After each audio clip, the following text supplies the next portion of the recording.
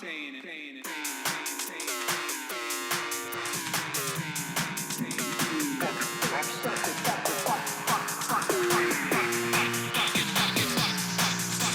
America deserved 9/11.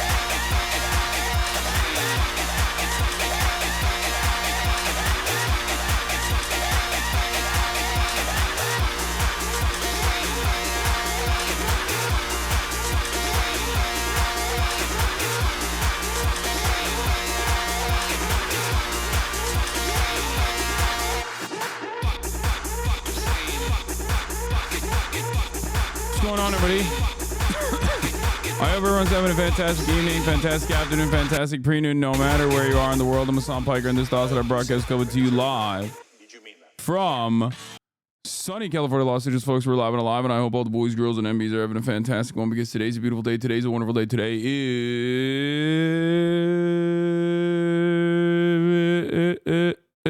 is Wednesday, November 13th, 2024, 11:28 a.m. and I am a little late, and I apologize, but this is part of the broadcast where I tell you about my personal news about why I'm late. But it's hump day, ladies and gentlemen, boys, girls, and MBs, and we are 13 days into No Nut November, and honestly, that's perfectly fine by me. I mean, it is officially, it's just never nut again November type shit, you know what I mean?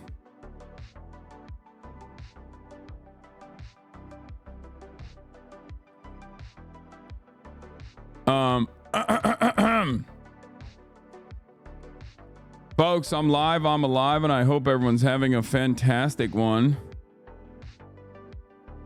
Okay? Because today is going to be a wonderful day regardless. Hold on one second. Got to send this in.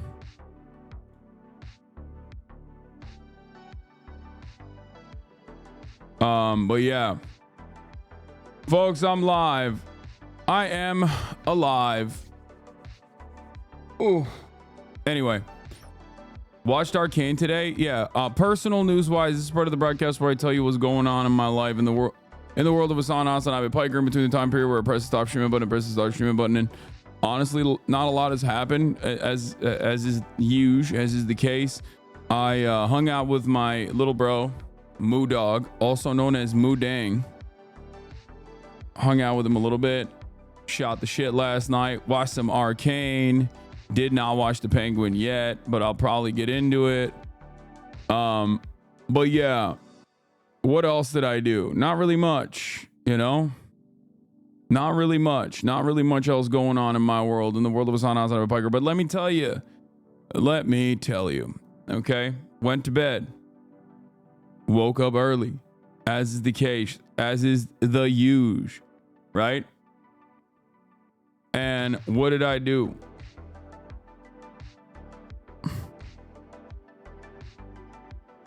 What the fuck is this? All right, I'll look at this in a second. CBC released the interview. Let's go. Front burner. Wait, what? Because these guys are not. What the fuck? Historically, why don't they have video? Dog, I don't understand. We literally recorded it on video. And instead of actually, what the hell? I know it's a radio show, but like we literally recorded it on video. Why the fuck wouldn't they just post the video too? That's so funny. Anyway, CBC's so cooked. We have no money for things that matter. Yeah. Any chance you react live to Jake Paul and Mike Tyson's fight? No, not live, because isn't that on Friday? I'm gonna be in Texas. Anyway, sometimes the audio goes live because it gets on air first. Okay. Anyway, what was I saying? Oh yeah, woke up early, worked out this morning. I'm back on conventional deadlift, on my conventional deadlift grind.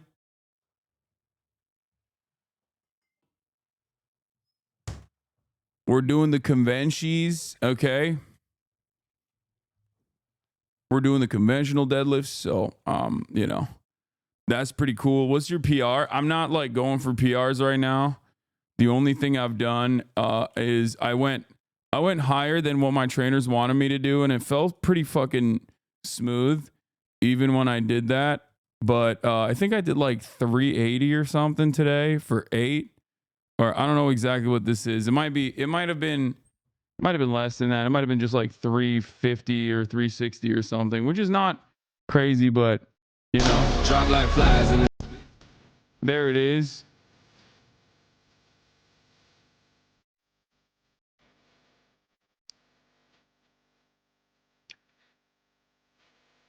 Narrow your stance, boss. Hip width narrower.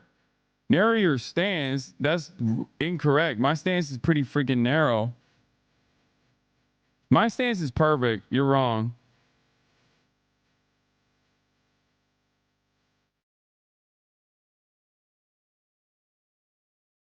And I'm doing like stop and go too.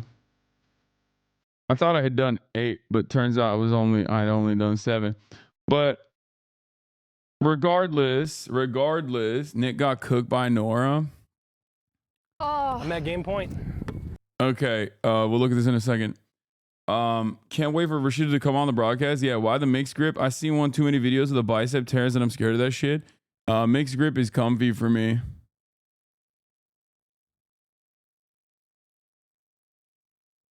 Okay.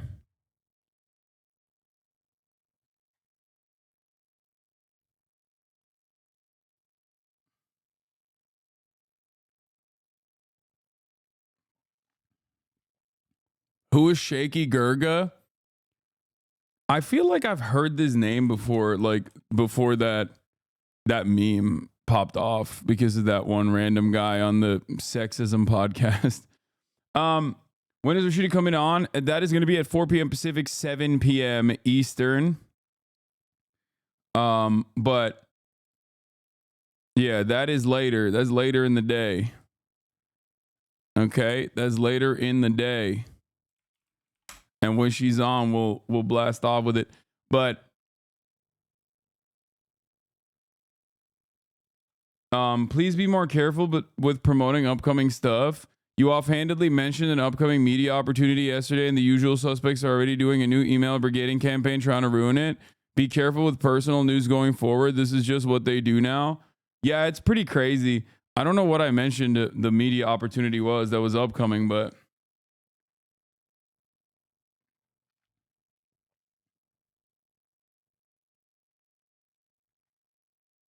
oh, CNN. Oh yeah, nice. Yeah, they're pretty they're pretty wild, but I mean, it is what it is. You got to do what you got to do, you know? Yeah. It was the CBC thing. They're going crazy. Yeah, that's the reason we didn't get Bernie either. No, that's not the reason. Bernie Sanders, we were supposed to do it right before the election, but unfortunately we had scheduling conflicts. I'm still going to have Bernie Sanders on. That's not a problem at all. I haven't even gone back to their team in terms of like when to reschedule it for, because I mean, shit's been a little busy. I don't know if you know that. So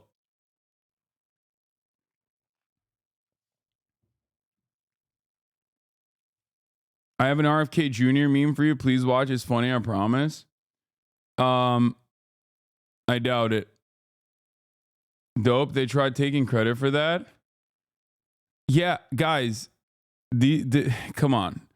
You can't literally live on the whims of antisocial, socially maladjusted internet terrorists.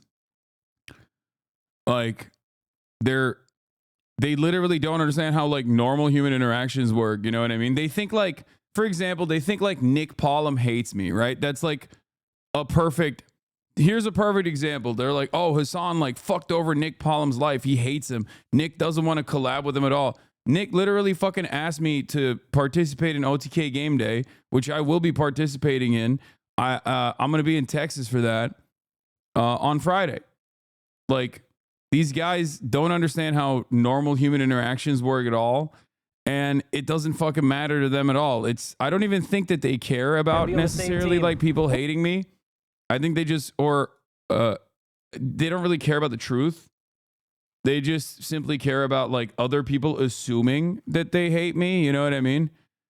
Because like, that's it. Whatever pops off on LSF is just like driving discourse for the day. And it's easily brigaded and it's actively brigaded every single day. Just don't go on the fucking page. Don't go on that Reddit and you'll be fine. You know what I mean? For once, me and Nora here are going to be on the same team. Woo! Hasan is coming down. Hasan has, he's a hot guy, tall guy, big cock. I'm a little bit insecure. So, me and Nora, we're... Yeah, this guy fucking despises me, dude. Game point. Can you wish Emma, our TikTok editing queen, a happy birthday? Yes, happy birthday. Oh my God. There ain't no way. Oh my God. Nutmeg? Point. Oh. Nutmeg?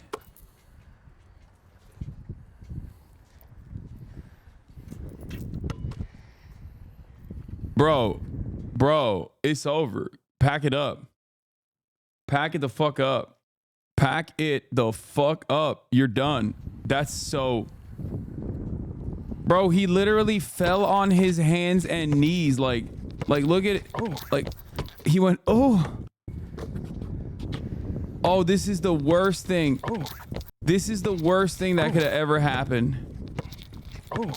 Like, knees buckling in, ankles broke. He went, oh, like zesty ass way of fucking receiving that too. God damn, that's so bad, bro. That is so bad, Nick. How do you do that? How do you do that? We gotta run it in slow-mo.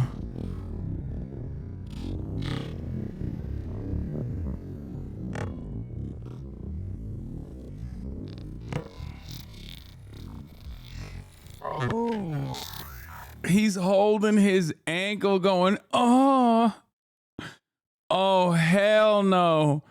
Oh my God. Oh my God. Oh no. Oh nah. That's crazy. That's crazy. Did you see this? Nick defended you. Why are you letting him stream with him after what he did to you? I hate when viewers care more about things than I do. Why are you letting him stream after what he did to you? Which is, by the way, not even what I did to him, but like probably what that person and the community he comes from did instead. Like, I know everybody always likes to act like, oh, Hasan, you shouldn't have done that thing that I literally cynically fucking sent to every media outlet 1,000 times until one of them bit. You know what I mean? It's like, don't act like this is the most severe offense of all time. Shut the fuck up. You don't give a shit. But it's so funny when people are, it's fake, man. It's fake, okay? When right-wingers say like, oh, you're virtue signaling, they're projecting. These guys, what do they pretend you did to him? Oh, it's I did a 5-hour like I did a 5-hour educational seminar catching him, catching him up on what's going on in Israel, Palestine. And in the process, I played one of the Ansar Allah music videos about Saudi Arabia to explain to him their background. And like, while there is an educational component to all of that, that was definitely like a comedic moment. And it turns out it's not allowed. Twitch is probably the only platform on the planet that has an issue with this sort of thing, which I don't even think they should, but they do. And I got warned for it. And it's so funny that they like made such a big deal about it. They were like, "Oh my God, he showed the Ansar Allah music video. He showed the Ansar Allah music video. How dare he do that? How dare he do that?" And it's like, that's it. It's nothing. That said, that Hasan was indoctrinating with terrorist propaganda. Yeah. Warning, you're probably going to get a lot of people flocking from a tweet about Myron because he posted it with his latest rant, just so you know. Yeah, I don't really care, man. I'm not changing my convictions because of some fucking outside motherfuckers crying, okay? And I'm going to keep doing what I'm doing, okay? Than I do. Okay? Hasan's my friend, guys. Okay? And, you know, I don't care as much as you do because I have other things to worry about in my fucking life. I like Hasan. He's a great guy, okay? You know, I like Asman. He's also a great guy. Everyone's great. Why do you have to? Why bring up Asman? I wonder. They're also looping a stream on Twitch to instruct people how to report Twitch to its own advertisers. Yeah, I don't know what to do about it. You know what I mean? I don't know how you deal with like a serialized mass harassment campaign where they're like trying to take down the fucking platform in and of itself. And it's crazy because it's like what do? You're just like fucking up other people's bags. That's what you're doing. You're not hurting me. I'm not even running ads. You know what I mean? You're not hurting me at all. You're hurting someone else. You're hurting all of these other content creators, some of which are like not even aware of what the fuck's going on. You know, I got my content, my social issues, sensitive social issues, CCL on. You know, I put that shit on. I'm good. And it's like,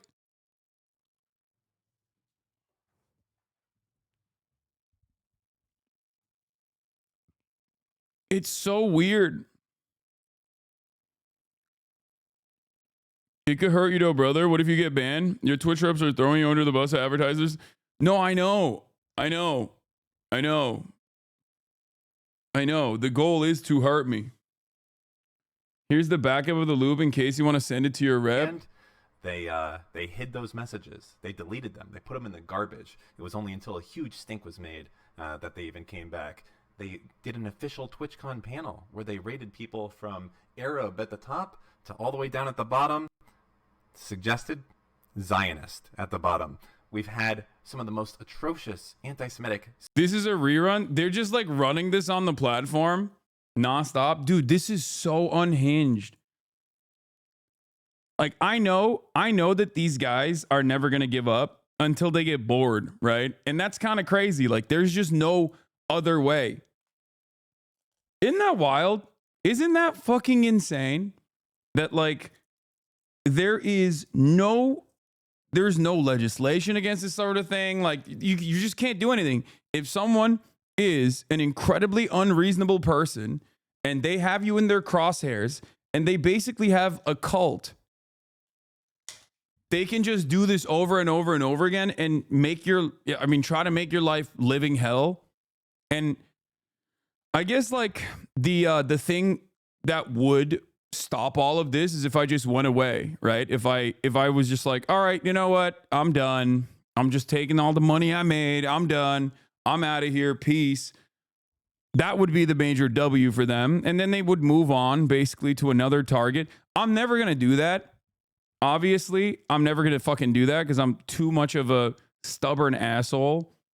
And I've worked far too hard to build a fucking massive community of like-minded individuals like this that care about things, that actually care about things that, you know, want to do right by others, want to protect others. So he's been preaching about accountability on a stream all day. The irony's lost on him. I know. The silliest part about it is that the silliest part about all of this stuff is that I think a lot of people delude themselves into thinking that this is accountability. I don't really get what's exactly going on right now. Can you summarize it maybe? These guys in Destiny's community have been like tracking and logging every single thing that I have said and done since October 7. They've hated me for years and years, but they saw the Israel-Palestine stuff basically as a really good avenue to bring on other people onto their cause, onto their fuck Hasan cause. It's very creepy. They've been cyber stalking me and harassing me for years and years, but basically when October 7 happened, they were like, this is our opportunity to strike. And they have a lot of people that just, you know, sit in here. They're in here right now. They're live streaming, rebroadcasting the stream. They're live watching every moment. And what they end up doing is like they'll clip stuff out of context, or if they can't clip something out of context, they'll look at the chat and devoid of context, they'll be like, the chat is this way, in an effort to just basically say that I'm anti-Semitic, I'm a, you know, Islamist fundamentalist terrorist.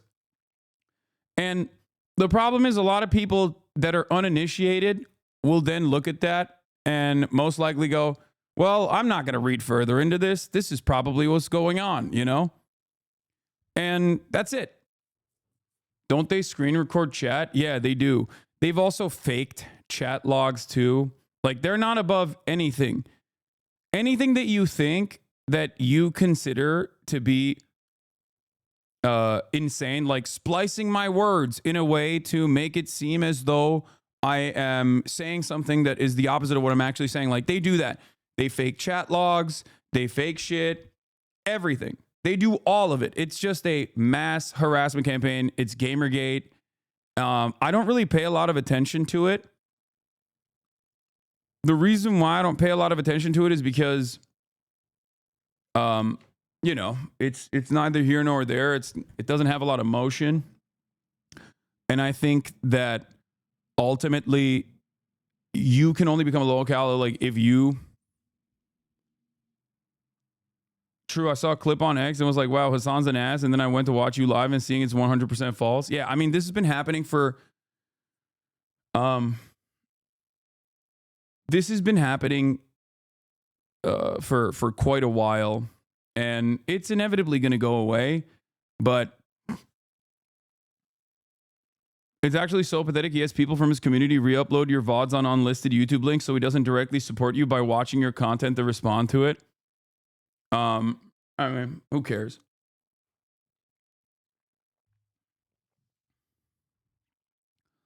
Yeah, I mean, it's anything that you think personally that's like really insane. Like, there's no way people will be doing this. They do.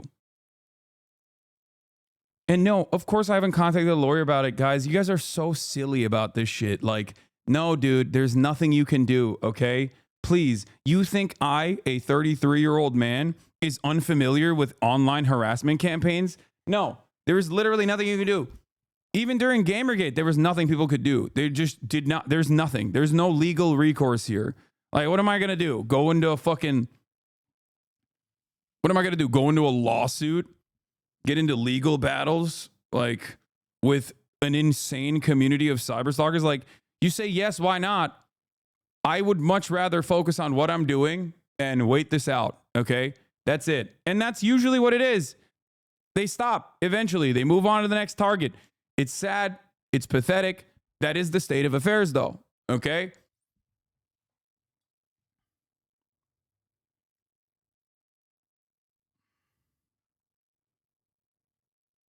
That's it.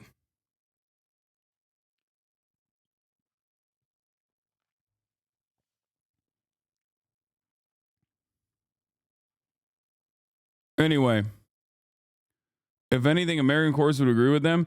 Yeah, no. There is no legal recourse. When will you admit the source of your problems are in fact what? What are you saying? the chosen ones. Is this like fucking anti-Semitic shit? Is that what's going on? Banned. For real, guys, he's gonna escalate more and more, and then people will see more and more how fucking gross and pathetic he is, and will laugh at him. People are probably egging him on as a lolcow campaign too, in my opinion. Maybe.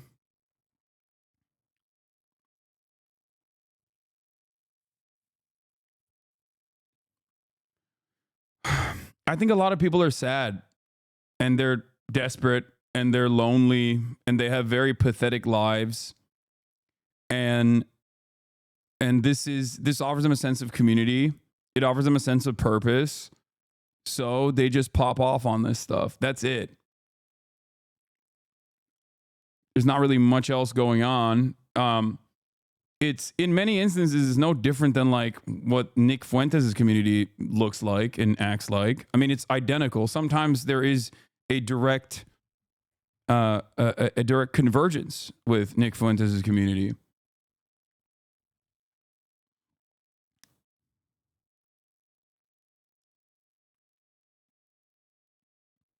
The silver lining is that many of them will realize they're wasting their life on this. Nah, I think a lot of those people are just like 45 years old at this point. This is what they've been doing. This is like Gamergate shit. You know what I mean? They're groiped up. They're not like children. You know what I mean? We're talking about like some of the dudes, like some of the main guys that are doing this stuff are like 40 plus years old. And they're just like IT guys that spend every waking moment online. Just totally checked out of society. This is like all they do. All they do is basically work on the whims of their favorite online content creator, and work to slander people at his behest. I think I don't know. I will never understand like fully the mindset of a person that does stuff like this. I suspect that it's just like it makes him feel alive, you know? It gives him a sense of purpose, gives him a cause, something to focus on. It is what it is, though.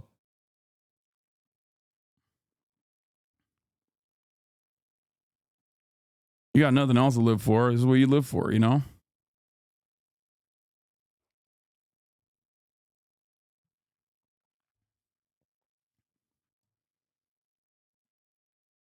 Anyway. Things are getting worse and worse. Let's be real. I knew an online friend who was once stalked by one of these freaks that literally showed up to her work. She called the cops. Bro took a whole ass flight. Shit is insane. Yeah, there's definitely a lot of weirdos out there.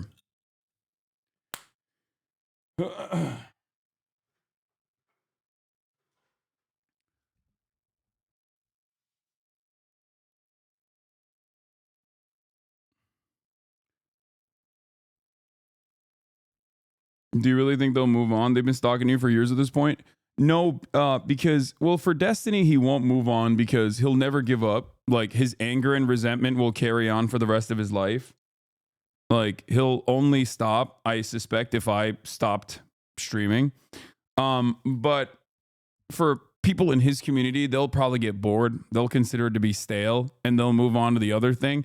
But he makes a lot of money off of this. So the more I grow, the more my haters grow. And the more my haters grow, the more he can make money off of them. So I don't think he's going to stop. But it's all good. That's neither here nor there. I'm a happy man. I rest easy at night knowing that I'm doing right by others. You know what I mean?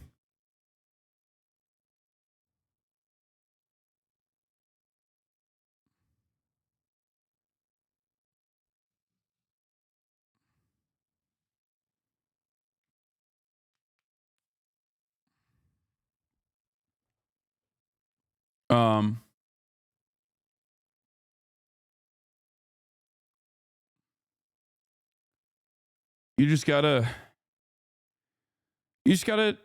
do what you believe in, you know? Your noise getting straight up too good, dog. I know.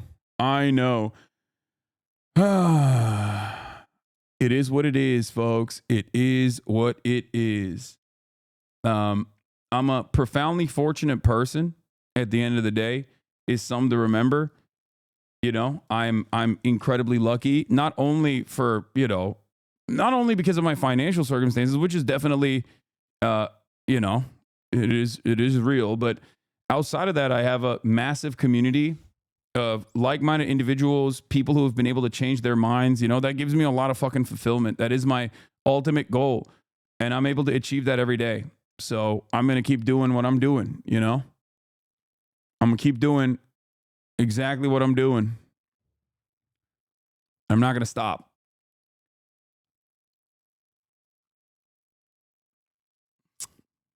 But yeah, let's blast off. We're talking Trump in the White House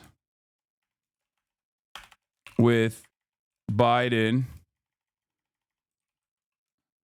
Trump's insane cabinet moves. Do you think the right-leaning political parties need to further antagonize the left when folks in the left circles antagonize themselves? Yeah, I don't know. I mean, I think that it's good to have villains, and for them, they love having the left as villains. Playlist, thank you for the playlist, Themasius. Trump in the White House with Biden. Trump's insane cabinet moves. We're going to be talking about John Thune as Senate leader.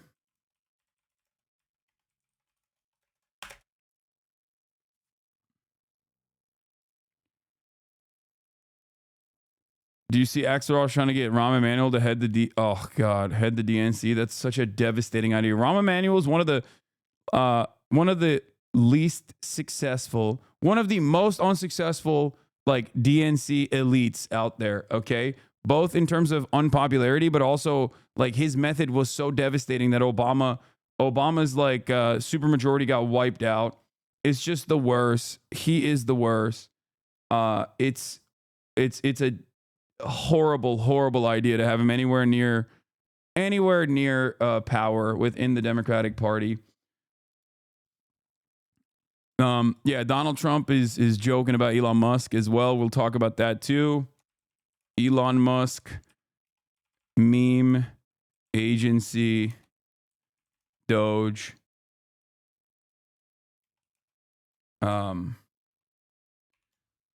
Rahm ran the Obama White House in the first few years and is directly responsible for Obama bailing out only the banks. Yeah. And anyway, Rashida Tlaib is on later to discuss how to protect our migrant neighbors under the Trump regime and more. Get in now.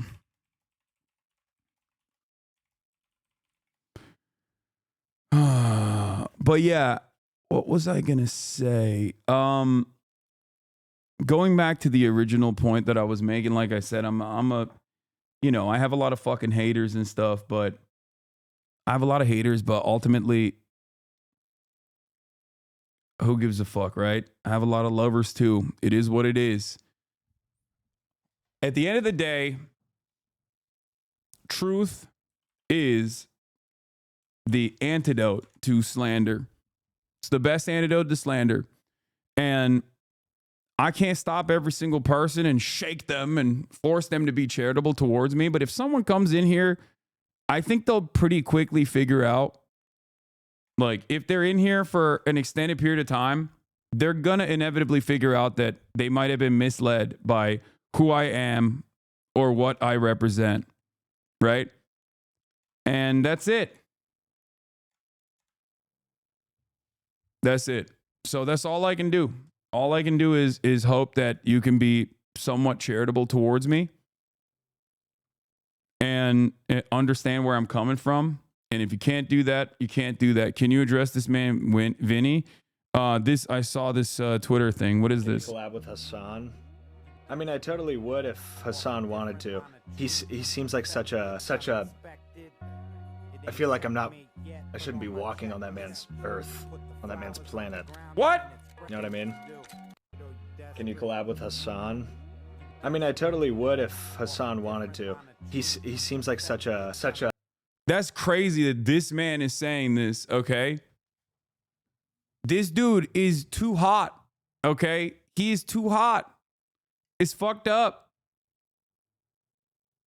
That's crazy that he's saying some shit like this. Is crazy.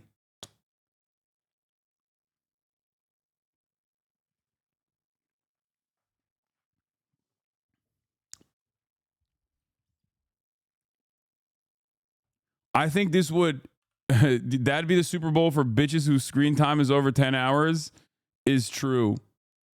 It would people would have to go and get new iPhones, I think. Ball with Vinny Hacker. Vinny Hacker is a 100 Thieves content creator. He is pretty popping on TikTok. He's a TikToker. He's just the all-around cool dude and very hot. He's a very, very attractive guy. He plays video games. He streams on Twitch.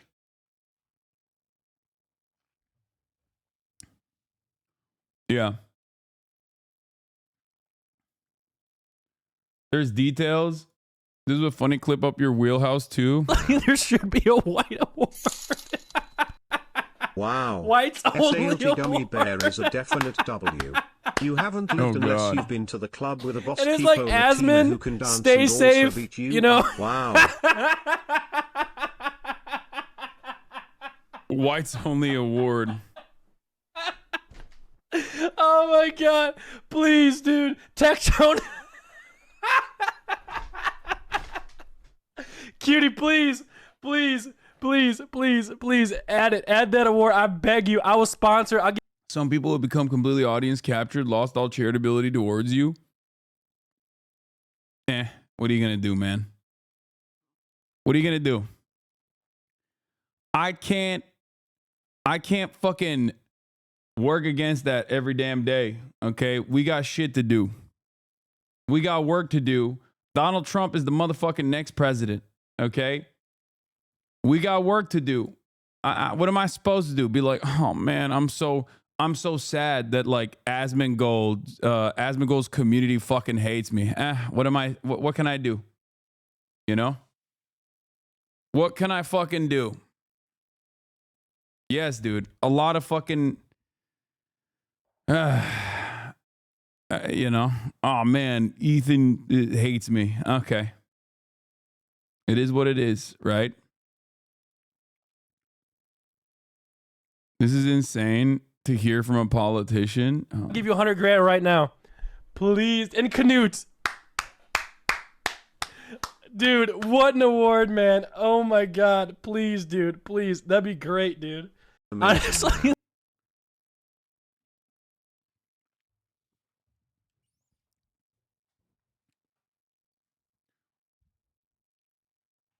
Ugh.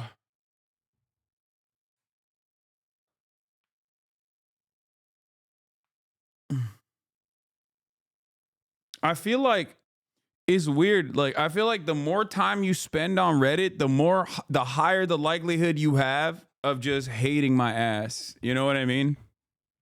And that's what it is. Cause like I don't think Asmongold hates me, but I don't think he gives a shit enough to you know, collaborate with people he knows are up my asshole in the most like cynical ways possible. You know what I mean? There should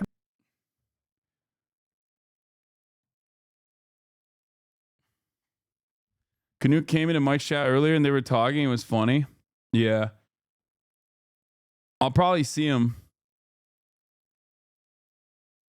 I'll probably see him when I'm in Texas. ID on your jacket. This is I think it was like this was gifted. What is it? Needles? I think it was like a Hidden / Needles collab from a long ass time ago. And it's very cozy, very fuzzy. And I normally don't like that, but as someone who was in that information environment, I'm so glad to have come into this community. Yeah. Well, welcome. I was always left leaning before I came to finally watch you. I did hear lots of negative things from your haters, but then I saw some takes from you on MR and TikTok. I finally joined and subscribed after watching a few streams. You are super positive and very down to earth. I think that helped me realize you aren't what your haters said. Yeah. I do still have like weak moments, don't get me wrong, but like who doesn't? You know, who doesn't have fucking weak moments? I'm talking for 8 to 10 hours a day. You can make me look like I believe anything, okay? We have so many fan-made Hasanabi out of context, like clipped out of context compilations. And it's so funny that like people basically use that now, but take it seriously. Right?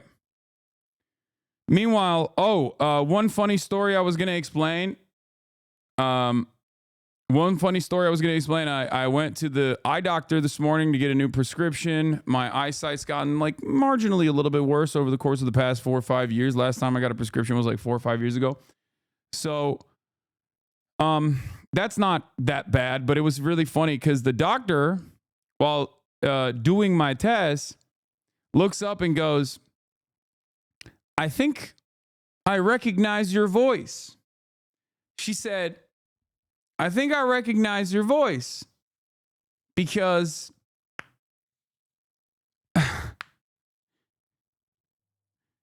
she was like, I think I recognize your voice. My boyfriend plays your stream at his house every day, all day, every day. So I don't know which one of y'all is dating an eye doctor, but you're dating my eye doctor. So congratulations to the Hasanabi head. I said, yeah, that's a good man right there. W boyfriend.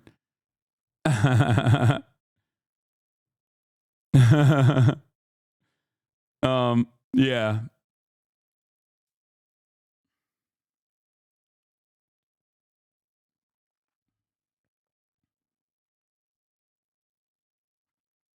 When I first started watching last election, the person who I knew in real life who knew you was a crazy hater who thought D was the smartest person on earth. He also thought Zootopia was the best movie ever and is a furry. I hope they're having fun with everything that's going on right now. I hope they're doing all right. That's all you can expect. Okay? Are you nearsighted? No, I can't see the distance, whichever one that is. Is it farsighted or nearsighted? I'm so stupid. But whichever one it is, I can't see in the distance. So I guess I'm nearsighted.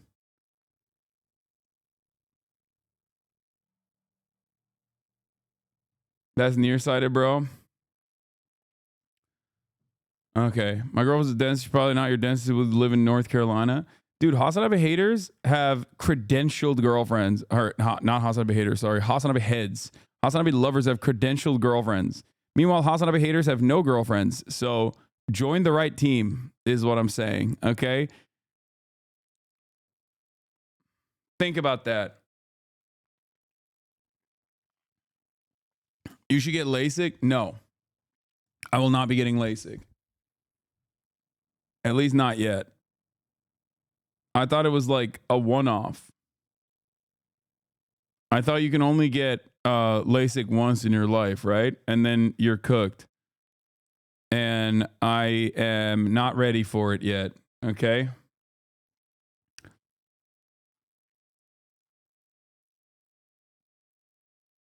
All right.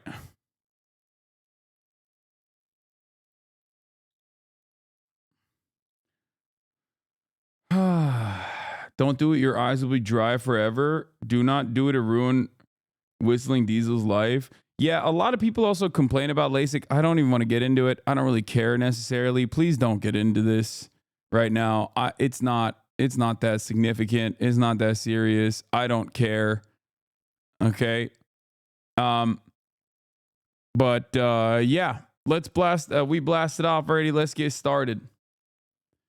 All right.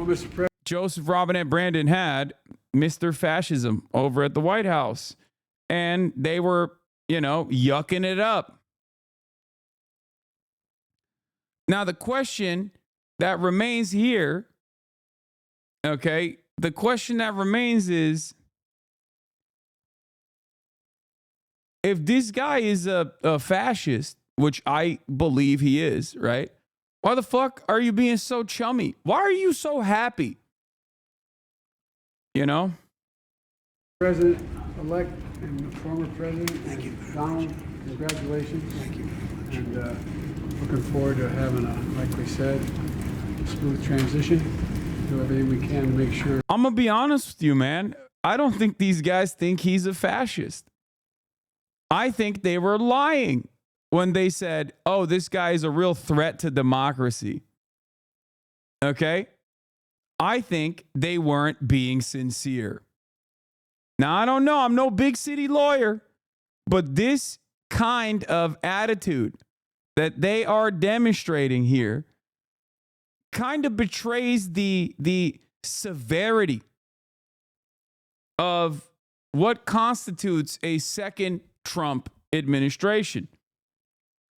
And it's weird because I still think that the second Trump administration is going to be fucking devastating.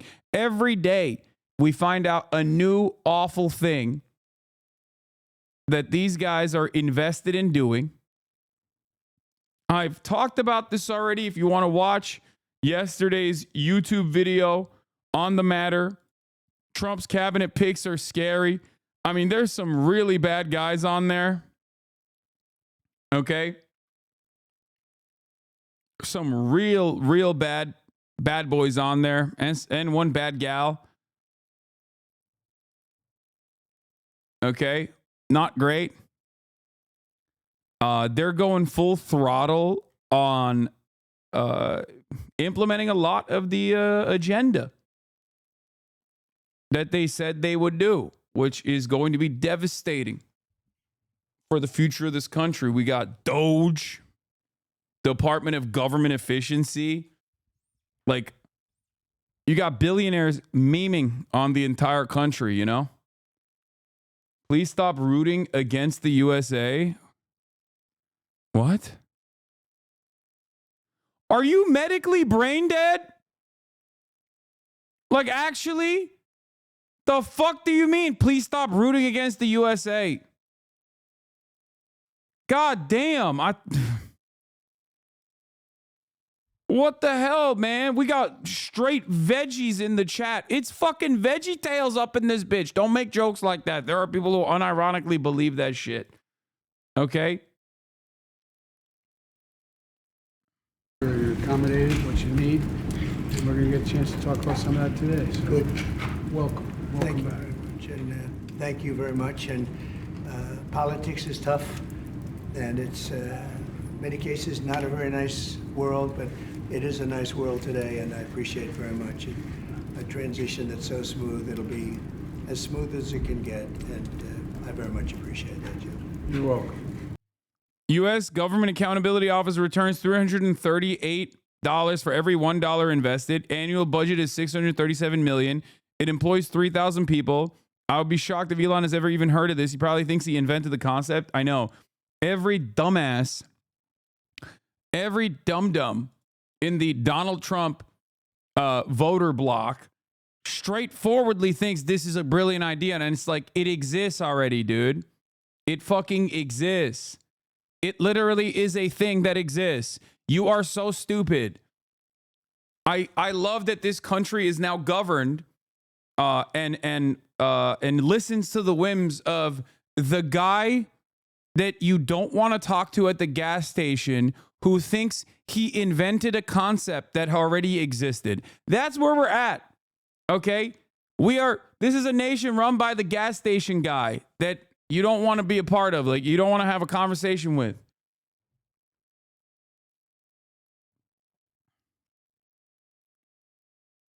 It's crazy, man. Why is the fire so intense? Let me tell you why. Because we're in fucking hell, okay? That's why. We're already in hell and we're burning right now. That's why the fucking fires are so crazy. And Biden is the goddamn devil. Do you remember his 100th birthday cake? Thank you all. Yeah, look at the fire. Look at how intense it is. That's because we are in hell, okay? And these are the demons. That's why. Demons.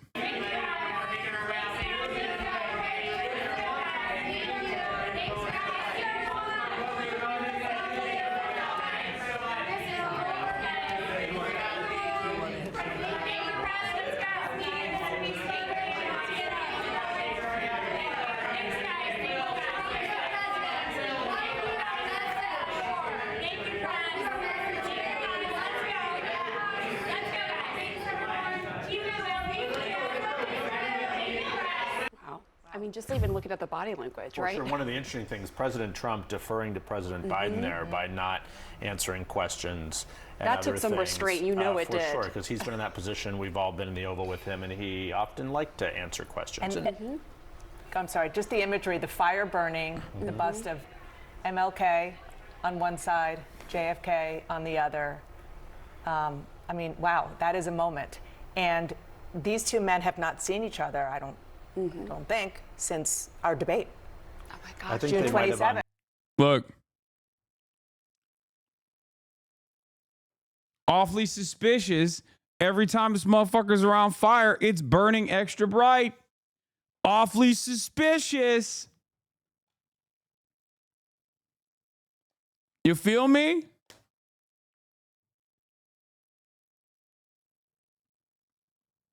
Yeah, this is the last time they saw each other.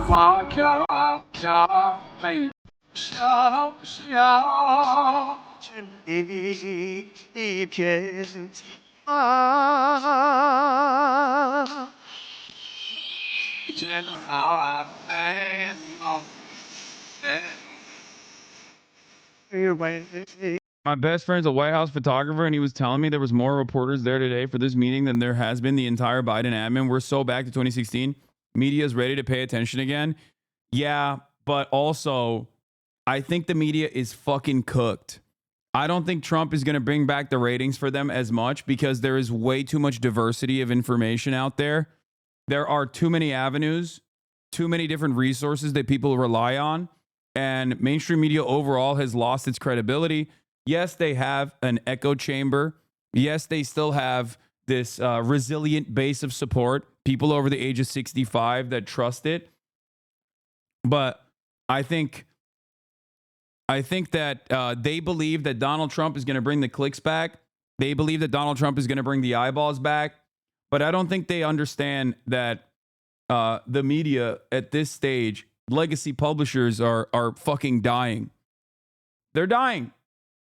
Part of that was the credibility that they lost during COVID for doing the right thing, okay? Which is so sad because there's always an amount of political and social capital that you're expending when you put yourself out there, okay, and do the right thing. And during COVID, they did the right thing. Yeah, sure, they went a little heavy-handed, but they did the right thing. They trusted the science, they trusted the scientists, and they tried to get everyone on board. They tried to get everybody to, be fucking normal about this stuff. And people were like, it's over. I'm done. I'm done with fucking mainstream media because they're lying. They're liars. So back then, they lost a lot of credibility for doing the right thing. But it doesn't matter because there have been time and time again instances where they've lost credibility for doing the wrong thing, for openly lying to the public. Okay? The Iraq War, for example, that was a major blow. And a lot of people point to that. And a lot of people pointed to that during COVID to be like, why could we trust you? You lied about the Iraq War. Now, some people are just stupid, okay? Some people are just stupid, and there's not much you can do about it, okay? But there are plenty of intelligent people who also look at the way that the mainstream media operates and feel as though they are presenting a false reality, a reality that does not reflect their immediate material circumstances. When you got fucking people on television constantly being like, no, the economy is good, dude. It's rebounding. Shut the fuck up. Look at the unemployment numbers. And people are suffering. They're going to be like, what is happening? Like, why are you telling me that this shit is supposed to be sweet when I don't feel like it's sweet at all? Right? And that's an issue. And there is a crisis of credibility in mainstream media. And I think one of the worst things they possibly could have done was this Israel shit. I don't know if I completely agree with that. I think there's more of a move to alternative media, but as a member of Legacy Publisher, we are not dying. We pump out bullshit every day. I think Trump, in a way, pumps Legacy more than alternative, and he's very interested in letting Legacy into his admin and has always done that. That access is paramount, in my opinion. We'll see. I think that the media landscape in 2016 was very different than the media landscape in 2020. And yes, access journalism is very important for a lot of these guys, but that very same access journalism is the reason why I think the media dropped the ball many times over and still continues to do so. But the reality is, I don't think a lot of people under the age of like 35 are ever going to look at mainstream resources with the same level of confidence ever again. I think a lot of what happened and their coverage of Gaza made sure that an entire generation treats it like the Iraq War. And it's crazy. I want them to figure it out. I want them to figure it out because I trust mainstream media, okay? While I still engage in, critical media analysis, and I try to get you guys to be a little bit more a little bit more aware of the biases that a lot of these private institutions operate with, I still need it. I need real reporters. New York Times employs 2,700 reporters, okay? 2,700 journalists all around the planet. That's a massive resource for real-time news and information. Like, it's undefeated. It's incredibly important. And local news is gone. It's completely done. It's completely captured by right-wing interests. That's another massive failure. You then have such a hard time understanding what the fuck is going on. Here, this is the other one. Yeah, New York Times issued a correction. Okay. Christian Tribert, visual investigations team at the New York Times, fact-checked the story and called the photojournalist. The New York Times' own visual investigations team found and corrected the fucking record on the Amsterdam pogrom story that they ran with. The video's author told me that the New York Times, it shows a group of Maccabi fans chasing a man on the street, independently confirmed with other verified footage from the scene. The video has been removed. They removed the video, but although they issued a correction and they removed the video, why didn't they just keep the video and correct the record? Because this in and of itself is a story. That right there is a story. The fact that the New York Times dove into this story head first and immediately ran with it as though it was as though it was Kristallnacht 2.0 and deluded a lot of people and put fear in the eyes of a lot of people at a time when anti-Semitism is skyrocketing in the fucking Western world, especially. That is true, right? Like, you have to be super careful about this sort of thing. It sucks. It's unimaginably frustrating. And I think people see that and people recognize that it does not match the reality that they're seeing on the ground, with on-the-ground reporters correcting the record. And their corrections in the New York Times comes after public pressure, far too late, after the paper has been circulated, after people have read the story, they've made up their minds. And then you have this crisis where people under the age of 35 that are getting the overwhelming amount of information from social media, some good and some bad, versus people over the age of 35 are getting their overwhelming amount of information from these institutions. Now they're at odds with one another.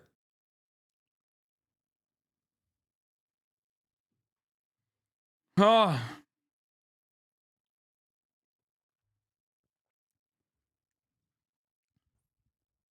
Yeah. A Dutch 15-year-old kid with a camera was more honest about the story than the New York Times. Like, that's unacceptable. You know? That's completely unacceptable. Like, how the fuck do we do that? I think the biggest issue is that young reporters and journalists are being thumbed by these dinosaur editors who don't have the ear to the internet or the ground. I've seen this my entire career, and young reporters have no way to push back against this. No, I know that. I know. Because, as I repeat all the time, there are people in this community that work in these institutions, whether it be the New York Times or whether it be Washington Post, whether it be ABC, CBS, CNN, okay? There are still great journalists out there that work for these legacy publishers. I do not want the future of the media to be so chaotic. I don't want mainstream media to have to turn into a million journalists with a million different Substacks, okay? That shit is going to make it so much harder. You need to have a more streamlined and more united approach to correct, objective, truthful news reporting. It's fucking nuts. I don't know how people don't realize this. That's why living in the post-truth world, as Noam Chomsky said in 2016, is so devastating. Okay? I don't want to live in the fucking post-truth world where narrative trumps the truth. And every single time mainstream outlets lean into this shit, they're losing support from the next generation. And that's not good. Okay? That's why it sucks when I have to explain to my audience, much younger audience than like the average news reader, that like, no, you can still trust the New York Times. You just have to understand where their biases are coming from. And you have to be critical in your analysis and in your examination. Okay? Is there credible reports about rising anti-Semitism? These types of incidents where they label everything and anything anti-Semitic made me suspicious of the numbers reported. The ADL used to be the resource for this sort of thing, and they've also dropped the ball spectacularly. You can look at the raw data that they put forward when they're talking about rising anti-Semitism, where they have basically decided to slap on people saying free Palestine as an anti-Semitic incident. And then the media uncritically reporting on that shit makes it seem like anti-Semitism has increased like 1,000-fold when it probably has increased 100-fold or 200-fold or 300-fold. I don't know the actual fucking data. The problem is it objectively has increased. Here, I'll give you an example, okay? Look at the level of comfort that people have talking about shit like this, okay? Especially on Twitter. Elon Musk's Twitter is a right-wing Nazi shithole, as you guys know. This fucking clip had 55,000 likes. Myron goes off on Jews. Hitler was right about you N-words, you come to a country, you push pornography. Like, this is straight Hitler, okay? This is Hitlerian propaganda. Do you understand? The notion that, like, Jews are destroying the Western world through moral degeneracy by destroying the fabric of superior Western cultures is exactly what Adolf Hitler said. Okay? Straight up. Like, this kind of stuff, at the very least, was like a little bit more suppressed back in the day. And when there is a permission structure for this kind of, sentiment, people end up thinking, oh, this is normal. Some people end up thinking, oh my God, this is real. Okay? Don't you agree with them though? What do you mean? Like, this, you're such a cynical fucking moron, dude. No, I do not agree with him, you fucking idiot. What are you saying? A lot of people are more invested in fighting their fucking internet daddy's battles in here than the actual fucking problems at hand. Okay? This is a major issue.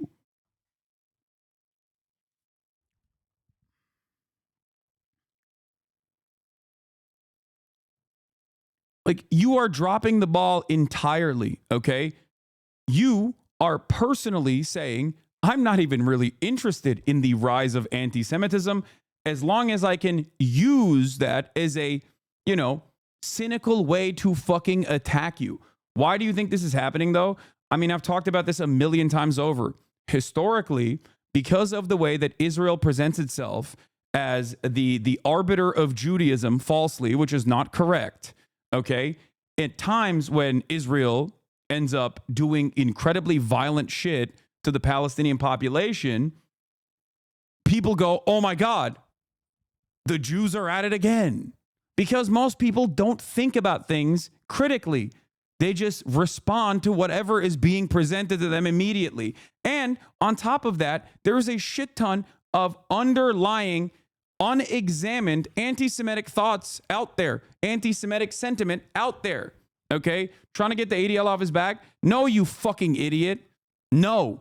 You are a dumb fuck. Fuck the ADL. That is the Apartheid Defense League. I literally just explained to you that they do not give a fuck about rising anti-Semitism. They care more about defending Israel. They contribute to a rise in anti-Semitism by doing dumb shit like that and destroying their fucking credibility. The ADL can suck my cock, you dumb fuck. There's never been a moment where I haven't railed against this kind of sentiment, for the record. So it's so fucking gross that some of you dumbasses that only care about drama come in here to be like, oh, I see you're now finally railing against anti-Semitism. There's never been a day where I have not done that for the past 10 fucking years. Okay? Stupid. So fucking stupid.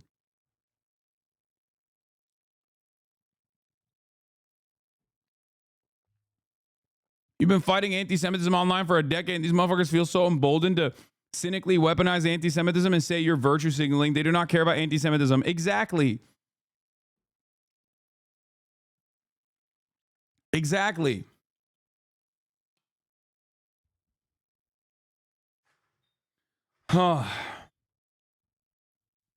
Anti-Semitism has always been the canary in the coal mine, which is really gross because the Canary mission uses that to cynically dox and attack anyone who is critical of Israel, even a little bit.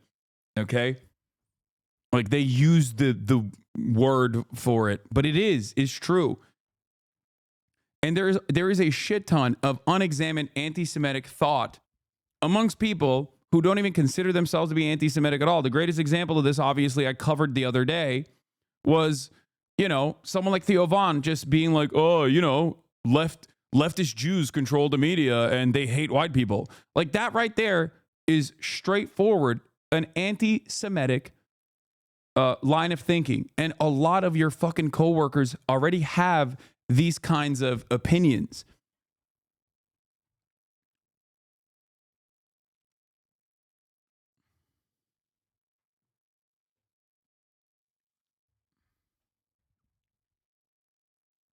Yeah, I mean, there's a whole library. Yeah, there it is. There's a whole library of Hasanabi covering Israel news and anti-Semitism, 10,000 plus hours worth of video combined. Yeah, there is never been a moment where I have changed trajectory on this, okay, or changed course on this. If you are honest and if you truly want to know what my perspective is on the matter, I have thousands and thousands of hours worth, thousands and thousands of hours of coverage. Wait, so any remotely negative statement or criticism about Jews is automatically anti-Semitism now? Remotely negative statement? Brother, what are you trying to shelter here? Saying that like Adolf Hitler was right about you guys is literally just straightforwardly Hitler. That's not a negative statement. This is the problem. This kind of shit running rampant, okay? This kind of shit running fucking rampant is giving people... Wait, again, I'm glad I banned him. He said, oh, I'm talking about Theo. Okay. Leftist Jews control the media and that they hate white people is not criticism of Jews, okay? That is anti-Semitic. The idea that... the notion that like Jews have an outsized control over the fucking media and they have an agenda, the idea that they're monolithic in their understanding of the fucking world is, once again, yes, anti-Semitism. How the fuck do so many people feel emboldened to repeat these talking points? Is this Fed posting or just way too many people being anti-Semitic? No, there are a shit ton of people like this. Okay?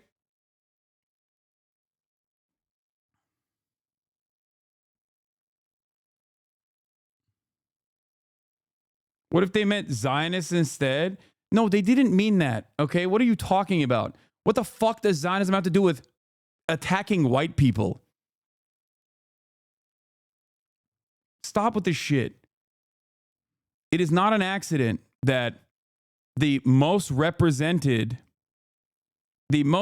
sides on the anti-Israel conversation happen to be guys like this, by the way.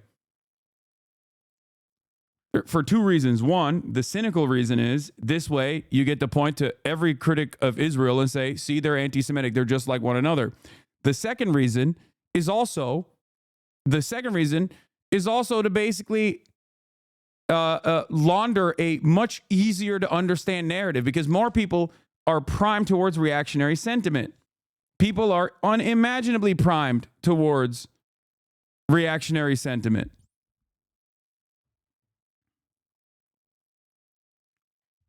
It's a comfortable narrative that people are more willing to take on. Okay? That's it. That's the unfortunate reality. Also, speaking of unfortunate realities, I have a breaking news update. Matt Gaetz has been nominated as Attorney General. I cannot begin to explain to you how much worse shit can get. Okay? Imagine the worst possible outcome. Imagine the worst possible outcome that could happen. Now imagine it being infinitely worse. Matt Gaetz has been nominated as Attorney General. It's my great honor to announce that Congressman Matt Gaetz of Florida is hereby nominated to be the Attorney General of the United States. Oh my God, the never-kevers have risen up and they are taking over the goddamn government. Holy fuck. They are abolishing age of consent, dude. Oh my Lord.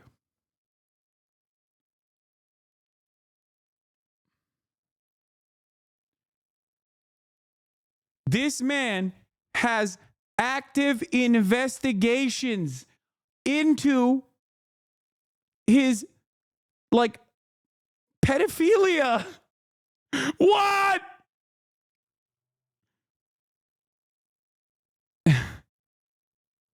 What the fuck? Can we go back a few saves? No, we need a fucking reset, dude. Oh my Lord, dude. Holy fuck. Oh.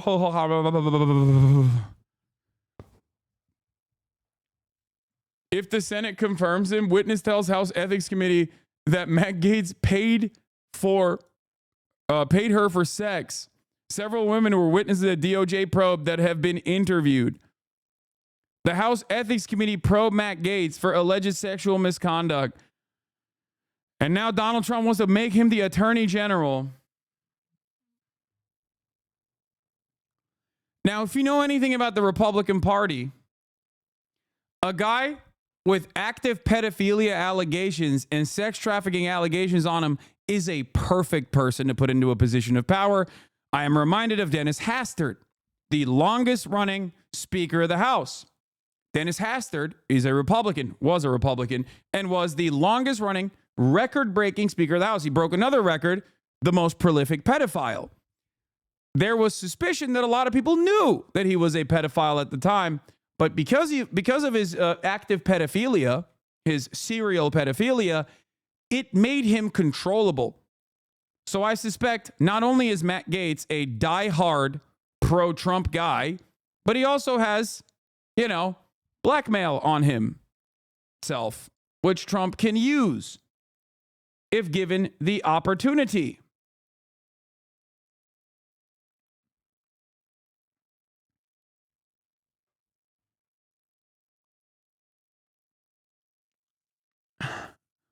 This is incredible stuff.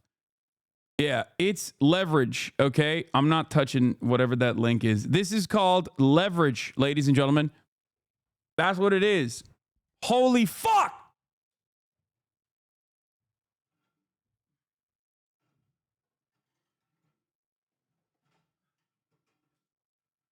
Oh.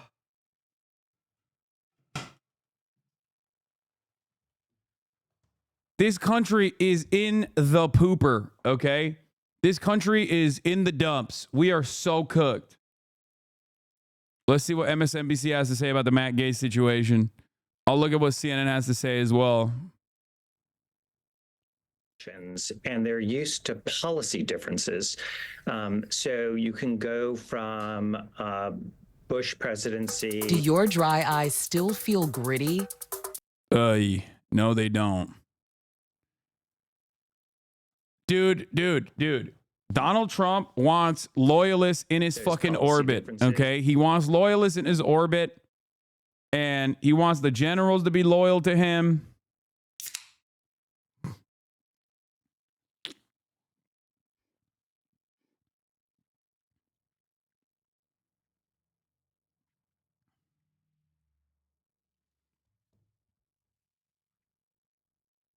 If I think that it is a real signaling with Matt Gaetz being proposed for the head of the Department of Justice, with Tulsi Gabbard being proposed. This is a malicious man. This is a vindictive man.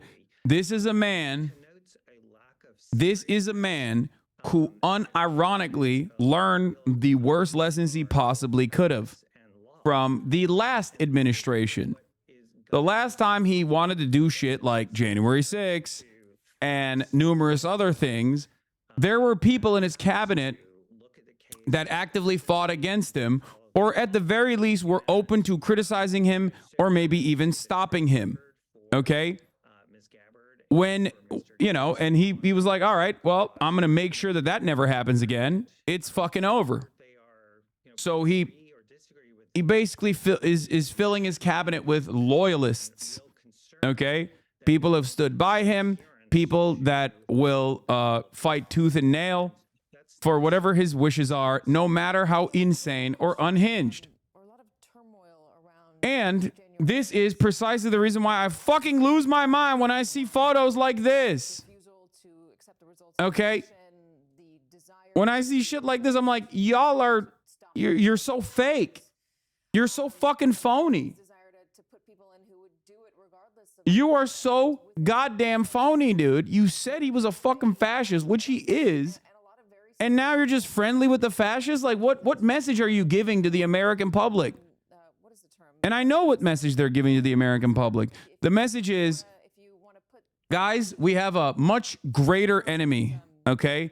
And that is trans people. That is socialism. That is communism. No way you're still on this?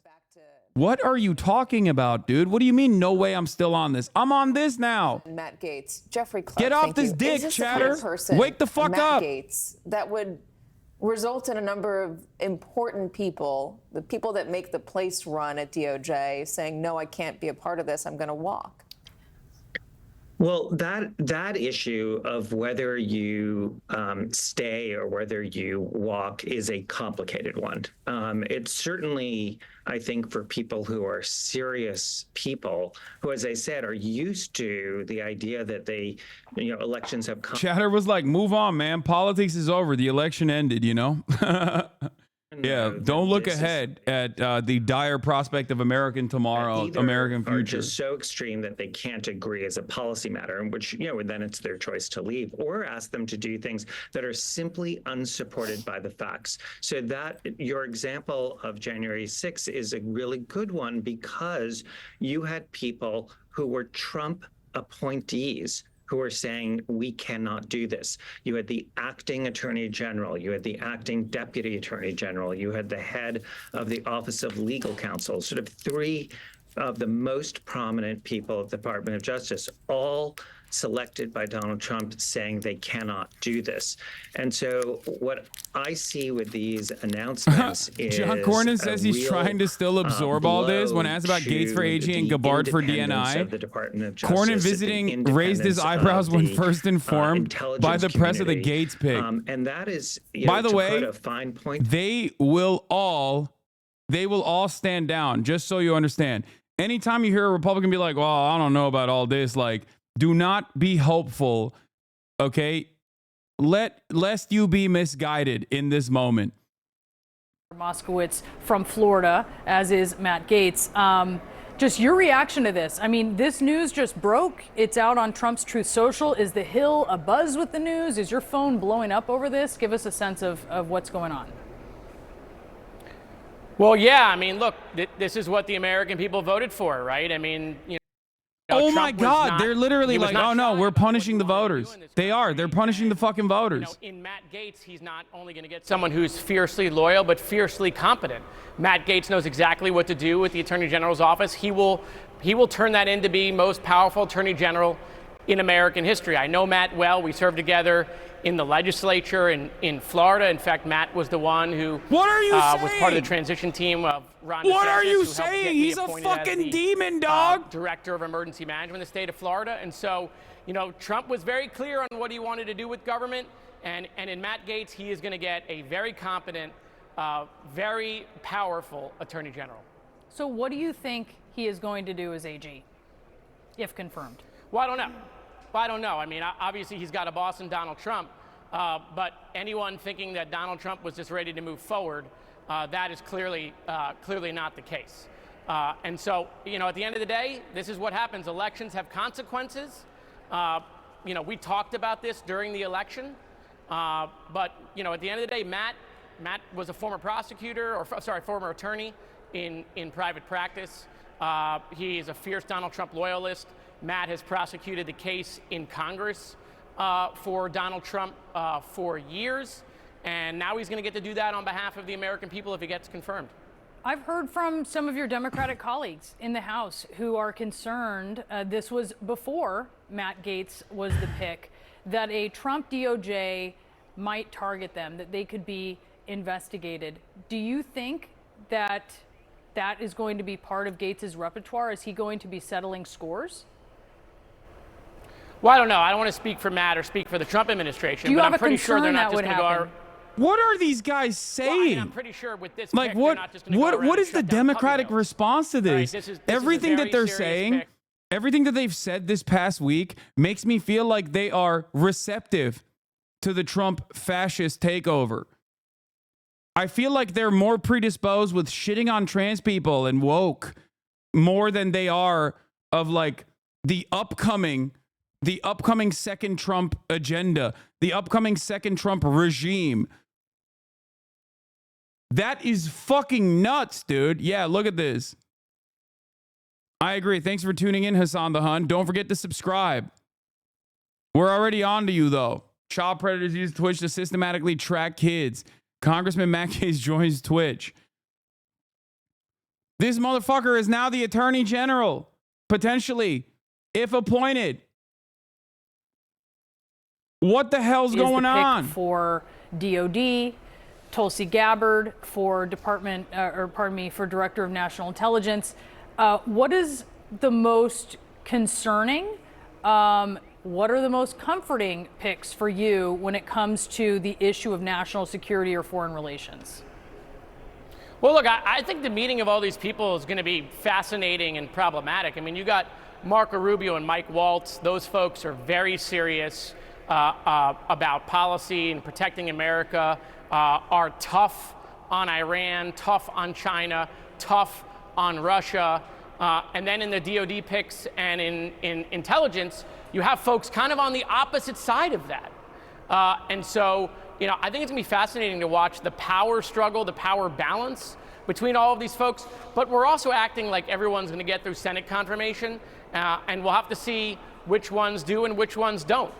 Some of these folks are clearly more qualified. Mike Waltz, Marco Rubio, clearly more qualified for these positions than the other folks. But again, Donald Trump told everybody what he wanted to do. This is not a secret. And so the fact that this is now playing out in real time, elections have consequences.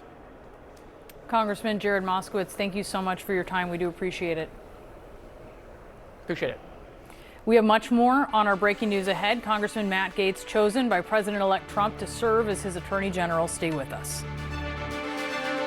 I'm a little confused as to this is what I was also trying to bring up in terms of like resistance media is not going to be the same as it was before. Okay. I don't think resistance media is going to do resistance media shit like they did in 2016. This is the other aspect of this. Not only do I feel like they are gearing up for a ratings bump, which will come, but not in the degree that they think it will, right? Due to how the media landscape operates now. There's way too many independent voices out there. There's way too much diversity of information out there for them to, dominate the space. But beyond that, I think resistance libs are gearing up their primary base, like the news watchers, okay, into submission.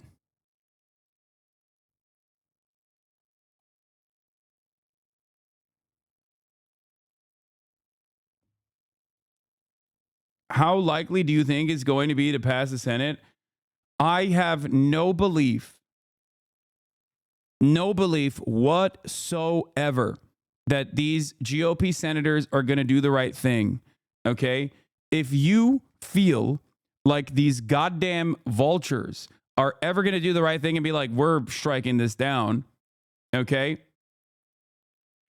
I'm telling you right now, you're wrong. Everyone's saying, oh, but the confirmations, remember that recess appointments are a thing. If the Senate plus House is convinced to go on break for 10 plus days, Trump can appoint everyone in one day. He can slam through everyone instantly and they don't need a confirmation hearing. It's so bad. Yes.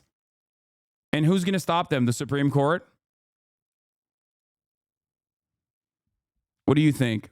You think the Supreme Court is going to stop it? Yeah, if you're thinking that these monstrous pieces of shit are going to be your salvation, you're wrong, okay? And it feels like even the Democrats are not there to fight against this. And it feels like the media is not there to even talk about how devastating this is. Oh my God.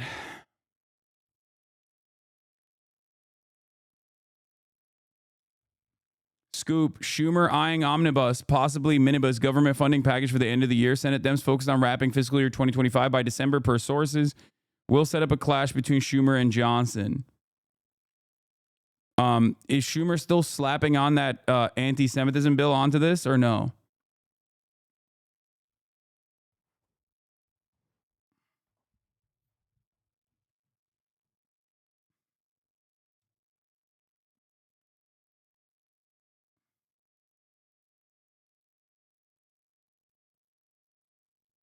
I wonder what America's going to look like in 4 years. Canadian neighbor here.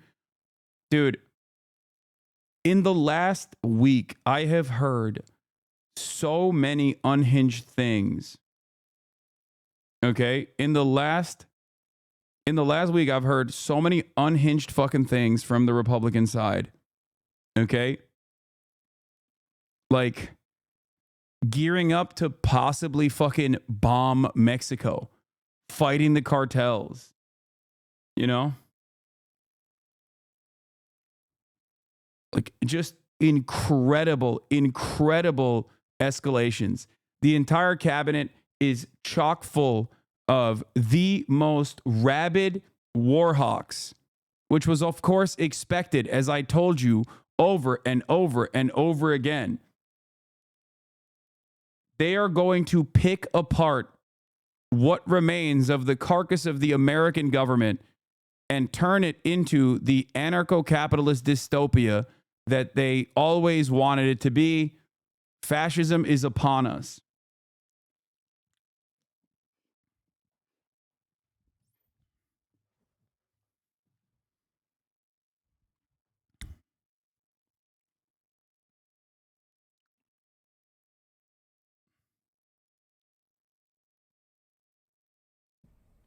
House Democratic leader Jeffries, what does he have to say about this? This is Nancy Pelosi's handpicked replacement, right? There's enough evidence at the House level or at the Senate level to suggest that this was an anti-incumbent thing when 90% of our 31 battleground incumbents outran the national environment and are on their way back to the United States House of Representatives. That's not an anti-incumbent wave because the overwhelming majority of them would have been swept away. Yeah, he's saying that it's just in the hands of Biden, which I think is correct.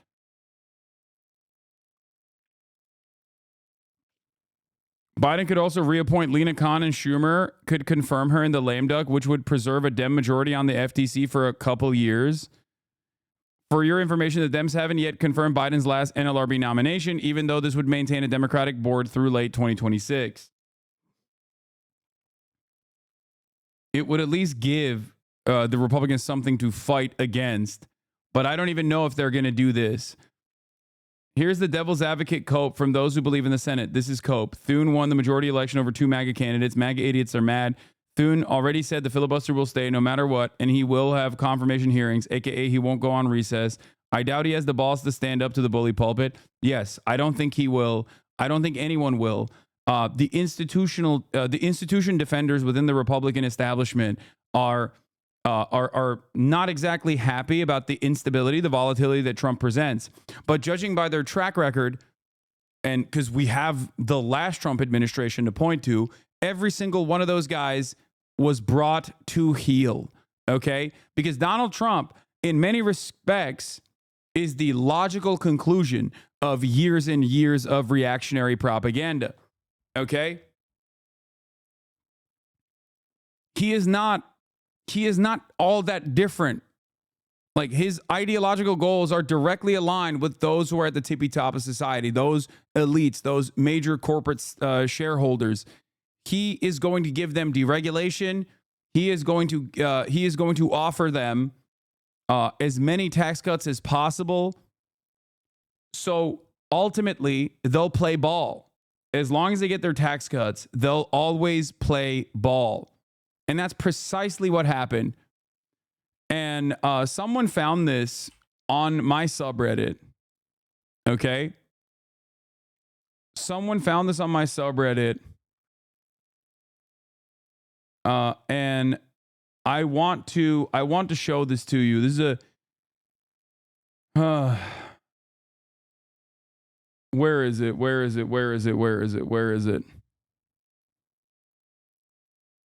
This was my analysis of what is yet to come right before the 2020 election. Let me see if I can find it real quick.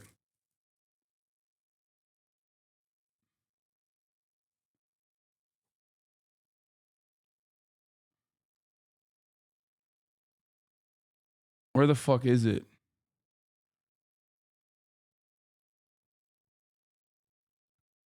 I don't know if I can find it. There was like a 12-minute video from my final thoughts, like in the eve of the 2020 election. There was another instance where I was actually debating Destiny on how Trump is a successful Republican. This is one clip from that. How do you justify so saying with Destiny, who obviously uses pettiness to determine? What the fuck is this? No, that's not what I'm looking for. Hold on. Oh, here. Hasan on the rise of fascism back in 2020. Okay, there's two clips I want to show you. Okay. One is something that I've been talking about since January 23rd, 2019 here. Okay, where back in the day when I thought that Destiny was a reformed person who wasn't like insane. Okay, a lot of people will be like, "Why are you so afraid of debating him?" Here's a video of me doing just that. In large care about more than the fucking immigration. You can just outsource your labor regardless for big stuff like tax breaks, tax cuts for the corporations. These are things that they by and large care about more than the fucking immigration. You can just outsource your labor regardlings for and that's what these companies have been doing for a very long time anyway. But again, things that like undermining the EPA, undermining the education, undermining housing, like these aren't things that like people are looking for. Not focusing on infrastructure, like these aren't things that his base wants. He's doing this for big business. He's doing this for corporate interests. Maybe. How can you say maybe? Who is the? I don't know what like defunding education or whatever has to do with corporate interests. I don't know why it's sped up. I don't know why. I don't think we're going to be able to actually pay attention to a clip like this because you guys are being too childish, I think. Like, Reddit player does not have speed controls.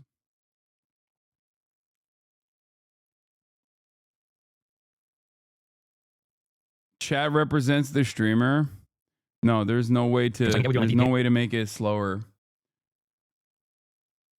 There's no right clicking, dude. What are you talking about? There's nothing. Because if you defund education, all of a sudden you can make a justification not only for tax cuts, for further tax cuts, because every time it's called starving the beast. Every time you further undermine federal agency. Okay, so every time this was his goal. This is from a video. This is from a YouTube video of like my debate in 2019 with Destiny.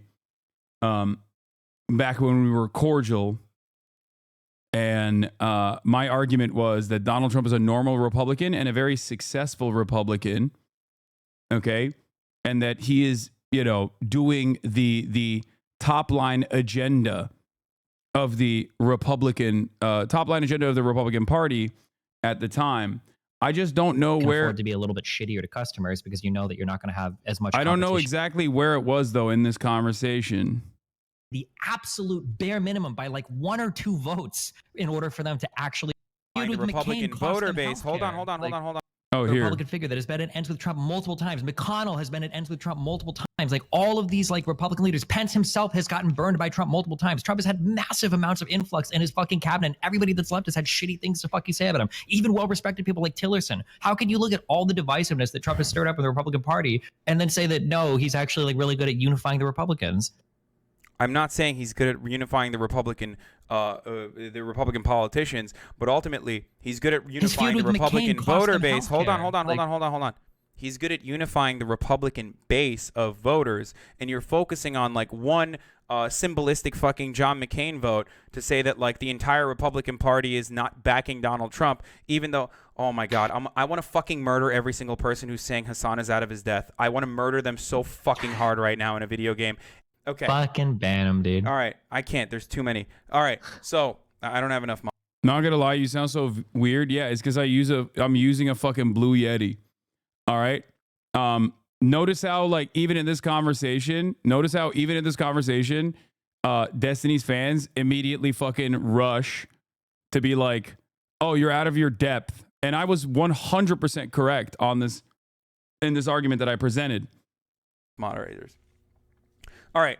As far as the Republican Party goes, you say that the Republican Party is divided, yet they vote for 90% of the things that Donald Trump wants. So obviously they're not that divided. Obviously they're still serving the same interests. That's such a one-dimensional way of looking at it. Of course, Republicans what are they divided on? That like they don't like Donald Trump's perspective? Like they don't like the way that he talks? Sure, but that doesn't mean that the party's actually fucking divided. The party is very happy because the donors are very happy. If the all party's of them are also so happy then because why they're is it that electing. so many districts that went so heavy for Trump ended up swaying Democrat when it came time to vote for the midterms? Like there are tons of people in the Republican Party that have these massive issues with Trump, and his numbers and the candidates that he's backed for some of these elections did not turn out the numbers that they expected him to. It was a monumental failure for the House and even to some extent for some of the Senate races. Yeah, because Donald Trump is very divisive in the sense that a lot of people who normally wouldn't have voted are now going out to vote against Donald Trump. This is not to say that like Republicans are like, oh my God, I feel terrible about voting for Donald Trump, so I'm going to turn around and actually vote for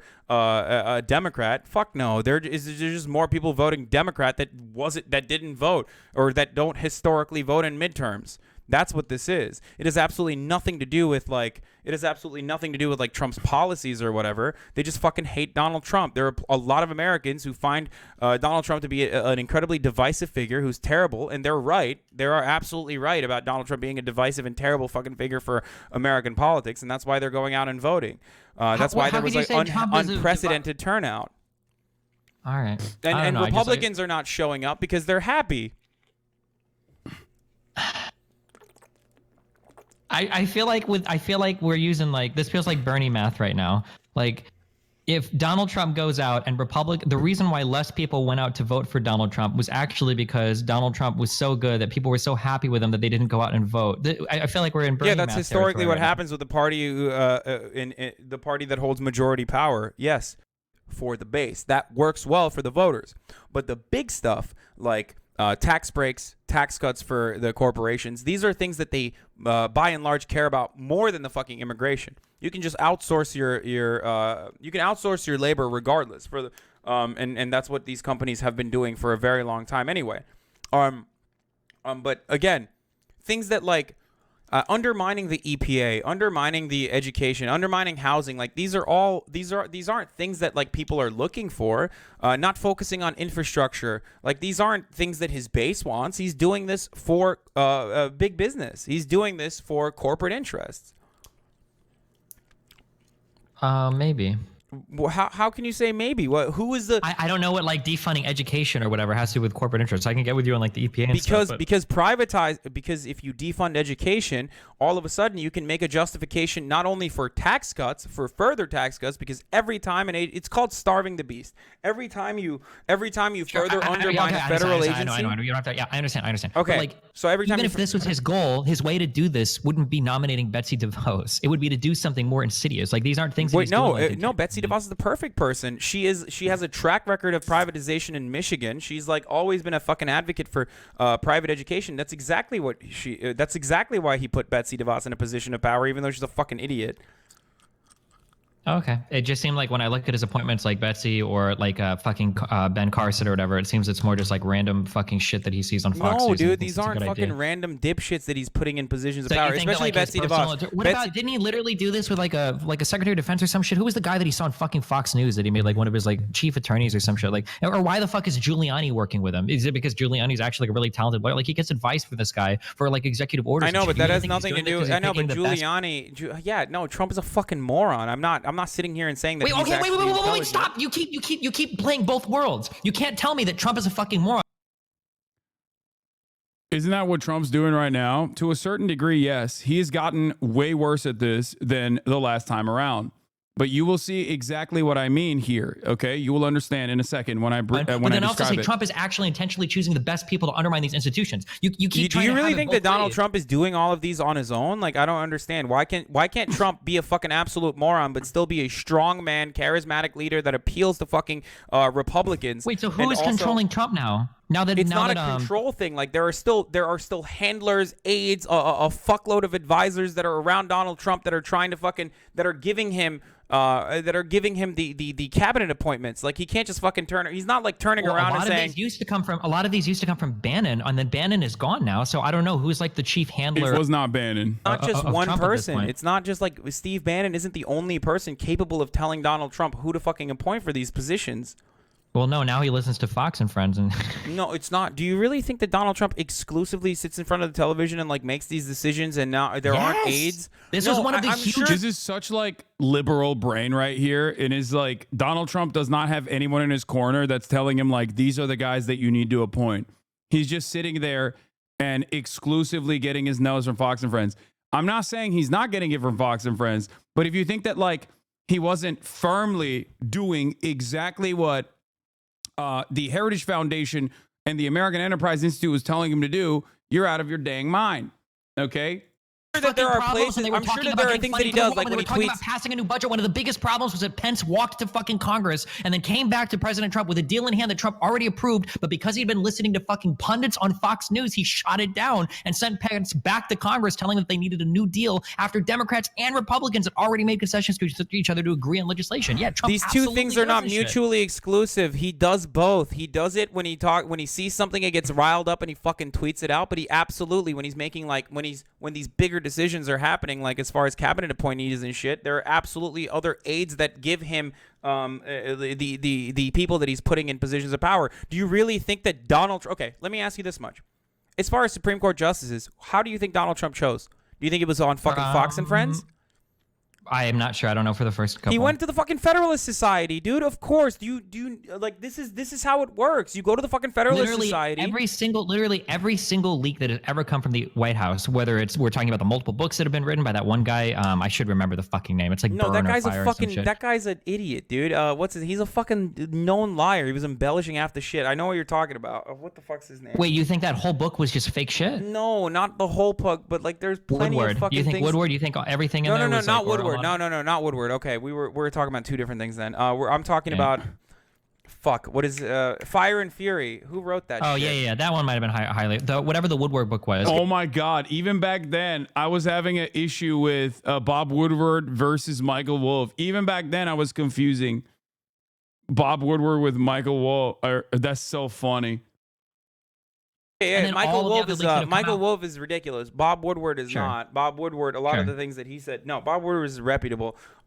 And I'm not saying that the fucking Trump. I'm not saying that like the Trump administration isn't in chaos. But when it comes to like very important things, when it comes to cabinet appointees, or when it comes to things like Supreme Court justices, Trump is not that big of a fucking moron. He still understands that he needs to adhere to specific guidelines put in front of him, and that's exactly what he's doing. The Kavanaugh stuff was pretty iffy. I feel like they could have went with a much safer pick on that. I mean, after you his history and personally everything. think that, but at that point they had to fucking double down. You think they didn't consider this? Like they shouldn't have went with I don't know. Kavanaugh. Do you think they considered things heavily when they went with fucking Roy Moore and they lost that seat in that special election or whatever in fucking Alabama? I mean, no, it doesn't seem like they considered a lot of things. Yeah, no, I think that was a fucking Steve Bannon. That was a strategic mistake by Steve Bannon, and he got punished for it afterwards too. Anyway, the point, what led to this, watching this VOD? Well, it's a twofer. One, for a lot of people who say like, Hasan, you never debated Destiny, there are plenty of debates that you can go back and listen to where I'm like trying to educate him on this stuff. You will also see my consistency on the matter, and you will see how wrong he was and how libbed up he was. Okay? Yeah, this has literally 70,000 views from fucking 2019, you know? But secondly, and perhaps more importantly, the reason why I pointed to this is because I wanted you to see that I wanted you to see how Donald Trump still maintains support from the institutional Republican Party. Okay? This isn't even the best debate of yours. Probably not, but it doesn't even matter. Anyway, my point is, Donald Trump still satisfies the needs of the corporate oligarchs. And this is the reason why this aged well after his election. Holy shit. I mean, everything I've said has aged well. If you go back far enough in time, you will hear me say the same exact fucking things over and over again for the past decade at this point. Okay?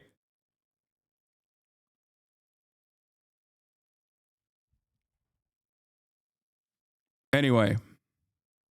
Yeah, I am not wrong, simply too early. History always ends up vindicating me, even though that's not necessarily a good thing, because all the bad things that I predicted end up happening, and that sucks. Anyway.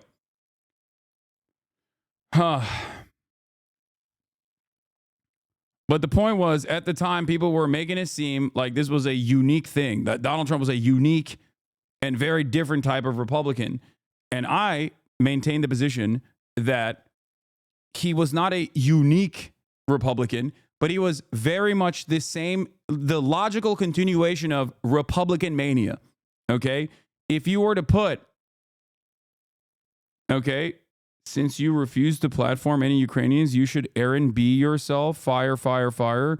You're worthless, tanky fans too. Ukraine over Palestine? What?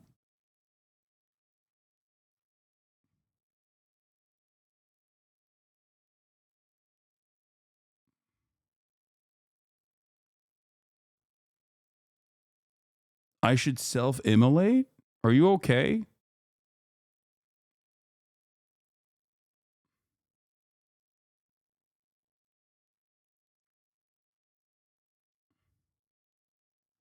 You got the weirdest haters? It's funny because he's a labor voting Chad. Anyway, moving on. Probably a British labor supporter. Oh.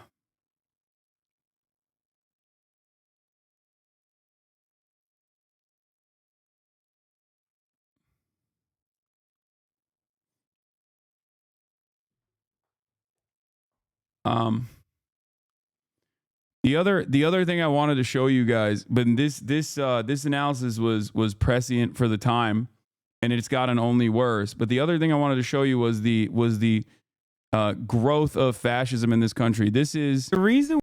This is from Trump's Make America Great Again rally. This is last rally, I believe, before the 2020 election. Why I closely track Trump's rhetoric and his followers is because I understand the long-term consequences of this kind of messaging being successful, especially within the Republican Party. It's not just about watching like a dude who these hogs find to be charismatic. It's more so about where the Republican Party is going. I was very tired at this point. Okay, that's why I sound like that. QAnon stuff, the open agitations towards fascism, white supremacy, all this. Why are you self-glazing so hard? You think this is self-glazing? No, dude. The analysis remains the same. Stuff is going to have consequences on every other race that comes after this. No matter what happens tomorrow, America is fucked. Okay? It's completely fucked. Like, it's remarkable that he's able to play compilations of Joe Biden slurring and shit like he was doing earlier today, by the way. That's what he's doing. That's what... I'm not going to put the sound on. We already watched it and laughed at it yesterday. Like, you look at Sarah Palin. You look at the Tea Party movement, AstroTurf by the Koch brothers. And now you look at Donald Trump's rise to success within the Republican Party. This isn't self-glazing. I'm saying how right I was and still am. No, dumbass, you're failing to comprehend something. Listen to what I'm saying there, okay? Listen to what I'm saying. Just act like I'm just repeating it right now if you want to. There is no way for me to be like, back in 2020, this is what I said, and then repeat the same things as I am repeating it right now, okay? It's important to remember from a different snapshot in time, right before the 2020 election, on the eve of the 2020 election, what the fears I had looked like to see how we got to the position that we got to. This isn't self-glaze. It's no different than looking at news coverage from back in 2020 of anybody else's opinions. If this does not worry you with all the white nationalist, white supremacist militias gaining ground, with all of these fucking hogs, no matter how much Donald Trump hurts them, still passionately agitating for him and advocating for him.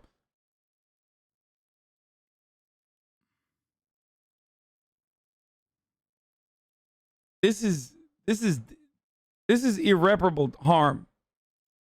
This is damage that's not going away. Doesn't matter if Biden can captivate some fucking suburban moms who are sick and tired of how rude Donald Trump is on television. Doesn't matter how many wine moms choose to fucking vote for Biden over Donald Trump. None of it matters. What matters is how much the radical elements within the right are being hugged and carried and emboldened and legitimized by the Republican Party machine. QAnon is not an accident.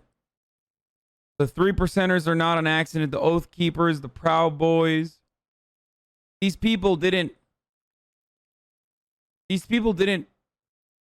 start doing what they've been doing for the past 4 years overnight.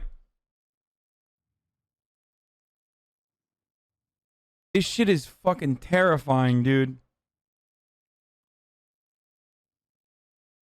And it's not only terrifying because Republicans are totally on board with this kind of fascist agitation, but it's also terrifying because the Democrats only artificially stand in opposition to it. They don't like the rudeness of fascism. If it came in a more presentable format, I think it would be more palatable to a lot of Americans. And what I mean by that is, think about Amy Coney Barrett. Amy Coney Barrett was successfully, and I think correctly, portrayed as a villain in the media leading up to her hearings. Now, these hearings were largely theater. It was political theater. It was nonsense. They didn't even need to have those hearings at all. Didn't really matter. She saw a 16-point swing after those fucking hearings in her approval ratings.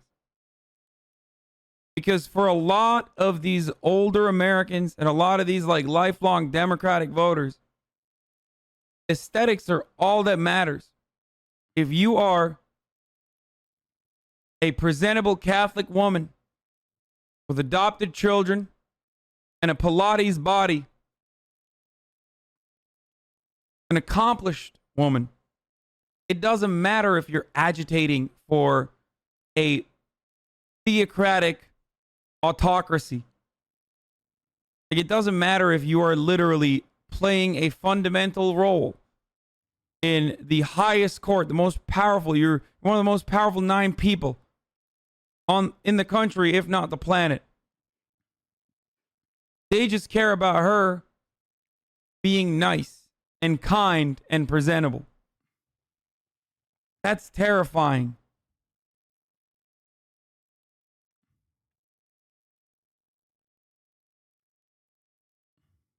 Democrats need to figure this shit out. They need to open the floodgates to the progressive momentum. They need to allow more AOCs into the party. They need to welcome radicals like even myself and others like me that speak to a younger generation and our frustrations and our anxieties. They need to start legislating appropriately. Or, I mean, what am I fucking saying? It doesn't even matter. It's far too late, in my opinion. Even if they did. No, I'm not saying I'm going to run for office. I'm never going to do that. I mean, like, be more welcoming instead of hostile to anti-capitalist ideas. They're never going to do it because I'm afraid the tankies and the Marxist-Leninists and the theory nerds are right. It is still a bourgeois democracy, and they are a bourgeois party.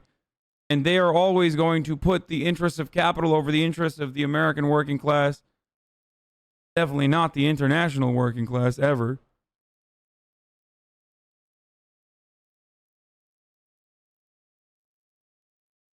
But at the very least, in this stage, they should be open-minded to social democratic reform, dude. It's really bad. Like, we shouldn't go through another fascist resurgence globally or have another Great Depression until we wisen up and push through another comprehensive New Deal style social democratic reform package. Like, why does it always have to get to that? So much human suffering and misery. And only then do people say, all right, I guess, whatever, you'll get Medicare for all. Or I guess you'll get Social Security.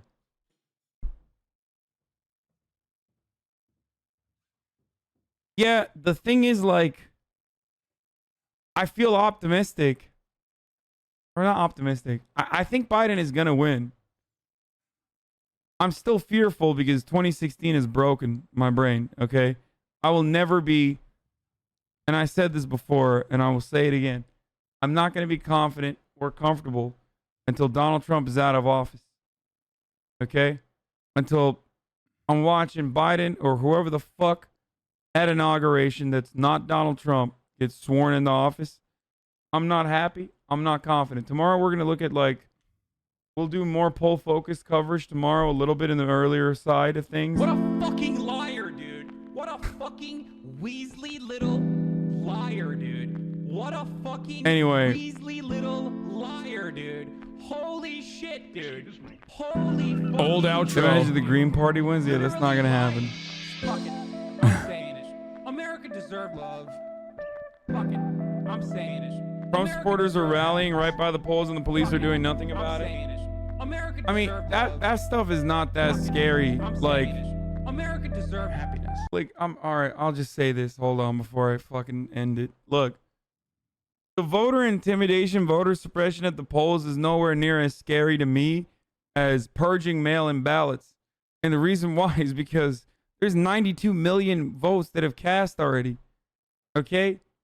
So if you find a way to fuck those votes up, if you find a way to purge those votes, that's an infinitely more significant number of votes that you can very easily and very quickly dispose of, rather than the fucking limited amount of people that are going to go out and vote on election day.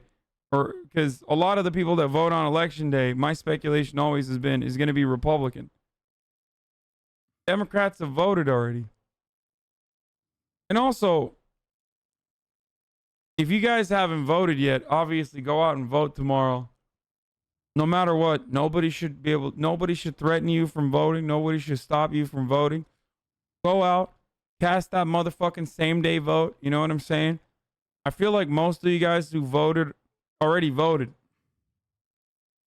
I haven't even really done a get out to vote on the day of because we've been talking about voting for so long. Look, definitely go out and vote. Like, it doesn't matter. Voting for Biden or voting for whoever the fuck you want to vote or the presidential is nowhere near as immediately consequential to you as voting down ballot. This is what I always have said, and this is what I'll continue saying. But while you're there, you're a leftist, if you're a progressive, it's not that hard to vote for Joe Biden. It sucks. You seem drunk as fuck. Yeah, this was like 16 hours of coverage every single time, every single day. This is one day before the 2020 election. Your vote might change something. It might not. It doesn't really matter. But definitely go out and vote. 100%. At least tomorrow, we'll be a little bit closer to figuring out what's going to happen in the next 4 years, you know? Anyway, this period was my time of radicalization. Yeah, I'm a much healthier person now, both mentally and also physically. Anyway, saying the same thing for 4+ years, 4+, more like 10+. That's why I always laugh when people are like, dog, you've changed. It's like, I certainly have not. I showed you something from 2019. I showed you another thing from 2020.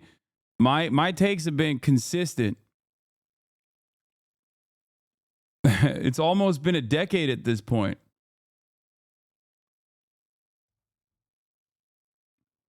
Because the truth doesn't change. Because the problems don't change. You know? And the solutions to those existing problems does not change either.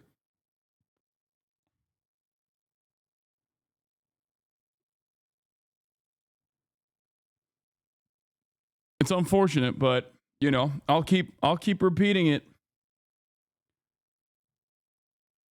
I'll keep repeating it no matter what.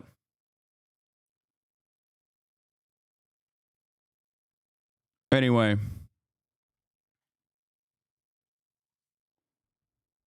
you've refined your language to be more precise and reach a broader audience, but the message remains the same. Yes.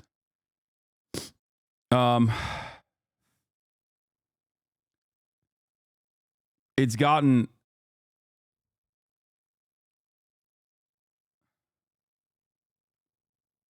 you have been saying I've done this for the 10+ years for 4 years now. Yeah. Yeah, it is what it is. Anyway, all right, let's fucking move away from this shit.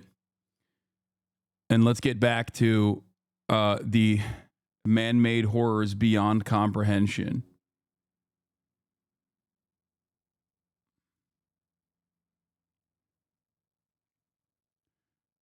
Jim Squito says, why? Why can't they believe it? Trump has been telegraphing moves such as this for 4 years. They have no reasonable basis to be surprised. It's disingenuous.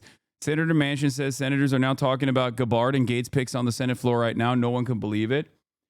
Yeah, I think it's fake. When people say that they can't believe it, they're stating that because that's the appropriate thing to say. But if you feel comfortable that these guys will do the right thing, you're wrong. You'd be wrong. Just letting you know. Okay? I want you to understand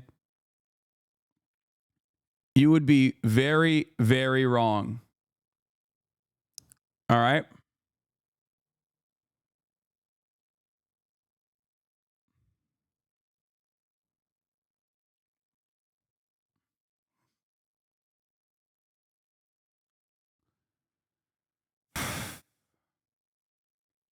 These guys are going to they're hope it's wrong, but I'm hearing through the grapevine about this bonkers plan. Trump would adjourn both houses of Congress under Article 2, Section 3, and then recess appoint his cabinet. As predicate for Trump's exercise of adjournment power, one house of Congress would seek others' consent to adjourn and be denied. So Speaker of the House would need to be complicit in evisceration of Senate's advice and consent role. House Speaker Mike Johnson needs to say no to this right away. If he can't do that, then he has the bully pulpit, right? If he can't do that, then he can utilize the bully pulpit to his advantage. That's the other thing.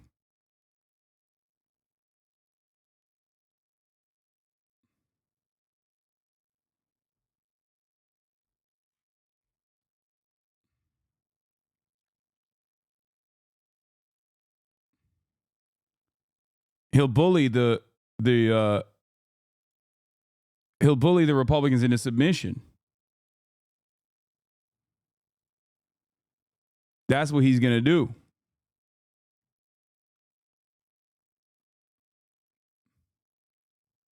Bully pulpit is just a term for the president speaking. That's it. That's what it is.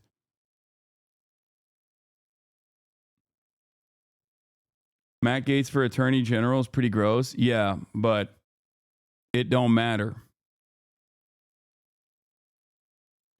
A senator told me, rumor on the Hill is that Elon Musk is threatening to fund a primary challenge to any House Republican who doesn't fall in line with Trump's agenda.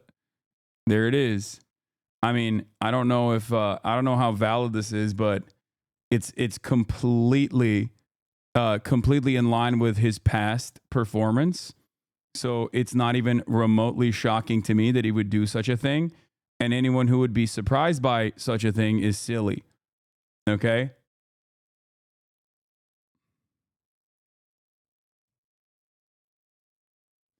How do we get Dems to stop licking their wounds and actually stand the fuck up and be the resistance? I don't know.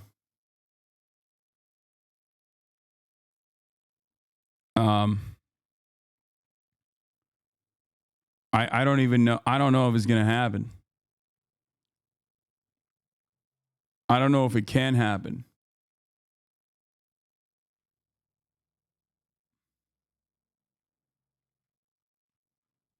I think they're just going to show their belly like the cowardly fucking babies that they are. You know?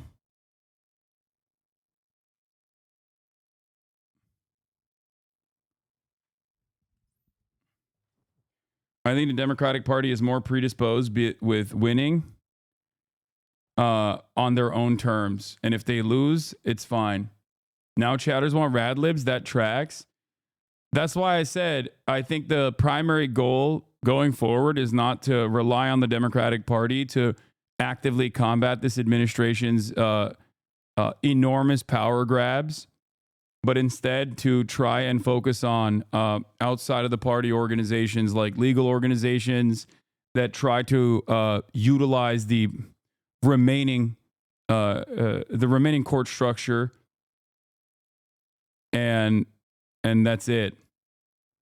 I mean, look. And that's a credit to our incredible incumbent frontline House members who connected with the people that they represent, have a vision for the future, focused on the kitchen table pocketbook issues that matter, and have been reelected.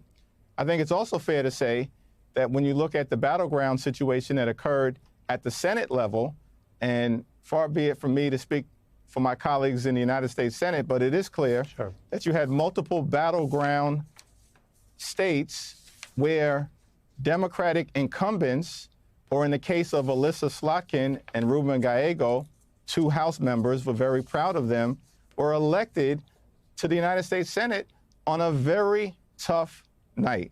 So I think we have to make sure that we are clear-eyed and authentic and unadulterated in how we assess what happened so that we can engineer a comeback on behalf of the American people and protect the things that matter, our American values, protect our institutions, protect our freedoms, and protect, the way of life in terms of the middle class and all those who aspire to be part of it.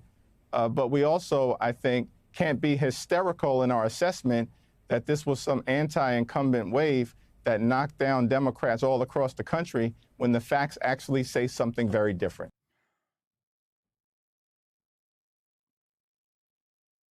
What do you think about progressive trying to push Ben Winkler as the new chair of the DNC? I like that. I like Ben Winkler. Oh, here. Together makes the Look situation at this more fucking complicated. freak on the Sean Ryan show. I've been meaning to watch this. This is the in combat. Defense Department. Okay, this is the guy that is going to be helming the Casualties are fucking worse. most In a powerful 2016 military. interview, Hegseth also attacked Muslim immigrants who don't assimilate, in language echoing the anti-immigrant rhetoric of the far right. On Secure Freedom Radio, he said, "We have to be willing to confront those who won't assimilate to the ideas of our country and show allegiance to them, lest we find ourselves in a place where there's a silent invasion of groups of people who have a very different view of the future that looks nothing like America, nothing." Mr. Templar freedom. himself. In 2019, Hegseth publicly pushed for service members accused of war crimes to be pardoned and praised President Trump when they were. Hegseth's defense of Trump includes denying the 2020 election results and broadcasting those claims on the Mall on January 6th before the riot. Despite all of the questions about whether he has the qualifications to get confirmed, he has what is likely the single most important qualification under President-elect Donald Trump, and that is loyalty to what would be his commander-in-chief. Jake. All right, Oren Lieberman at the Pentagon, thanks so much. Joining us now live in studio, Republican Senator Mark Wayne Mullen from Oklahoma. Thank you so much for being here, sir. So Great you serve stuff, on the man. Senate Armed Services Committee. Some of your colleagues were caught by surprise by the announcement of I think he's Major Hegseth. I mean, he was a retired major in the Army. Obviously a decorated veteran. But running the Pentagon, that's 2 or 3 million people. What do you think? Well, think about it. What is the Defense Secretary's position? The Secretary of Defense is supposed to be a civilian position, right? Yes. He fits that bill. He also has 2 Bronze Stars and served 20 years in the military. He also has a military experience. The whole point of the Secretary of Defense is to bring a different perspective to the Pentagon. Remember, in the Army or any of those branches, Mr. Self-Made took his daddy's job, Mark Wayne Mullen. the command structure. So there's no way a 1-star is going to question a 4-star, and there's no way a colonel is ever going to be questioning a 1-star, nor will a sergeant major question a major. So the civilian role is a pivotal point to bring in that common sense sometimes outside of the chain of command and say, hey, what are we looking at? And I think he fits that. Well, he's certainly a civilian, and certainly obviously with military experience. And obviously he served honorably. What do you make of the criticisms that he doesn't have the experience in terms of running a 2 or 3 million person operation, and also, he's pretty. He has strong views that might alienate some of the people under him in terms of like 1/3 of the generals or 1/3 of the senior office holders are I forget the exact words he used, and I don't want to put words in his mouth, but he's criticizing them. Women shouldn't be in combat, et cetera, et cetera. Well, when you start looking at what condition our branches of the military is in right now, they're in dismal position. We have low numbers in the Air Force, we have low numbers in the Marines, we have low numbers in the Navy, we have low numbers in the Space Force, we have low numbers in the Army. And so something's going on wrong. It can't be going great. And when in any type of big organization, when the top is responsible for what's happening below them, and if the top's not getting it right, then yeah, it's time for them to go. And I think that's a perspective that we need to bring in. So I'm not concerned about his ability not to ever run a large corporation. That isn't the requirement. That is never the requirement. The requirement is that President Trump gets to nominate the individual and the Senate gets to confirm them. And I trust President Trump's decision in this one. I feel like he's a good pick that'll bring a perspective to the Army or to the military or to the Pentagon without being necessarily politically correct. Politically correctness is what's killed this country right now. People just want to tell me the way it is. Tell me what the facts are, and let's move forward. And you're not going to agree with every decision he makes. You're not going to agree with every decision you or I make. But I do feel like he's going to come out from perspective. And keep in mind, he did serve this country. He does have a love for this country. He has respect for the service too of the men and women that's in uniform. He just brings a unique perspective that may be different than you and I. But I'm actually excited about the pick. I want to note that you were publicly supporting Senator John Thune of South Dakota to be the Republican leader, and he won that election. What do you think that means, and how concerned are you about? I mean, there's a lot of questions right now about, is the U.S. Senate under Republican control going to stand up for the advice and consent role of the U.S. Senate, or is it kind of just kind of Moondark go along Live, with thank you for whatever the the 10 gifted president subs. wants? Tell us about Thune. Tell us about that debate. We're going to work very closely with the president. President Trump won a resounding election November 5th, and the American people won a different direction. That's why he won the popular vote by almost 5 million, and last time I checked, 312 electoral votes. That hasn't happened in quite some time. And the idea that we're not going to work with the president never crossed my mind. So the Senate and the House has got to work closely with the president. The American people gave us that mandate. At the same time, we feel very confident on the direction that Thune and President Trump is going to lead us. President Trump and John Thune has worked really hard at building the relationship. There were some questions about that relationship, like he's Mitch McConnell 2.0. I can tell you there's a different type of leadership through John Thune. I consider him a friend. I consider President Trump a friend. And I'm excited about them working together and leading the American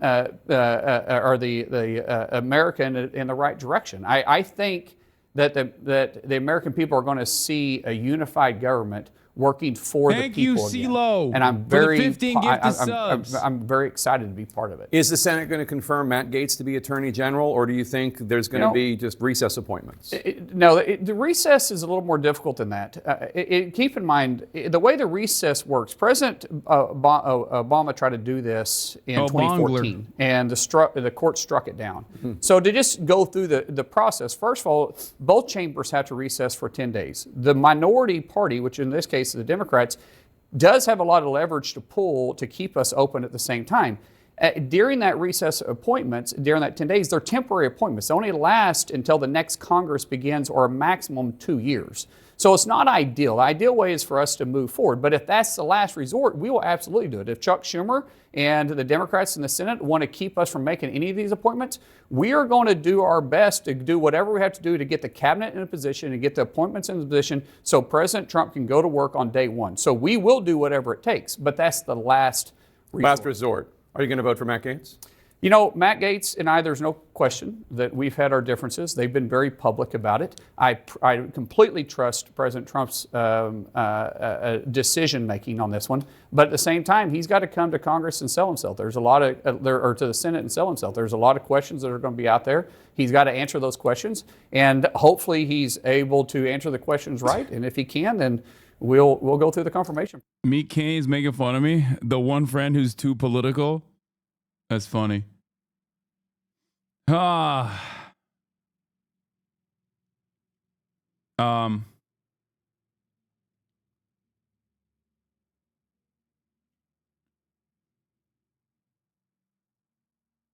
from raw to well done, how cooked are we? We are so cooked.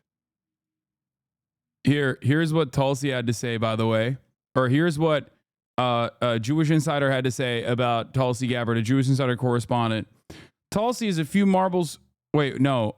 Oh, yeah, it is. New Jewish insider via Mark Rod. Why conservatives concerned about Tulsi Gabbard as possible director of national intelligence? The former Hawaii Democratic Congresswoman's record on the House is drawing scrutiny. This is an official. This is a Jewish insider, senior congressional correspondent, got a quote from an official at a pro-Israel group, and they said Tulsi's a few marbles short of a full set, but we are hopeful the marbles she has are blue and white in support of Israel. You know?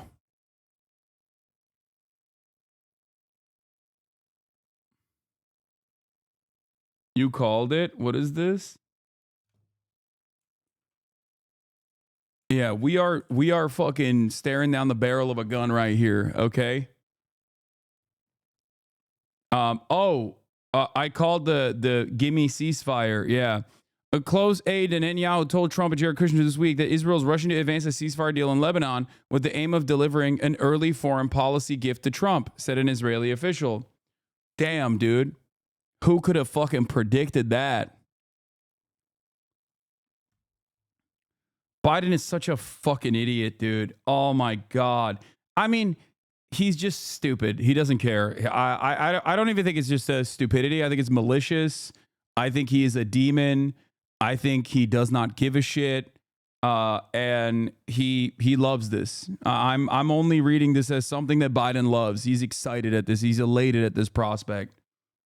Okay.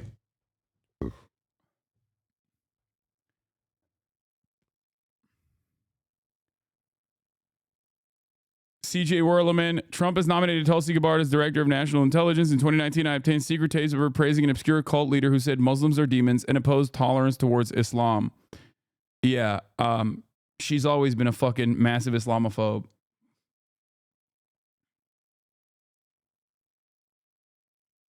It's in Lebanon, which they already announced they're almost done with destroying the towns close to the border. It's an easy gimme. I know.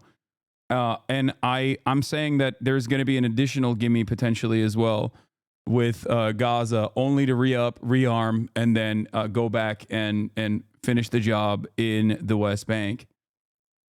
The replies to this are so insane. Uncommitted Michigan delegate on CNN pleads with President Biden to do something about Netanyahu before Trump and Mike Huckabee complete an ethnic cleansing campaign in the West Bank and South Lebanon. Like ethnic cleansing. It sounds like ethnic cleansing. It's an ethnic cleansing campaign in Gaza and the West Bank and southern Lebanon.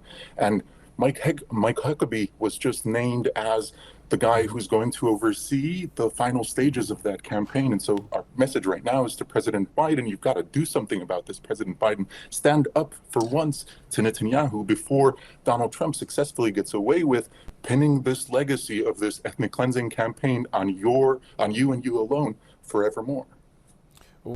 It looks like ethnic cleansing. It sounds like ethnic cleansing. It's an ethnic cleansing campaign in Gaza and the West Bank and southern Lebanon.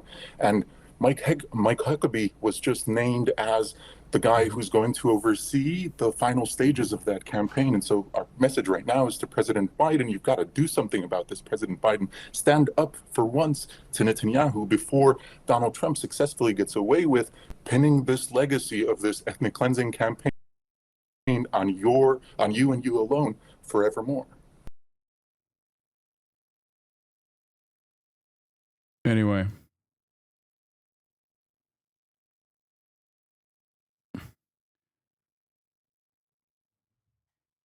He knows how to talk to Biden by mentioning his legacy. It doesn't matter.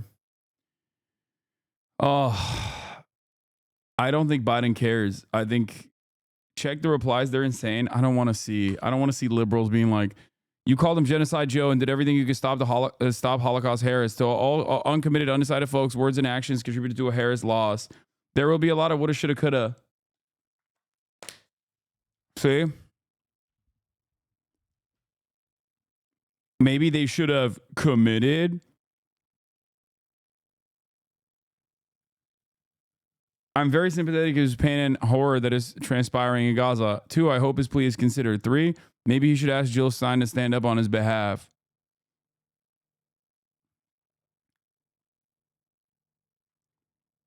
Yeah.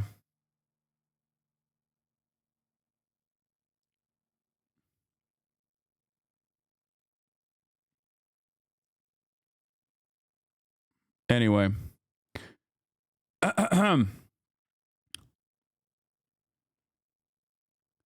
So, yeah, things are not looking too great, folks. But hey, guess what? These guys are civil, you know? They're civil. And that's what's important. The civil transfer of power is happening. Okay? According to an Oppo report obtained by Eve the Red, Matt Gaetz was involved in an autoerotic asphyxiation game that led to a man's death with Gaetz and his dad covered up. Can't corroborate the details of his death, but I did find a man who matches the alleged victim. Oh, I don't know about all this. I mean, I'll look into it before I fucking start covering shit like that. Okay? Why the Japanese goblin emoji? I just like it, and it's red. I think it looks cool. That's pretty much the only reason why I use it in my titles. Anyway. Ever admitting or conceding to Joe Biden for the 2020 election. Which also and had, never inviting Biden to the White House. And never also had an inviting and not effect going to his inauguration. on President Biden's approval rating, and it got his presidency off to an entirely different start. There's no doubt about it. And I want to bring in our Caitlin Collins, who is there at the White House. And Caitlin, it is really a remarkable moment to see them sitting there together at the White House, exchanging pleasantries, very nice, very cordial. Trump himself talking about the smooth transition and the fact that, you know, they're meeting at a place just feet away from where Donald Trump himself watched on that TV. Did he go over the appointments in Elon yet? Yes, I have been going over the appointments non-fucking stop, including but not limited to the Matt Gaetz one that is like actually insane. Insurrection take place. This you can confirm? It is just a remarkable moment. Yeah, and for that, Biden said that Trump had held a dagger to the throat of democracy. There's no age that you can't be sexy. I say we change Florida's welcome signs to this.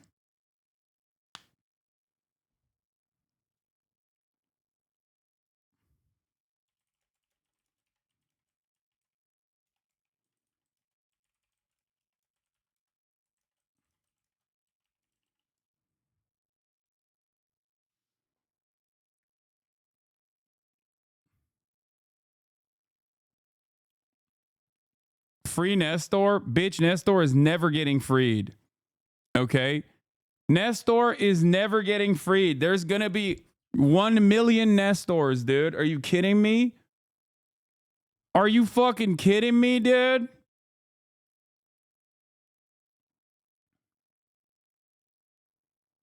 Yeah. A sign of how easily some Senate Republicans might cave on Gates.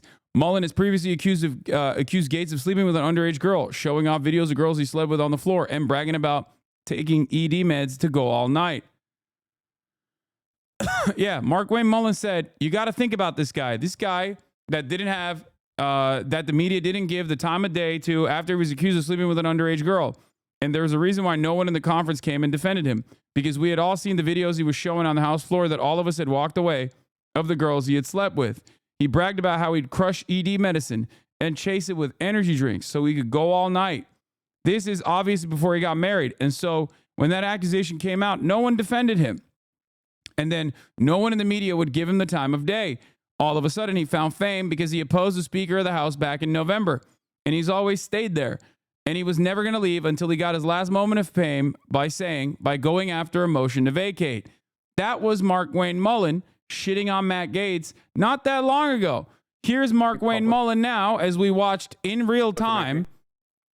When asked by Jake Tapper, are you going to vote for Matt Gaetz? Markwayne Mullen, I completely trust President Trump's decision-making on this one. Now, Jake Tapper is a journalist, or is supposed to be a journalist. And what's really interesting about this situation is that if I remember Markwayne Mullen saying stuff like that, why the fuck does Jake Tapper not remember that? He has a shit ton of producers, does he not? Why can't you hit Markwayne Mullen with that quote and be like, hey, remember when you said this about the guy who you're saying you're going to confirm? Like, why? Why can't you do your job?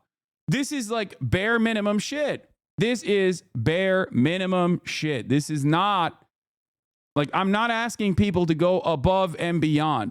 I'm simply asking these guys that are currently facing down a crisis in journalism to do journalism, to restore some semblance of faith that the American population will place upon you, because it is needed. Okay? It is needed.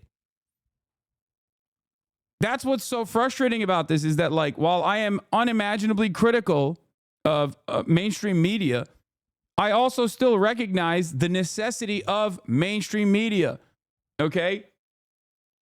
But it seems like a lot of these people in positions of power do not give a shit. They don't care. They have their heads stuck in the goddamn sand. So they're saying there is a 17-year-old girl, 17-year-old woman who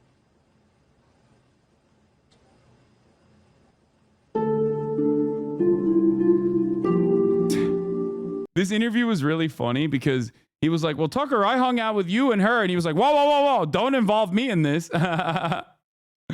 Oh, Jesus Christ. 2 GOP senators. A House Republican tells me, Farnoosh Amiri, me and Farnoosh Amiri of Associated Press, that 2 Republican senators have already texted him that they will not vote to confirm Matt Gaetz for Attorney General. Name them. Names, or you made it up. Yeah, they're going to fucking come after these people.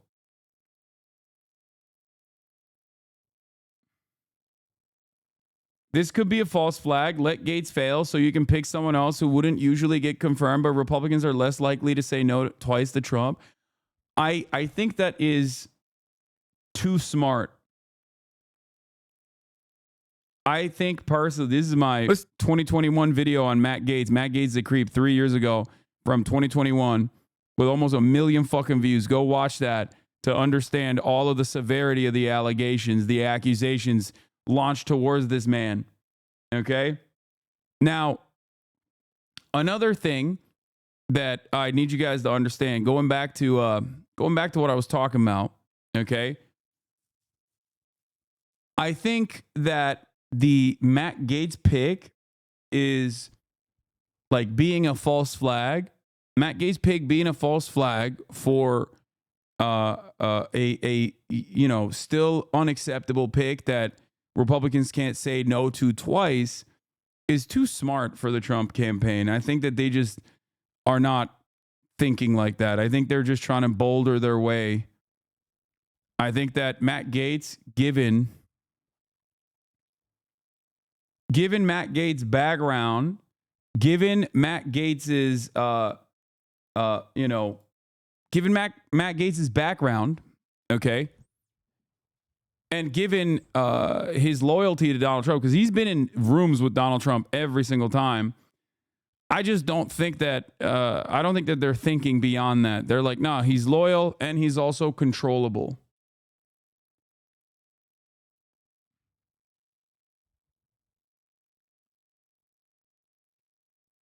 I think they want him.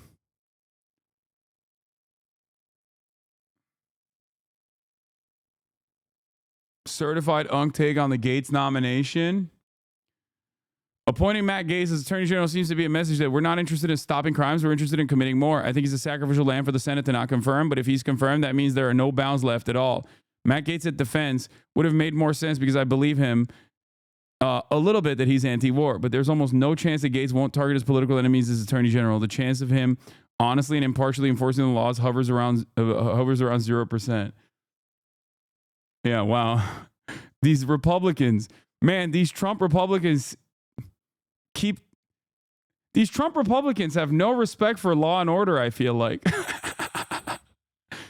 Rep. Mike Simpson, a senior GOP appropriator, asked if Gaetz has the experience and character to be Attorney General. Are you shitting me that you just asked me that question? No, but hell, you'll print that, and now I'm going to be investigated.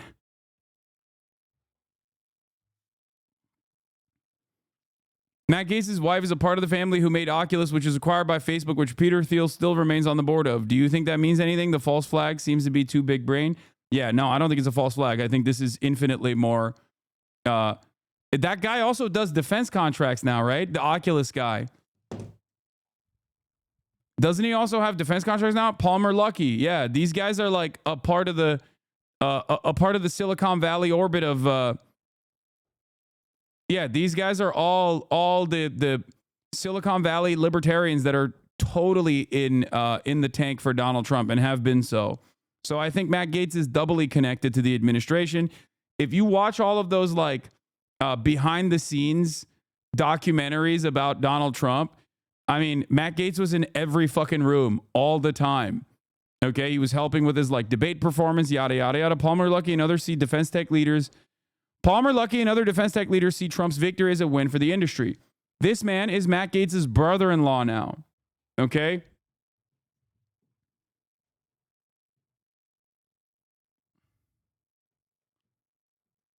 To be fair, Chatter is kind of doing some conspiracy shit. Wife is part of Oculus, bought by Facebook, where Peter Thiel is on the board.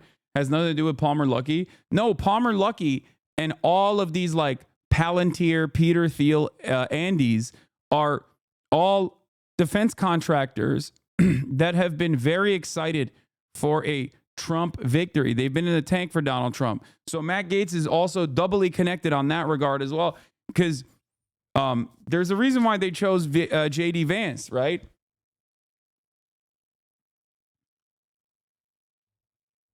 There's a reason why they chose J.D. Vance. J.D. Vance was like to assure the Peter Thiel and the Silicon Valley VC guys that they will have a say in the upcoming administration. These guys are all some of the biggest fucking libertarian nut jobs, by the way. Palmer Luckey is Matt Gaetz's brother-in-law. Listen to your interview on CBC. It was really well done. Cool to see you getting on mainstream news sources, even in Canada. Just wish they got your opinion on what's happening in Canada, like you'd vote for and all that. I'm sure Canadian fans are eager to hear stuff like that.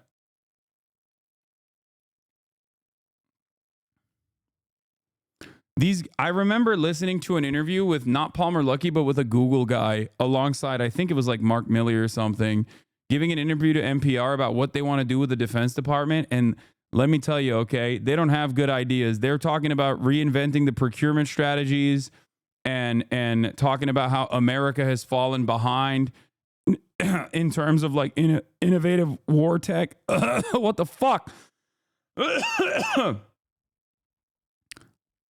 I'm dying a little bit. Innovative war tech and how they have to get faster at producing new technology in the field of battle and, you know, test it out like they are doing in Ukraine.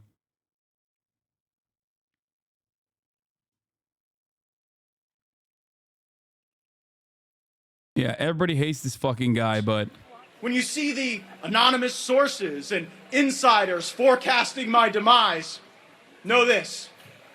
They aren't really coming for me. They're coming for you.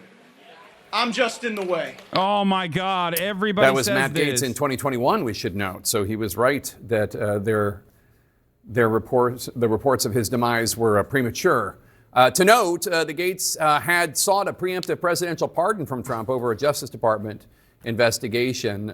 That is according to a Trump aide who testified at the January 6th hearing. The Gaetz. You should not forgive the Democratic Party for losing to this incompetent, sociopathic campaign. Okay? Like, the fact that they threw as though like this does not the fact that they threw caution to the wind as though these guys did not represent a dangerous path forward. And now they're just glad handling and shaking hands and slapping asses. And they're back to business as usual politics, like as though this shit is not objectively fucking terrifying and dire for America's prospects. Like every time I see these fucking assholes smiling next to one another, I'm like, what are you doing? I thought this shit sucked. I thought he was a fascist. I thought you ran against him in 2020 to restore the soul of the nation, and not because you selfishly wanted to be president after trying and attempting to be president since 1988. You know? But yeah, go ahead, chatters, liberal chatters that come in here to be like, Hasan, I can't believe you keep saying both sides are the same. I'm not saying both sides are the same, but the Democrats keep saying they clearly are not afraid of the other side as much as I am. Okay? Do you understand? When you present this narrative that Trump is a dangerous fascist and then turn around and you know, kiss his fucking ass like this and don't do anything in the lame duck to, you know, beef up American democracy and the American institutions, well, I guess you don't believe he's a fascist at all. You were just kind of saying that. Or you do believe he's a fascist and you like it because you're a fucking fascist too. There's no secret third option here. Okay? Like, which is it then?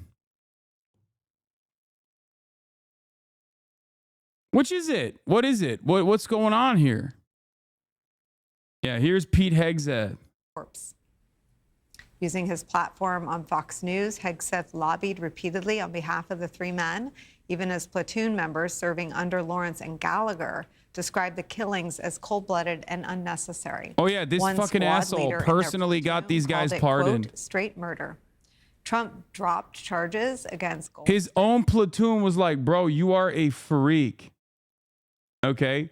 His own platoon outed this man for being a fucking rabid sociopath. Quote, national security officials and defense and then analysts Pete had Hegseth braced for stepped in surprises from and personally got Trump to pardon them. And now Trump's like, yeah, we want that guy to be the fucking, responsible party for the entire Defense Puts Department. the highest value on loyalty. That's Eric Edelman saying that. Like, on the funnier side, he also has admitted that he does not wash his hands at all. He doesn't believe in germs. Being used is how well do people defend Donald Trump on television? One assessment was more blunt. Who the F is this guy? Said a defense industry lobbyist who spoke anonymously, to be candid. Should he be confirmed, Hegseth's first order of business will likely be that purge of Pentagon top brass. Here's what he said on a podcast 6 days ago. This guy's a Deus Vault tattoo, you man. Fire the chairman of the Joint Chiefs, and you got to fire this. I mean, obviously, you're going to bring in a new Secretary of Defense, but any general that was involved, general, admiral, whatever that was involved in any of the DEI woke it's got to go. Gotta go. The future of the United States military on the line as Donald Trump nominates a Fox News weekend morning show host to be the Secretary of Defense is where we begin the hour. Retired four-star Army General and MSNBC military analyst Barry McCaffrey's here. Plus, retired U.S. Marine Corps Lieutenant Colonel, founder of the Democratic Majority Action PAC, Amy McGrath is here. Oh, look, the President Amy of McGrath. Media Matters for America. Another fucking brilliant winner right there.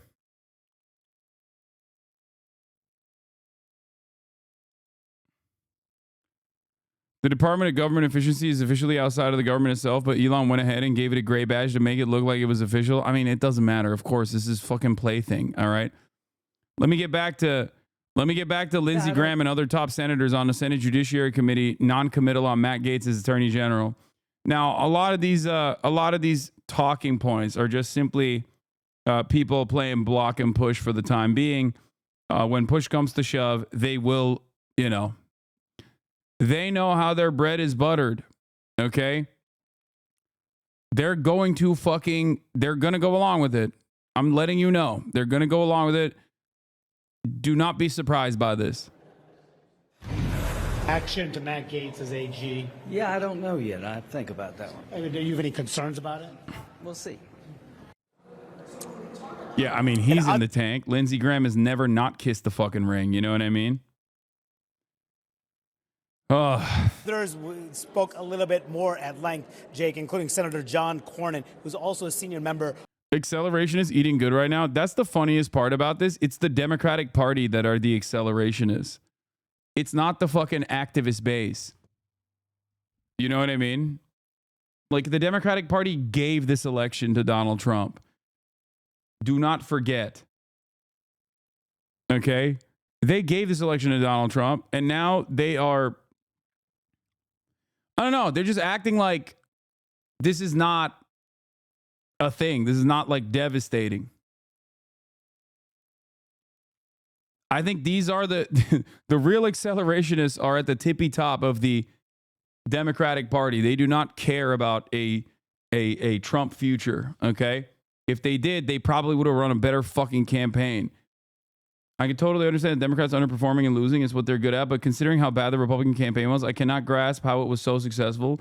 Shouldn't they have also done worse with that bad of a campaign? I'm a Canadian and I watch your coverage of right-wing media, and I still can't mentally grasp what brings that many people to this conclusion. I mean, it's pretty simple. People are like, I need more money in my pocket, and Trump says he's going to do it, and the Democrats keep telling me that, like, things are fine, things are good, and that's it. That's it. You have no interest in preserving the sanctity of these wonderful institutions if you don't feel like these institutions are defending you. If you don't feel like these institutions are there to protect you, why the fuck wouldn't you want to blow it up? You don't give a shit. You're like, yeah, dog, fuck it. Who cares?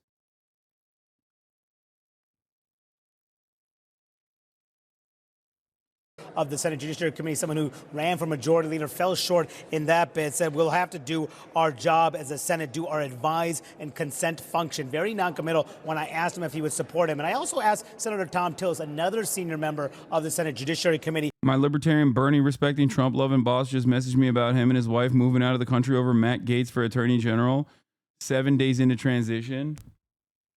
They'll be fine. If they love Trump, they'll be fine. They'll be like, nah, this is great.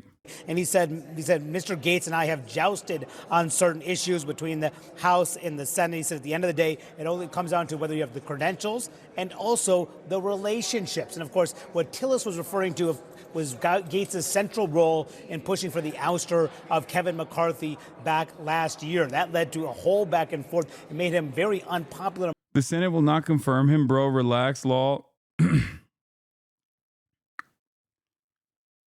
Let me explain something to you, okay? I'm Turkish. And when I was growing up, there was a man named Recep Tayyip Erdogan, okay? And one of the things that Recep Tayyip Erdogan did was secure his immediate periphery with like a new rank of wealthy multimillionaires that would then dominate the Turkish economy. But he didn't stop there, okay? In Turkey, the military is considered much more significant and much more impressive and much more important than the way we here in the United States look at the military. After all, Turkey has had numerous coups, military coups d'etats that have overthrown administrations in the past. So knowing full well what was going on there, okay, Recep Tayyip Erdogan also has undermined the military. He did this after the last attempted coup that took place, not with the military, but by a CIA-backed Fethullah Gulen who died recently, okay, in his Poconos home. Recep Tayyip Erdogan and Donald Trump are very similar to one another, okay? Very, very similar to one another. All of the institutions that you believe will preserve American democracy or normal American existence will be eroded. Donald Trump, I've heard, has specifically thought about putting in charge of the Defense Department, and the appointments, like the general appointment structure, a former general, like the Warriors Committee or something, like a different committee, so that he can have loyalists that end up making these appointments. Why didn't this happen in 2016 then, Hasan? Because Donald Trump in 2016 was definitely not as firmly within the establishment of the Republican Party. He did not have the same level of control. He was not as prepared. He just kind of lucked into this position. Brother, if you read reporting on this, as I did way back in the day, you will recognize that Donald Trump himself didn't think that he was going to win in 2016. Okay? It came as a shock to him as well. 4 years of leading the administration, and then another 4 of trying to avoid legal scrutiny and wanting to preserve his I guess legacy, but also more importantly just trying to not go to prison, avoid jail time. Donald Trump now is back with a vengeance, and this time he's not going to repeat the mistakes he made. He's not going to have cabinet members that are not incredibly loyal to him. Okay. He is going to make sure that he undermines every institution, including but not limited to the American military. This is what strongmen leaders do. This is what Recep Tayyip Erdogan did, and this is precisely what Donald Trump is going to do as well. He does not want any threats. He does not want anyone who can maybe stop him.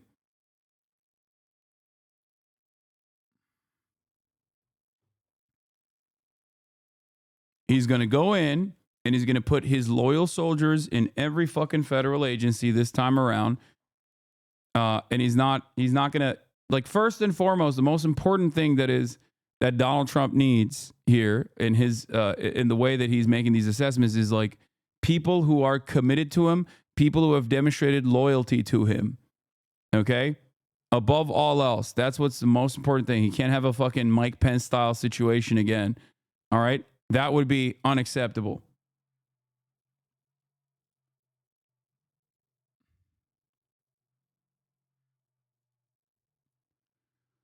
Senator Bernie Sanders has announced a piece of legislation that he is moving forward next week with a resolution to block billions of dollars of aid to Israel. Starting tomorrow, AIPAC is running ads in 17 states urging senators to oppose the resolution, by the way.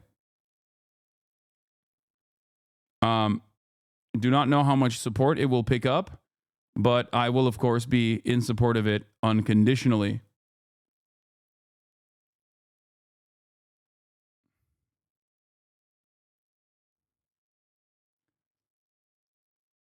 This time, Donald Trump is more prepared. Okay? He had 4 years to fucking imagine what it would look like to have this this vengeance agenda, to have this vengeance campaign. Among the House Republican Conference and faced a barrage of criticism from Republicans in the Senate as well, who... Or he says, we are flying out to D.C. tomorrow to try and lobby for senators to support this bill. Wish us luck, chat. Hell yeah. Viewed the whole episode as showcasing how the House was dysfunctional and that how they could not govern and the like. And they pointedly blamed Gaetz for leading the charge against McCarthy. That, along with the questions about this ongoing House ethics investigation into alleged sexual misconduct. Gaetz has denied any wrongdoing. But I asked Cornyn about that too, Jake, and he said, I'm sure that will come up at the confirmation hearings. So that's one of the things that members want some answers to on that topic as well, Jay. Interesting decision by the senator to invoke sword fighting as a metaphor there regarding Matt Gaetz. These interviews were made for you? Yeah, the New York Times interviews. How do we get here?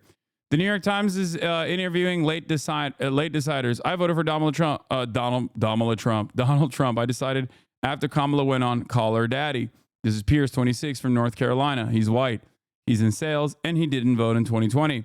Lillian, 27, Virginia. White, digital advertising, voted for Trump in 2020. I voted for Trump and made that decision the same day the mainstream media was having a meltdown after the Madison Square Garden rally.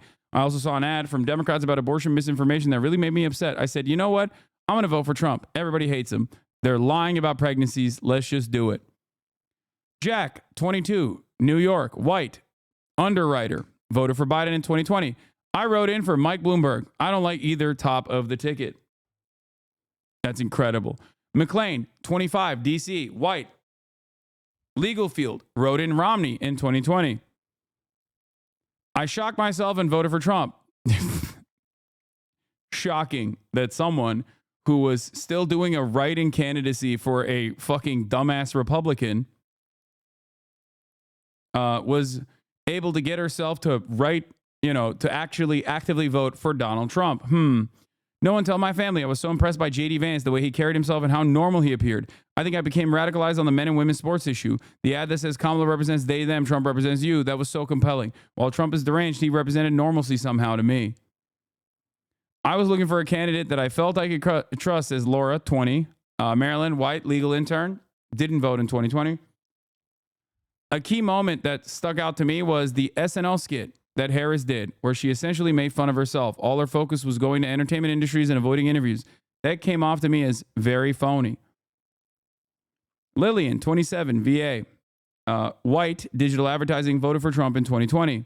The thing that was really the nail in the coffin for me was when Biden called half the country garbage, and then the White House moved to change the record officially.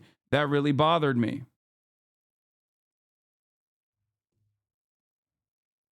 That made me really want to rally against them. Here's where it's coming from. What issue did your vote come down to in the end? Strength, affordability, jobs. We spoke with 13 young undecided Americans for months. Here's how they voted.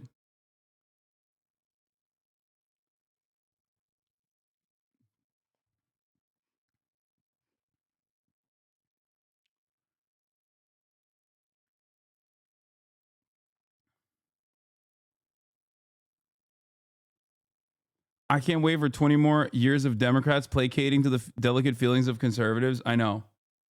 It's cool. The Democrats should never project power. Clearly, dumbass Americans are not looking for that. Oh, wait, just kidding. They literally only want that.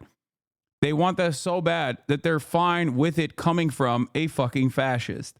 They are not fearful of fascism. They feel like fascism is yet another way to project power. Joe Biden was weak. He was fragile. He was an old man.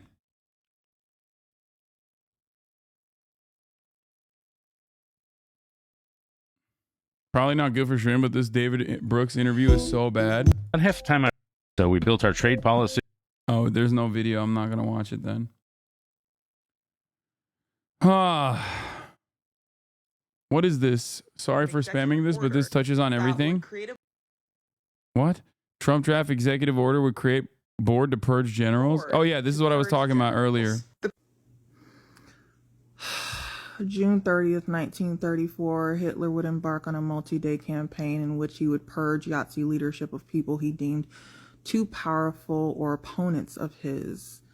This would be called the Night of the Long Knives. He did this so that he could ensure there would be no checks and balances of him as he tried to enact the more extreme parts of his agenda. By July 3rd, hundreds of Yahtzee leaders would be dead or fleeing for their lives. I hate knowing history right now.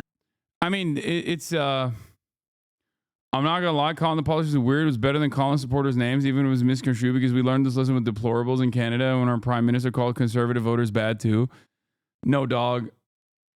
You can't call Trump supporters garbage, even if you're the president, and then fucking turn around and say we want a Republican Party. We like the Republican policies. You can't call them fascists and then say we want fascism.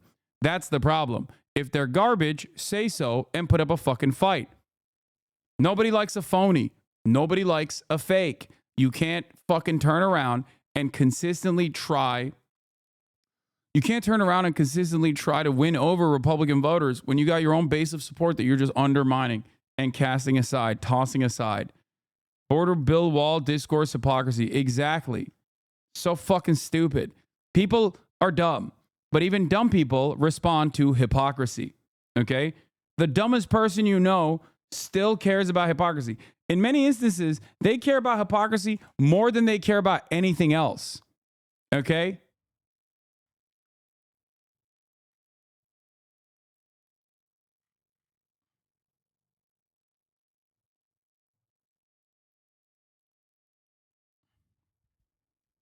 That's the problem. And I think people just don't understand that problem or refuse to understand the problem. Okay?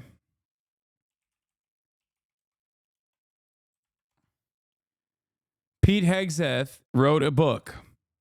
Okay? Here are some thoughts from Trump's pick for Secretary of Defense. Fox's Pete Hegseth, Brian Kilmeade, criticized American veterans who apply for every government benefit they qualify for. Okay. Hegseth tars veterans using all their government benefits as dependent, while Kilmeade suggests they lack personal integrity.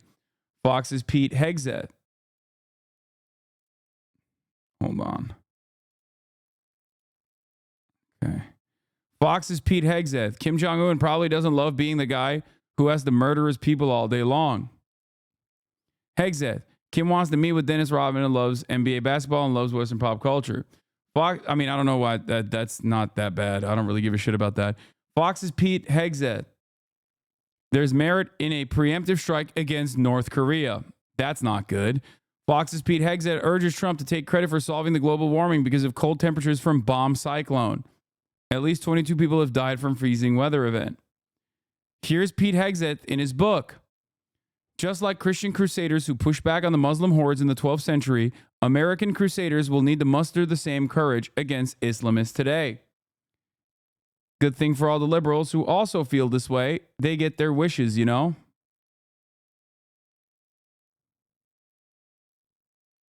So that's cool. I fully understand the distinction between peaceful Muslims and Islamist Muslims. I have many dear friends who are Muslim, including Texas Omar, his family and colleagues at Fox News. They are wonderful people working and fighting in their mind to save a religion besieged by radicals. I don't agree with that assessment, but they love America, so I respect them dearly. He's saying that even someone who is fighting against radical Islam is still Muslim, so obviously they're still bad, but at least they love America. That's what he's saying. But they are under siege. Next to the communist Chinese and their global ambitions, Islamism is the most dangerous threat to freedom in the world. It cannot be negotiated with, coexisted with, or understood. It must be exposed, marginalized, and crushed, just like the Christian crusaders who pushed back the Muslim hordes in the 12th century. American crusaders will need to muster the same courage against Islamists today. Islamists and even mainstream Muslims use aggressive tactics to exploit American tolerance as utter weakness in order to achieve accommodations. Bro, I just want to say something here, but This is literally, is this destiny or is this the upcoming defense secretary, you know? The person in charge of the Department of Defense. Sounds exactly like my naysayers. Sounds exactly like a lot of the people who have cast me aside as a dangerous Islamist extremist. Maybe they're excited at this, despite the fact that they were so scared of the Trump administration. Unlike me, though, you know?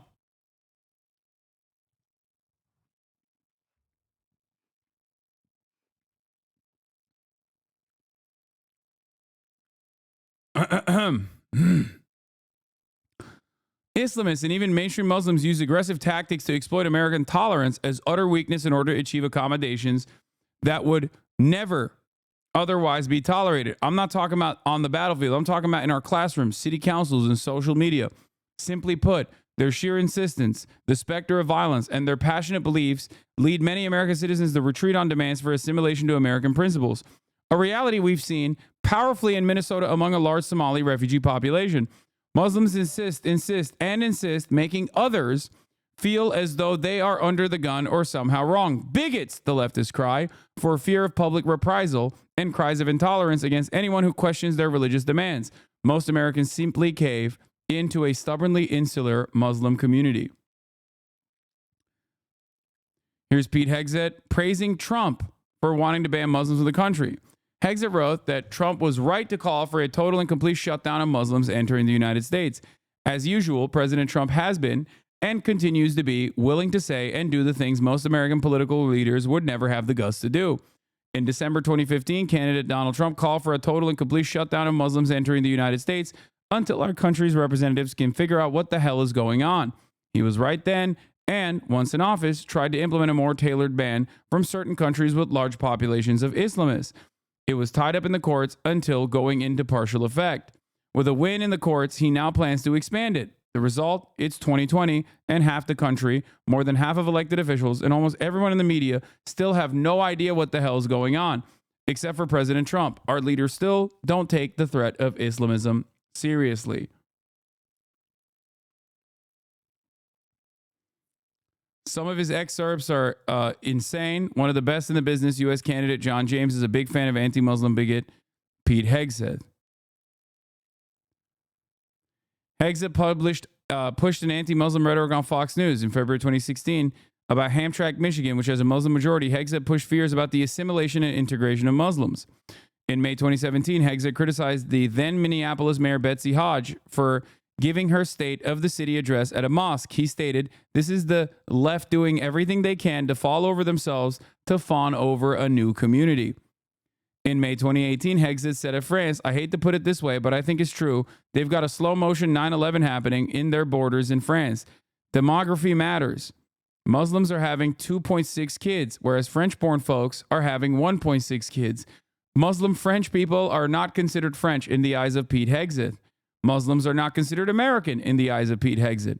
This man will now be in charge of the American Defense Department." Okay? Hegseth is also a supporter of Florida Republican congressional candidate Laura fucking Loomer, who has described herself as a proud Islamophobe, has said, much like Destiny, by the way, has said that she didn't care about the anti-Muslim mass shooting in Christchurch, New Zealand, and has stated that she's in favor of more migrant deaths. Hegseth has repeatedly defended Loomer, said that he hopes she wins and wins big, and posted a now-deleted tweet containing a donation link to her campaign. Hegseth makes his anti-Muslim views clear in his book, American Crusade, which was released in May. In it, he wrote, "Just like the Christian crusaders who pushed back the Muslim hordes," we already covered that part. Hegseth also warned about Muslim birth rates in states like Michigan and the number of Muslim candidates who have won political office across the U.S. Today, Europe is sort of waking up to the fact that it has been invaded again, culturally and demographically. According to the Pew Research Center, the Muslim population in Europe, excluding Turkey, was estimated at 30 million in 1990, at 44 million in 2010, and is expected to grow to 58 million by 2030.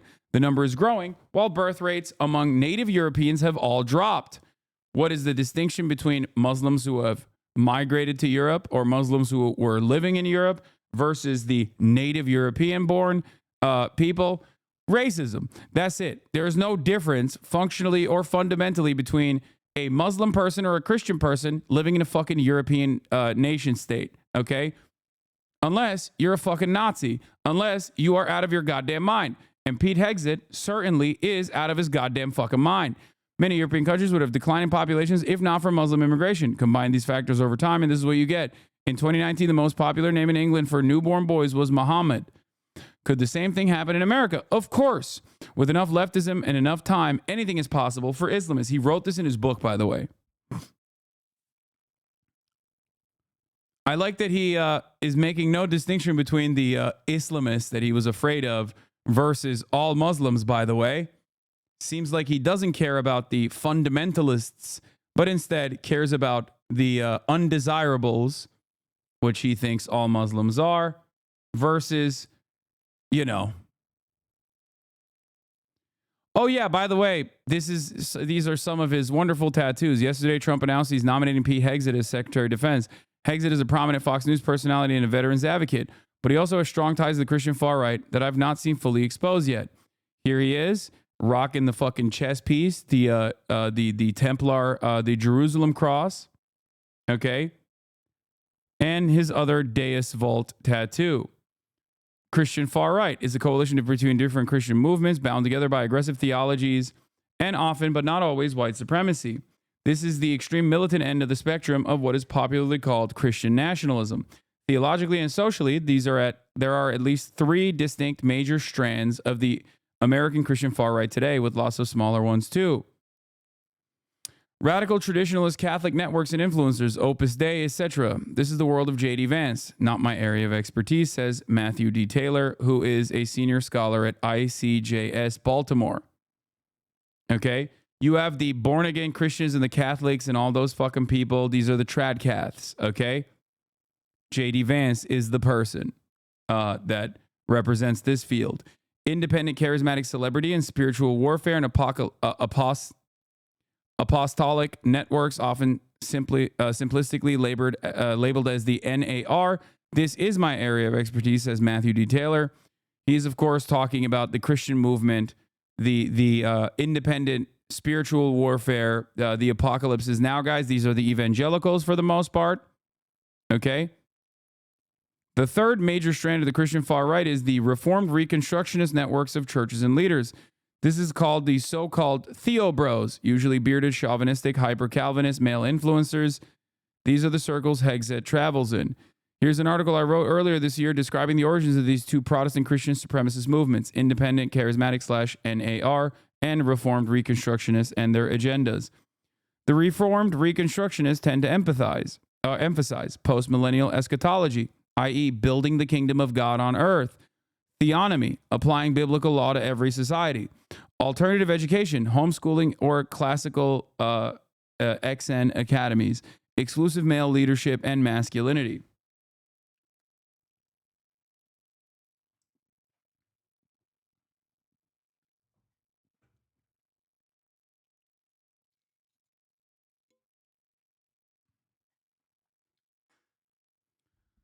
In 2023, the profile of Hegseth for local Texas magazine, Christian magazine, he describes, reading Doug Wilson, the godfather today of the Reform Reconstructionist movement, sending his kids to a classical Christian academy, finding fortification of brotherhood.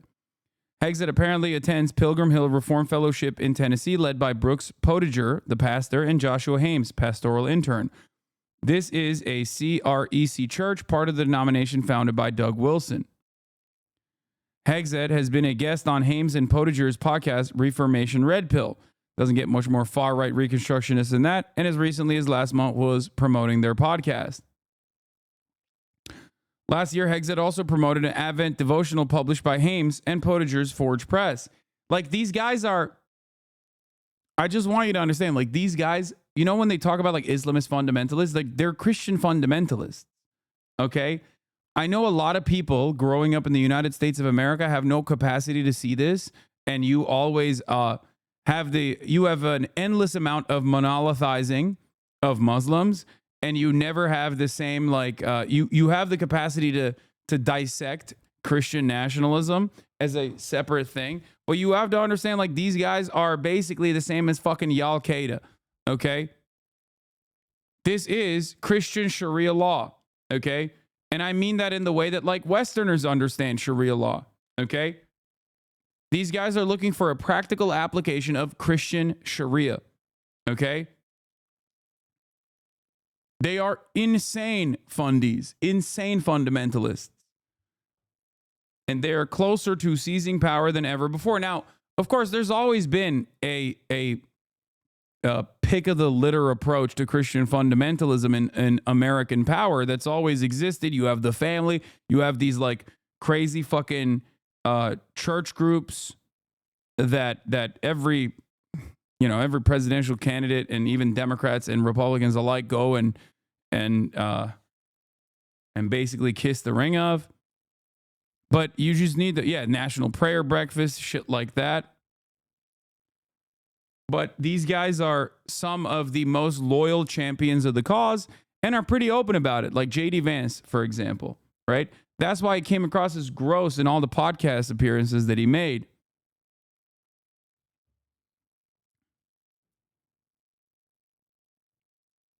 And yeah, they're absolutely fucking psychotic, rabid, monstrous pieces of shit. Could the same thing happen in America when he's talking about Muslim immigration? Okay. With enough leftism and enough time, anything is possible for Islamists. I have reported extensively on Fox News. Certain cities in my home state of Minnesota have started to look much different thanks to the overwhelming and intentional Muslim immigration. What started with good intentions, see Somali Omar in Chapter 1, and peaceful refugees eventually evolved into insular communities, internationally funded mosques, welfare fraud, culture clashes, and radicalization. Then, as Muslims' birth rates have grown alongside their political influence, local tolerant populations have made concessions. Critics are called racist. Crimes are hidden from the public. And the European cycle has begun. Now, every single thing he's saying here is insane, right? It's not correct. There is no fucking like crimes being hidden. Okay? He's just being a racist and hallucinating something that is not happening. But it doesn't matter with enough people who also are, in Reformed Calvinism, what Hexit is, followers believe in predestination, that they are called by God to the afterlife and others are not, no matter what they do. It's extreme and goes far beyond typical American Protestantism, where you can earn the afterlife simply by believing in Jesus. He likely believes in a violent apocalypse-style culling of the masses where most people go to hell. Isn't that crazy? That we have so many prominent, very active, completely insane anime-style religious ideologies in America, and there are tens of millions of people who actively believe in it. And while their numbers are dwindling, their influence at the tippy top has not. As a matter of fact, their influence has become more prominent, I would say, within the Republican Party. That is what's so crazy about this, is that while church attendance is going down, okay, and more people find themselves to be agnostic or atheist and are self-reporting as agnostic or atheist, or not firmly committed to a theoretical or practical application of Christianity, these guys have gained more power, more influence. It is crazy, okay? And when I say anime style, I literally believe it. So many of these guys that are committed believers believe in this like insane apocalyptic notion. Like evangelical Protestants, which we talk about quite frequently, believe that, the rapture is going to happen. And in order for the rapture to happen, the events that must unfold beforehand is that all the chosen sons and daughters of God, Jews, go to Israel and maintain that land so that Jesus can come back to earth and fight the devil and his army in Megiddo. Okay? That is a real thing that tens of millions of Americans unironically believe. Okay? This is why they are very firm and committed supporters of Israel, for the record. If you're wondering why so many fucking anti-Semitic guys in the deep South that are, they got pro-Israel bumper stickers and shit on their King Rancher trucks next to their fucking truck nuts, that is the reason. Okay? Thankfully, we are behind the trends in Europe. Our two oceans, barriers to refugee invasions, and traditional Christian fabric have insulated us well, but we are losing them quickly. American leftists insist on pursuing the very same policies that led to the cultural invasion in Europe.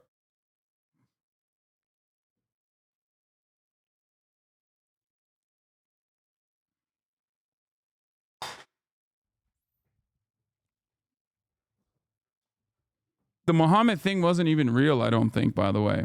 I don't know why they just like ran with that, but who cares?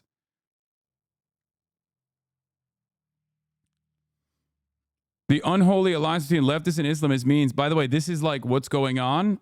Islamagauche in France and Islamofascism in places like the UK, like what they call it, is a total.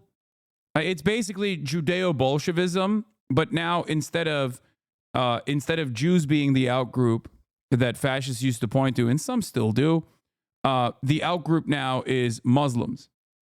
Okay, Islamo-leftism is what a lot of these new fascists push for.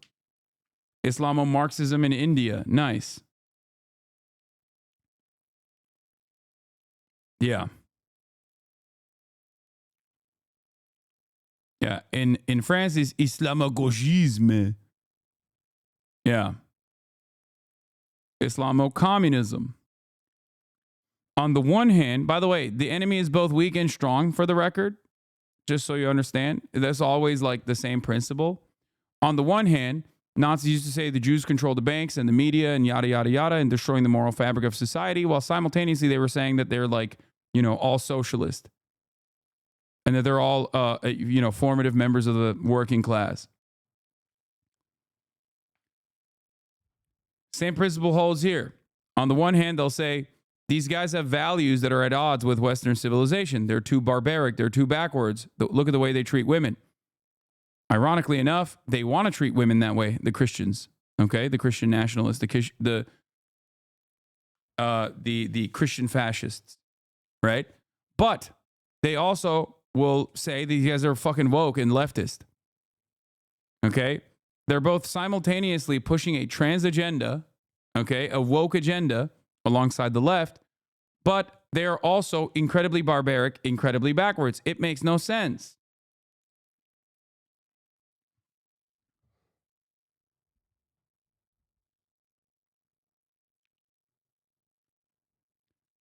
Non-assimilation, the erosion of national allegiance, and the toleration of the intolerable has left the door open for Islamists to establish a foothold in our country. In November 2019, 26 Muslim candidates won elected office in the United States. Muhammad is now a top 10 boys' name in America. What will it be in 2030? Islam equals peace narrative is a naive and cowardly worldview. Just like the Christian crusaders who pushed back against Muslim hordes in the 12th century, American crusaders will need to muster the same courage against Islamists today. Islamists and even mainstream Muslims use aggressive tactics to exploit American tolerance as utter weakness in order to achieve accommodations. We must not only tolerate Islam and Islamists, we must celebrate them, we are told. Hexa complained that Islamists happily exploit the view that celebrates Muslim immigration to seed the West with as many Muslims as possible.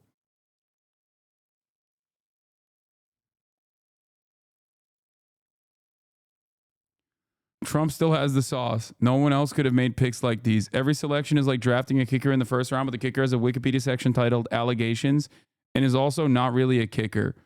Yeah. He's right. He's right. He's going after even a nuttier cabinet than even I could have assumed he would have gone after.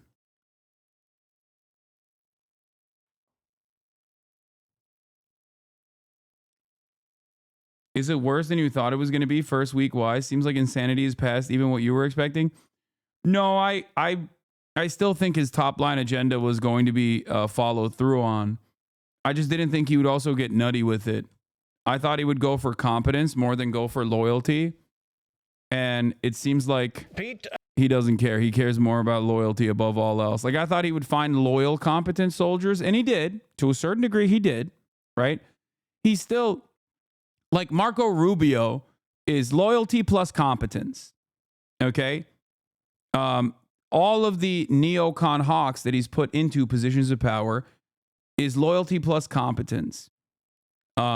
Israel ambassador, Mike Huckabee, that is not necessarily so much loyalty, but that's more so loyalty to Miriam Adelson. Okay. Tom Homan, loyalty plus competence. Right? Pete Hegseth, on the other hand, just loyalty. Matt Gaetz, simple loyalty and control. So there's a lot of picks in there. The new borders are too. No, that's loyalty plus competence. Guys, Tom Homan was the border czar under Obama. Obama gave him a fucking medal, okay? Come on. There's a reason why I fucking shit on Obama's legacy all the goddamn time. The deporter-in-chief over here. He did that shit. Now, the difference between Obama and the way that he directed that fucking thumb versus Donald Trump and the ways in which Donald Trump this time around is going to direct that thumb are different. Obama still did not. Obama still was doing deportations directly at border interceptions rather than mass deportations of people that are living inside of the United States. Right? There is a difference there. There's definitely a difference there.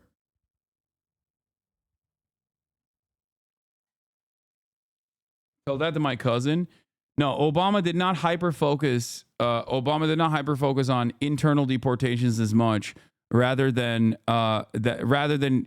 give an unnecessary fucking olive branch to the reactionary right to soothe their bloodthirsty desires to implement a white nativist anti-immigrant agenda.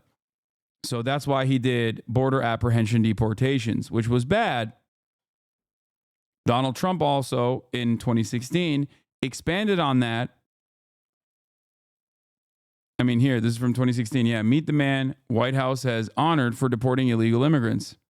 There it is. Homan is the Washington bureaucrat in charge of rounding up, detaining, and kicking illegal immigrants out of the country.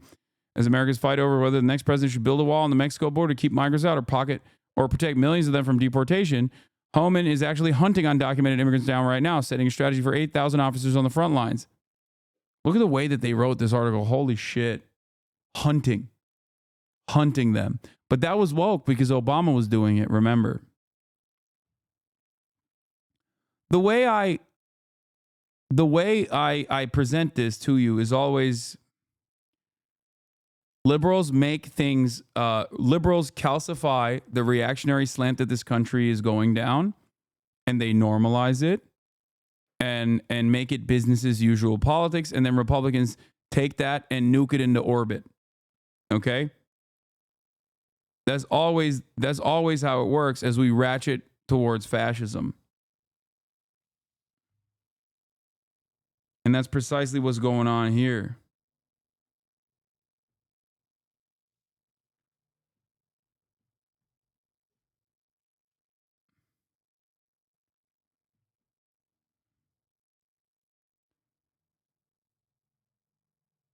Anyway, here's more Hegseth. You're talking about Donald Trump. You're talking about a warrior, which leads me to your book, this new release, June 4th, The War on Warriors Behind the Betrayal of the Men Who Keep Us Free. Explain what all this is about, Pete. Yeah, I mean, I know you have a really loyal audience of patriots, many of which are from military families or have served themselves or just love the military. And they've seen what I've seen, and then I got to do a deep dive on it. Our military is at a crisis moment. That's the reason why the flag on the front of the book is upside down. It's a universal sign of duress. The Pentagon, our military, should be focused on meritocracy and lethality, on holding people accountable and maintaining. Why didn't you vote for Kamala Harris? She said she was going to have the most lethal military. Well, I guess, like I said, the joy candidate should be joyful right now because we will have the most lethal military. You know what I mean? Maintaining standards high. That's the military I was a part of. That's what the military that fights and wins wars. And starting mostly under Obama and now under Biden, social ideologues, political appointees have pushed social justice prerogatives into the military, and generals have let it happen, whether it's women in combat, whether it's climate change schemes, and we're pushing electric tanks right now, whether it's DEI or CRT or trans in the military. It's shocking. I interviewed dozens and dozens of actively serving men and women. Right. Most of them said they had experience with a trans soldier in their unit, which forces everyone what this military.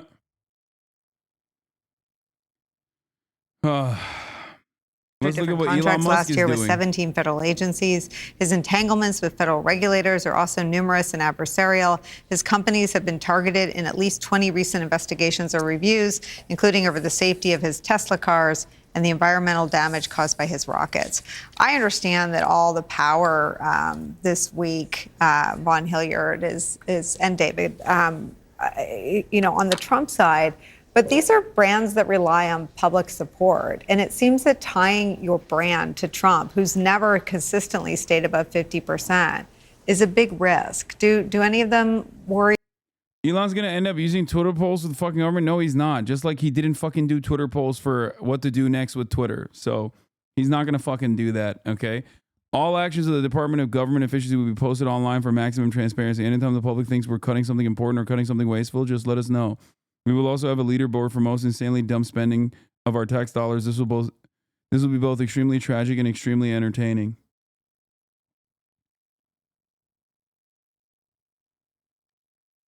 Trump increasing power in the exec isn't fascism. It's necessary for things like nationalized healthcare.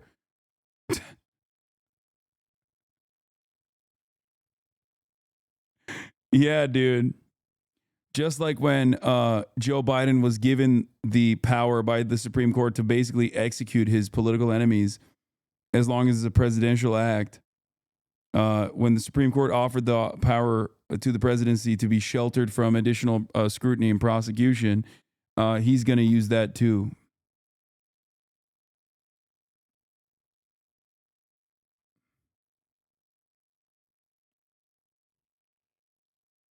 Totally. Bro is a MAGA communist. Yeah.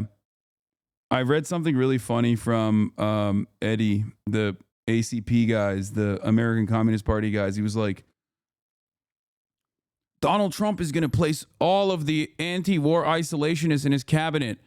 And he's going to do that because prominent MAGA communist influencer Jackson Hinkledink is, well respected within the movement.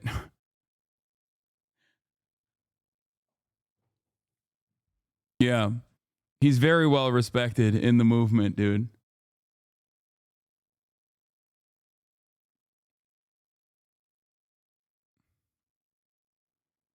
Yeah, we're strengthening authoritarian power, not to do fascism, but instead to do fucking socialism. Yeah, Donald Trump is a secret Maoist, dude.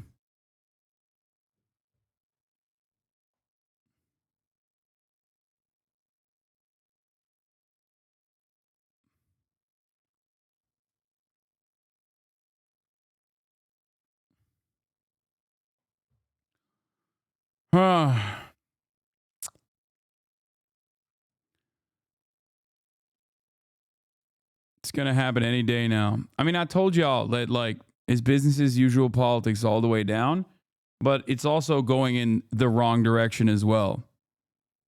In terms of, like, America's foreign policy, I don't think much is going to change. Here, let's see what some other Republicans have to say about this. There's no question he's the leader of our party. So now he's got a mission statement. Representative Troy Nels from Texas. Let's see what he has to say. His mission and his goals and objectives, whatever that is, we need to embrace it. All of it. Every single word. If Donald Trump says jump 3 feet high and scratch your head, we all jump 3 feet high and scratch our heads. That's it. There's no question he's a leader. Nice. This was fun from Financial Times, but let's look at GOP picking Thune to succeed McConnell as Senate leader as the Republican Party tries to desperately cling on to some kind of institutional control by getting an institutionalist on board. Let's see what kind of juice or sauce Mr. Thune has. He's still a demon, for the record. Breaking news on the Senate Republican leader race. It is John Thune of South Dakota. Manu, take it away.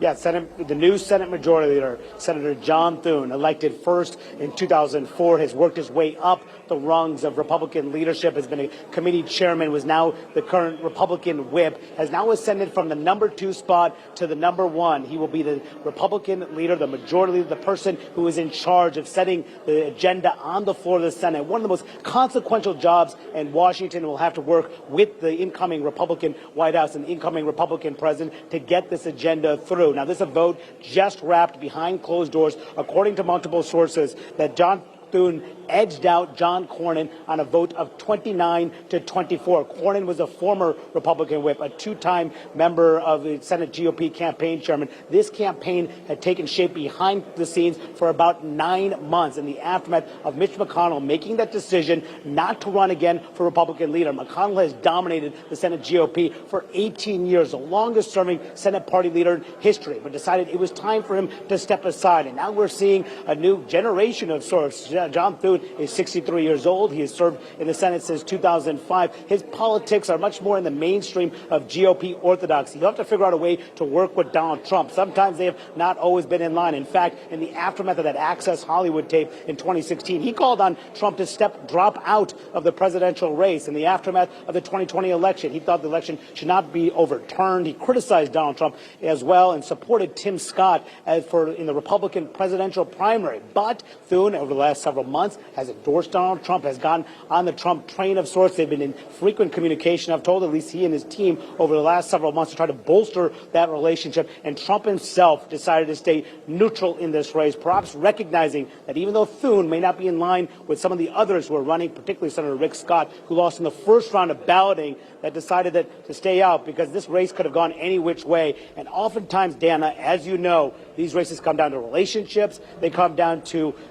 commitments. Hasan, don't you think a militaristic populist cabinet is what the Dems should have done? This is the most populist cabinet in history. I don't agree with what they want, obviously, but damn, do the Dems suck at this? What do you mean fucking populist? Like what? Unless you think like being a pedophile is right-wing populism, what the fuck is populist about these people? What the fuck?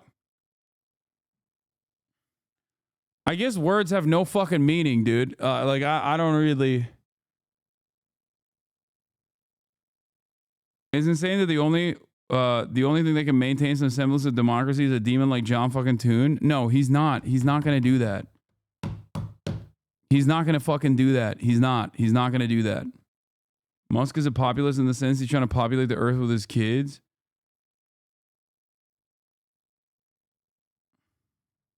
They have made to these members, committee assignments that they may promise, fundraising and the like. So there are lots of different reasons for people to vote a certain way. But this momentous decision. The populist thing that Trump was doing would be to say, no more wars. I'm an isolationist. The non-populist thing that he's doing is immediately picking war hawks into his cabinet as expected. Okay? It's the opposite. He's putting Marco Rubio is not a fucking populist, man. What are you talking about? Like, he's in the Senate Intelligence, or was it Foreign Affairs Committee? The fuck? Yeah, we're going to do populism by bombing Mexico, dude. No, he's doing exactly the same things that he was always going to do, which is business as usual politics when it comes to American uniparty approach to foreign policy. All war, permanent war, no such thing as a bad war. You'll claim that certain wars are bad, but in fact, you'll still continue them because all wars are good. Because war is not being conducted because of some real security interests. In the United States of America, war is not conducted for some liberatory reason, okay? Whether it's a proxy war or any kind of war for that matter. There is no real emancipatory struggle here. Even in Ukraine, where our allegiances are with the side that has an honest and just emancipatory struggle, the goal is not to liberate Ukraine from the scourge of Russian invaders. The goal in Ukraine is to destroy the foreign adversary's military resources while simultaneously churning through and offloading all of our older weapons for the defense contractors. It is to feed the beast. It is to feed the military-industrial complex.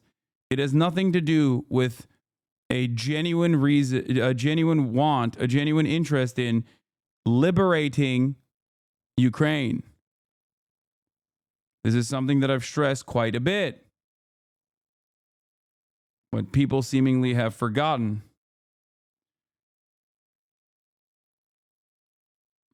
By the Senate GOP picking John Thune as the next Republican leader, the majority leader. This is why I said I don't suspect Donald Trump changing trajectory on Ukraine beyond what is slated to happen anyway, which is that Ukraine's manpower is withering away and the appetite for permanent defense is going away. And the means to engage in permanent defense is withering away. Someone who will decide the party's strategy for the years ahead. So even if there was some kind of what do you call it? Even if there was some kind of like movement in an opposite direction in Ukraine, it probably would have happened by the Biden administration as well, or the Kamala Harris administration if she had won. Military Keynesianism moves in only one direction.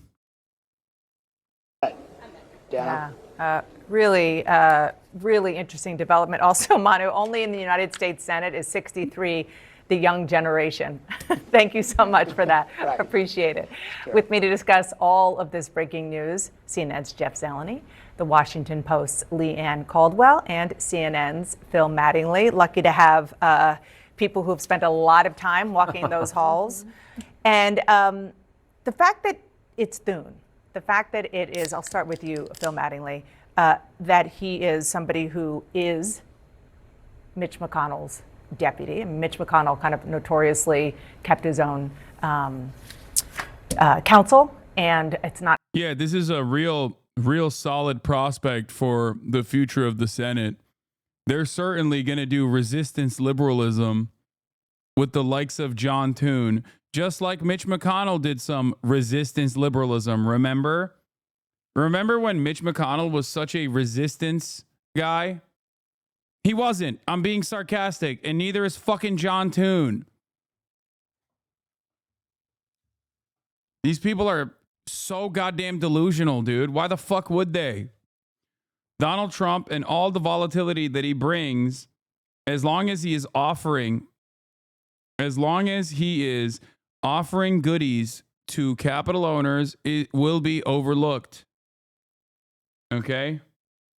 Not necessarily true that, like, I would call John Thune his protege, but he certainly was somebody who was the number two to McConnell for several years. And as Manu just said, not historically a Trump fan all the time. Look, the Senate Republican Conference of 2024 is very different than the Senate Republican Conference of 2017 when Donald Trump last came to Washington. It is much more MAGA. It is much more Trump acolytes. It is many more people who owe Trump at least some credit for their seats. John Thune's not one of them. And that doesn't mean he doesn't support Trump. Particularly, you think about the policy issues that Trump wants to focus on in the start of this term. On tax policy, Thune is always a player on tax policy from the 2017 rewrite. On immigration, they're aligned. But he is not an acolyte, and he is not somebody who came up or owes Donald Trump his career or his pathway to Washington. I think what's most telling about this is we all try and get our heads around what Trump's Washington is now and what it will look like in a couple of months. Is secret ballots matter? And the Senate is still the Senate. Now, the Senate is different than 2017 in terms of the makeup of the Senate Republican Conference, but it is still a chamber that appreciates its independence. It is still a place where there are a lot of lawmakers, and you and all of us can name probably 8 to 10 off the top of our heads, even in the Republican Conference, who you get crosswise with them or their committees or their legislative priorities, and there are going to be issues. And I think the import of this moment is where the House, as we saw this morning, is going to be very much I think it was Troy Niels who said, if Donald Trump tells us to jump, we say how high and then keep waiting for more instructions. The Senate is not going to be as compliant necessarily, and it's going to be a really important working relationship to develop in the months ahead. Jeff, I spoke with a Senate Republican this morning who said that the phone in his office was ringing off the hook with people who were listening to Tucker Carlson and saying, do not vote for the rhinos, John Cornyn or John Thune, because they had deigned to, in some way, shape, or form, certainly more of Thune than Cornyn, criticize Donald Trump at various times over the years. And the fact that John Thune won, and Rick Scott in particular, who was the favorite of Tucker Carlson and Elon Musk and all the people who have been hanging out at Mar-a-Lago, even if it's not Trump himself, only got 13 votes in that secret ballot. What does that tell you? It's a reminder, as Phil was saying, that the Senate is probably the last place that still has some vestiges of the past where personal relationships matter, where there is more of a sense of a decorum, and people are not following the rules and instructions of what folks online are saying, and it backfired.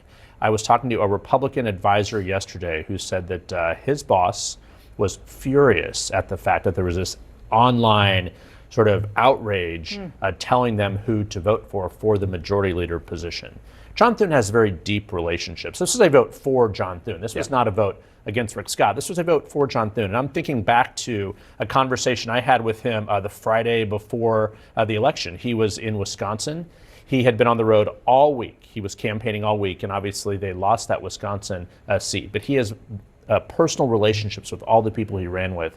But he's probably the least Trumpy of all of them, and he's much more in the mold of Mitch McConnell now. He has a... Yeah, let's not look at Mitch McConnell's track record. Oh, wait, Mitch McConnell was also just as Trumpy as the rest of them. I think these guys they're just like... They're eating the bait whenever like a Republican says, oh man, I don't like that you did January 6th. I didn't like that one bit. It made me scared for a moment when your fans were saying, hang Mike Pence, he's a good man. And then like they're like, oh my God, these guys are leading the fucking resistance charge.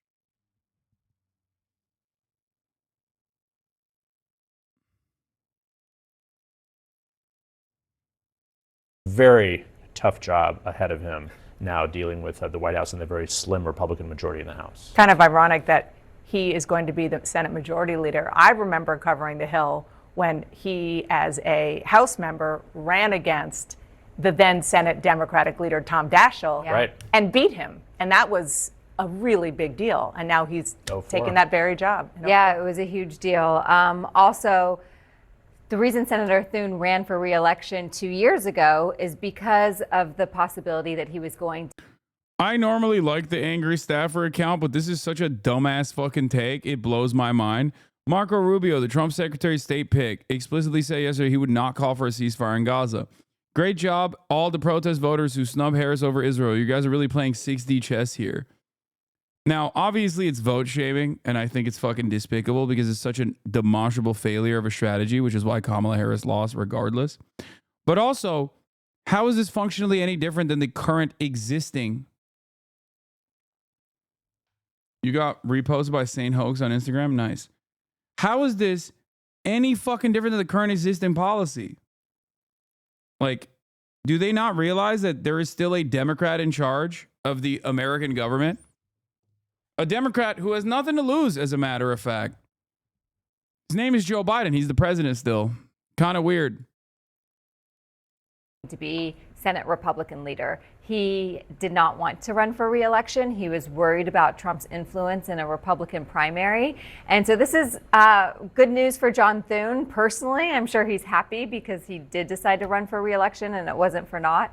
But, you know, senators also remember Rick Scott, and they're still very angry about how he ran the NRSC in 2022. They did not win back the majority, and that's a big reason why Rick Scott is not the most popular senator, despite what the MAGA crowd was thinking. And so I think the most important thing that you said is it was a secret ballot. I am very skeptical that they are going to buck Trump and MAGA on anything that is public.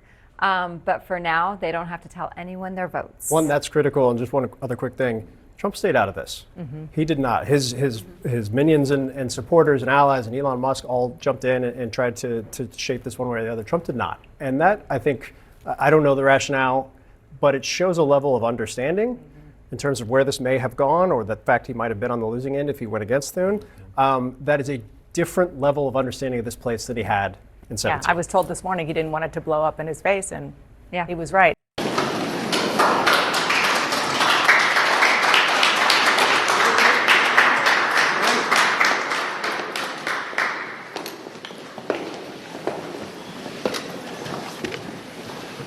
We have the team assembled.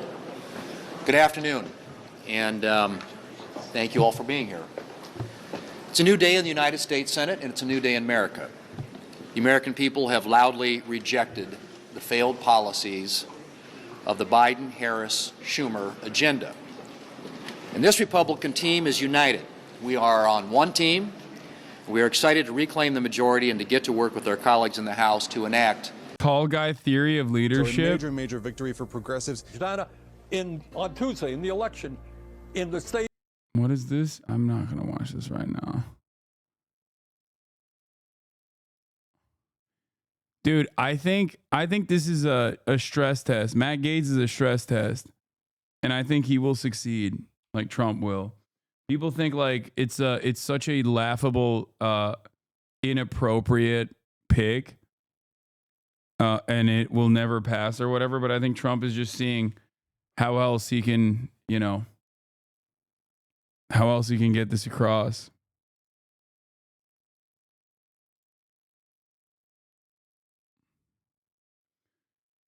Gaetz voted against the Bipartisan Anti-Semitism Awareness Act, which passed the House by 320 to 91 majority because he said it rejected the Christian gospel that Jews killed Jesus. Dude. Wrong reasons. Like the absolute dumbest reason. President-elect Donald Trump raised eyebrows Wednesday when he announced the nomination of Matt Gaetz. Gaetz, who's currently under investigation by the House Ethics Committee for sexual misconduct, faced backlash earlier this year when he explained his vote against a bipartisan bill aimed at addressing rising anti-Semitism in colleges and universities by invoking an anti-Semitic falsehood that Jews kill Jesus. I think it was Marjorie Taylor Greene that said this as well, which is so fucking insane. The Anti-Semitism Act, which would require the Department of Education to use the controversial International Holocaust Remembrance Alliance definition on anti-Semitism, which classifies most anti-Zionism as anti-Semitic when investigating allegations of discrimination. It passed the House in May 320 to 91. Remember that, by the way, 320 to 91. Now, this definition, the guy who fucking wrote it does not think that you should use when you're governing, okay? The guy who fucking wrote the definition was like, you should not use this for any kind of governance. That would be unimaginably restrictive for the values of free speech. Now, you could have just said that. You could have been like, this is America. We have free speech. This is far too expansive. Okay? This is far too expansive to apply for no particular reason. Okay? And it would go against our Constitution. But no, these guys have to be like, no, I'm actually anti-Semitically refusing to vote for this.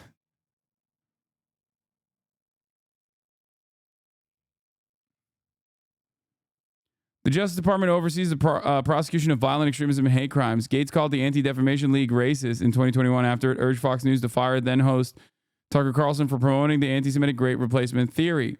In 2019, remember when ADL cared about that sort of stuff, by the way? That was pretty funny. Remember when the ADL was like, oh, the great replacement theory, the idea that like unlimited migration is happening because Jews are making it happen And the ulterior motive there is to destroy the fabric of Western civilization. ADL used to at least aesthetically care about shit like that. Okay? You know, pre-October 7.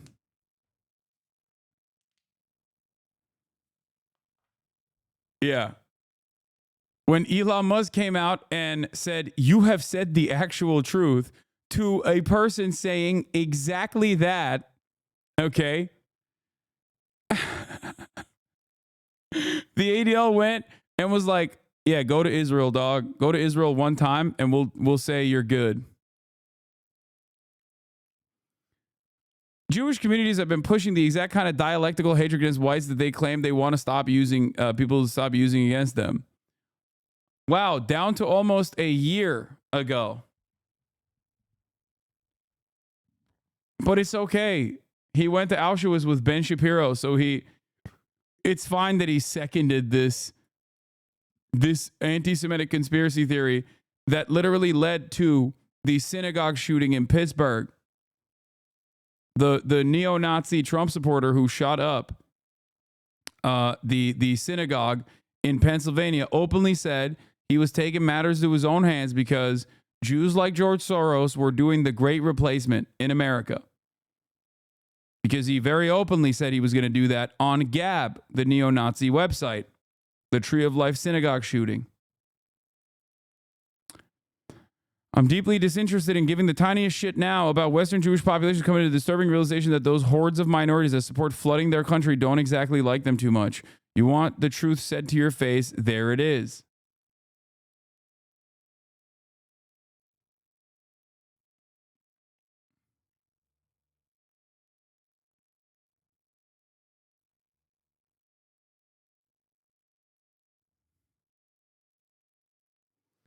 It's crazy stuff. He said, "You have said the exact truth." Yeah. Anyway.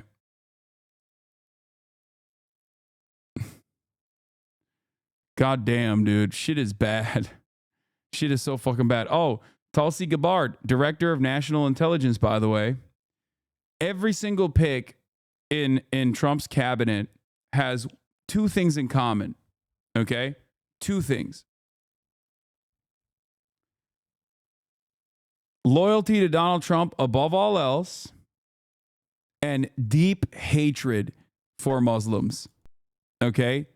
Those are the two uniting principles for every single person, regardless of their fucking background. Every single person in his, gallery of grotesques have an insane fear of, Islamo-leftism, okay, and loyalty for Donald Trump above all else. They might have some disagreements, but they agree on those two principles. Let's put that aside. Can you believe Pete Hegseth is going to be the next Secretary of Defense? So I had a hard time wrapping my head around it last night, and now I love it. And then as I was wrapping my head around it, mostly thinking about how I can benefit from it, can I use this plane to go somewhere? No. No is the answer. No. I've been told that already. And then they hit me with Gates, and I'm starting to understand Greg's pirate analogy. And it reminded me of the 92 Dream Team. Remember, Harold? I do. When they assembled Magic, Mike, and Larry into one team, and no one's ever thought about that before. And now this is what you're looking at. You're looking at the Dream Team. They're assembling a constellation of stars, which I happen to know intimately. And I've never been this excited before. I am so excited for this country, not for me personally, although that's there. I'm just so excited for the change that we're going to see in the next 4 years. Oh my God. Fucking nightmare, dude. Dream Team, the nightmare team, is so bad. How is Jesse not in the admin? Too many women in the admin. They were worried.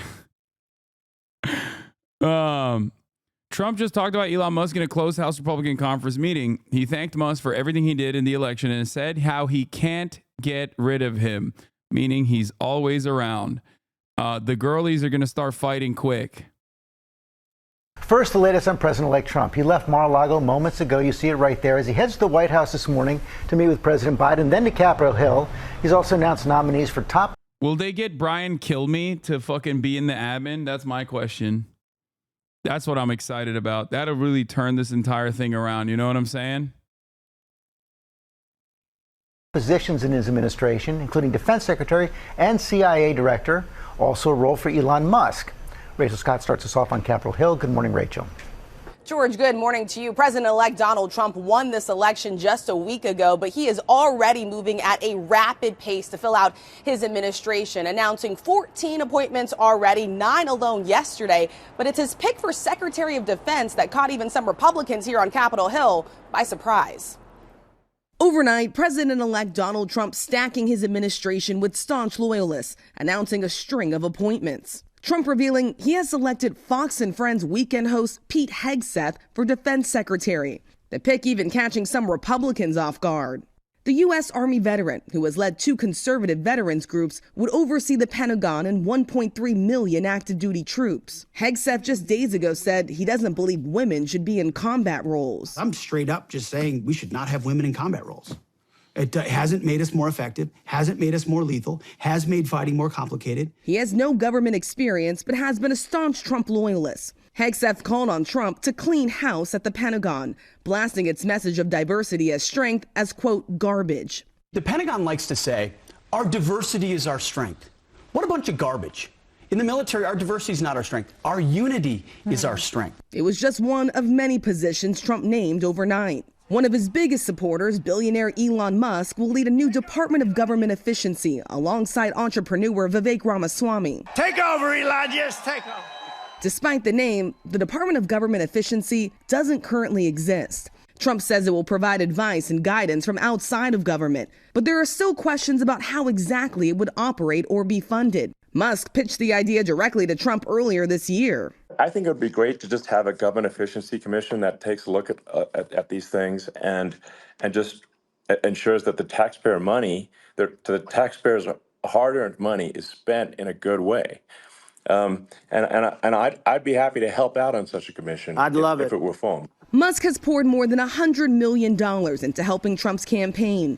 And sources tell ABC News he has been at Mar-a-Lago nearly every day since Trump was elected, listening in on calls with foreign leaders and weighing in on staffing decisions. Musk even traveling with the president-elect this morning to Washington, D.C., ahead of Trump's meeting at the White House with President Biden. And as Trump promises to overhaul U.S. intelligence agencies, the president-elect announcing John Ratcliffe, his former director of national intelligence, who served as a fierce loyalist in Congress, will serve as CIA director.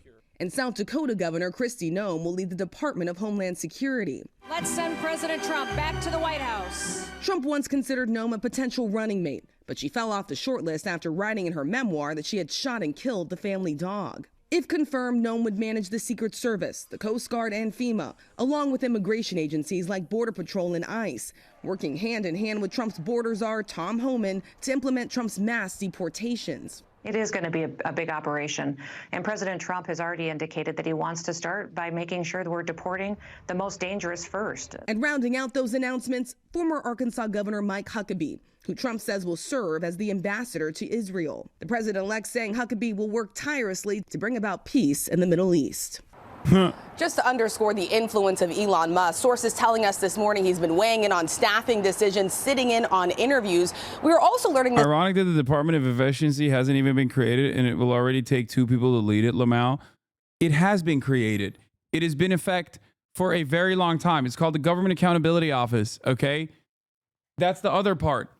That's what is so fucking ironic about this situation is that there is a Department of Efficiency within the confines of the federal government. It's called the Government Accountability Office.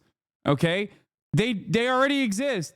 So it's unironically incredibly inefficient to create another fucking department.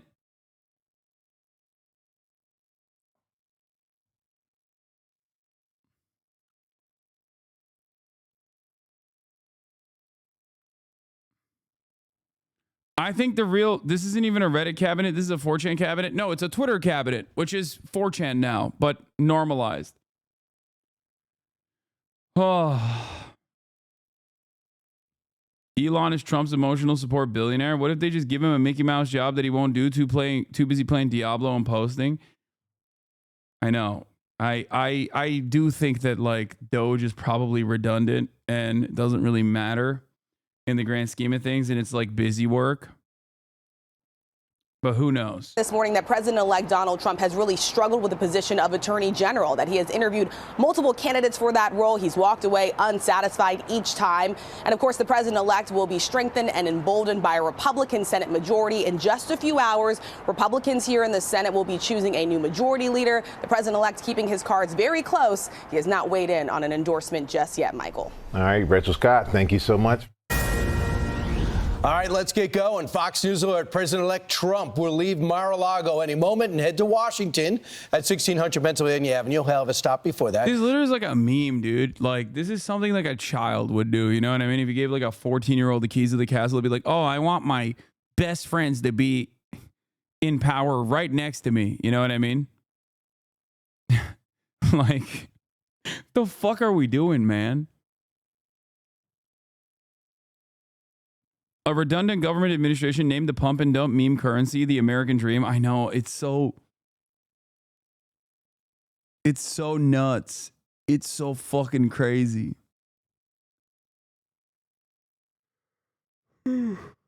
First, he is going to meet with President Biden, the first time they've met since Trump's historic election victory. That's right. Meanwhile, Trump's incoming cabinet is taking shape by the hour as he appoints some very familiar faces in key roles for his second administration. And on Capitol Hill, Senate Republicans will hold a vote on the upper chamber's new leadership. Senator Scott, Thune, and Cornyn all competing for that job.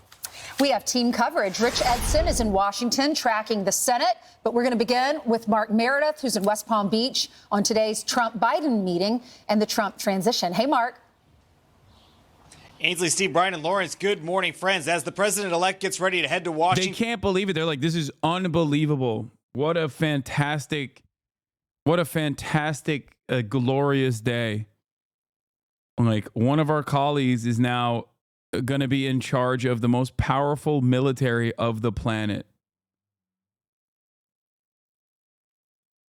Night of the Long Knives 2.0. Yeah, but like not going to be as violent, obviously. Trump's team drawing up list of Pentagon officers to fire. Yes, he wants to fire all of the military generals and Pentagon officials that are disloyal to him, okay, that have not been sufficiently loyal to him. And then he's going to put into positions of power generals that are loyal to him. This way, you know, no fear of a coup, even if there was ever really a fear to begin with. I don't know.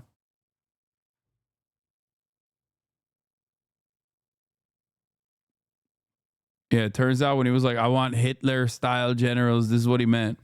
President-elect Trump choosing Mike Huckabee for the job of U.S. ambassador. Oh, wow. Look at CNN. Let's see what CNN has to say about this.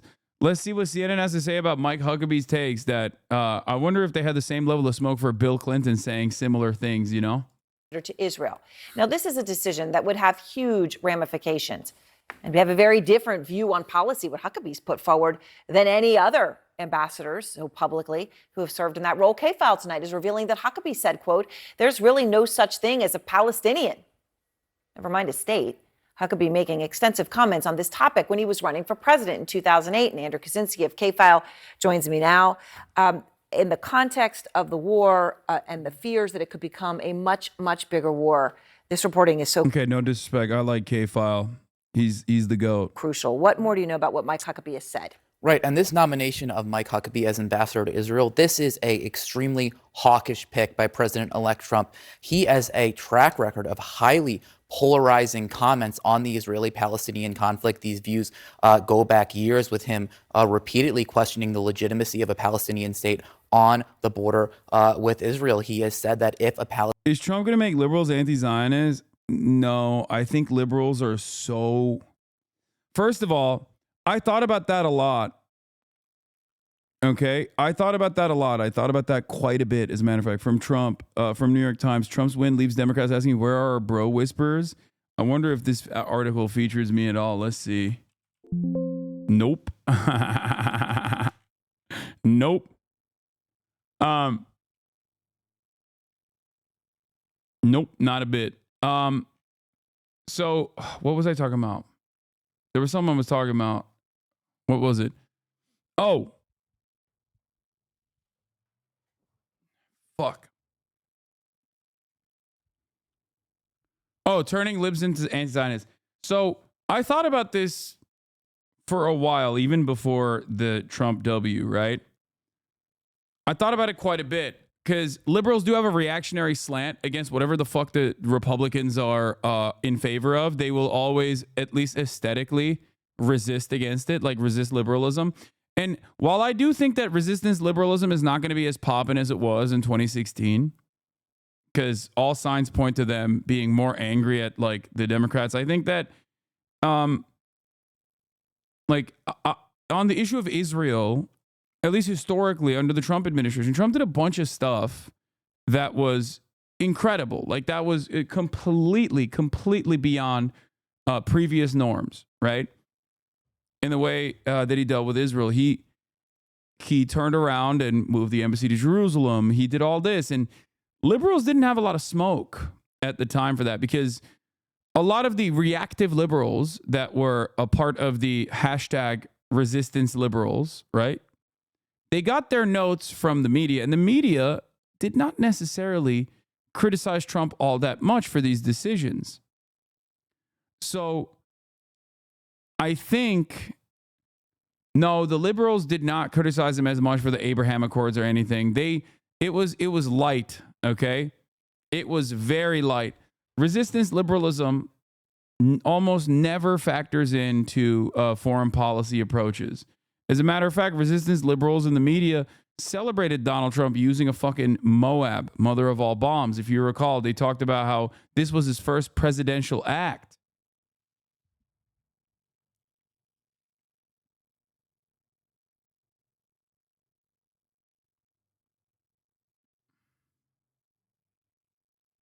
So I think they pick and choose. They pick and choose. Like they got mad at him with like the MBS stuff for sure. But that's Saudi Arabia. You know what I mean? That's different. Whereas, like I said, they didn't have that level of smoke for like the Israel stuff that he did. And I don't think they will, but we shall see.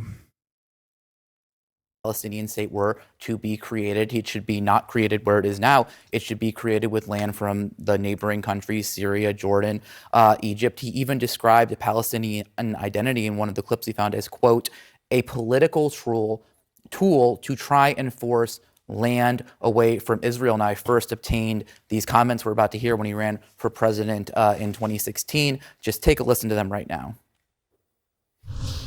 Basically, I mean, there really is no such thing as, and I have to be careful in saying this because people will really get upset, there's really no such thing as a Palestinian. There's not.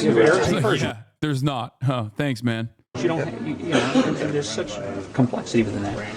There's really no such thing.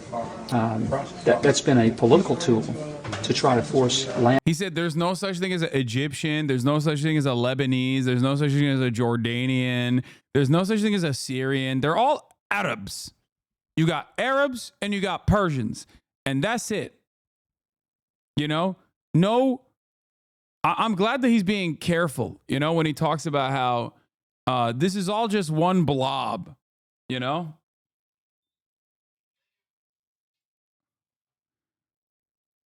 Huckabee's a pan-Arabist. Like, yeah, guys, he's an anarchist. He just says no borders, no masters, you know? That's what he's saying. There should be no borders whatsoever. Except he's not saying that. He is a fucking freak. Land away from Israel. I mean, just obviously hugely significant. You're talking about he would, if anything, take land from neighboring countries. Obviously, the clear implications there would be for Israel to annex the West Bank, which is obviously seismic, if true. Andrew, obviously, this isn't the only time Huckabee has talked about this issue. I mean, this is an issue that he feels is deeply personal. That's right. That's right. He takes trips to Israel. This goes back all the way, to 2008, where we played that initial clip from. But this is a position that he has consistently had. It is far from the only time that he has said it. He has said consistently that he opposes a two-state solution. He has said, quote, "There's plenty of land outside Israel and the rest of the world for a Palestinian state." Take a listen to him going a little bit further on that in 2015. The two-state solution, if we mean two governments holding the same piece of real estate, is irrational and unworkable. If there is a two-state solution, the Palestinian state needs to be outside the boundaries of the nation of Israel. There's plenty of land in the world that we could find a place and say, okay, let's create a Palestinian state. So we did reach out to Huckabee personally. We reached out to the Trump transition, and we asked them if he stood by those comments. We didn't hear back from either of them, so it's going to be interesting to see how. Forcible ethnic transfer, dude. Yeah, put him up in concentration camps and put him on trains, okay? That's right. Put him on a choo-choo train ride out of here. Am Israel high? A land without people for a people without land. You're telling me now that there's people there? Okay, well, we'll send them to, I don't know, Madagascar. There was another political operative that had similar opinions to myself that he wanted to send the Jews there, but instead we should send the Palestinians there, which is what I would say if I recognize Palestinian as a separate national identity. I don't.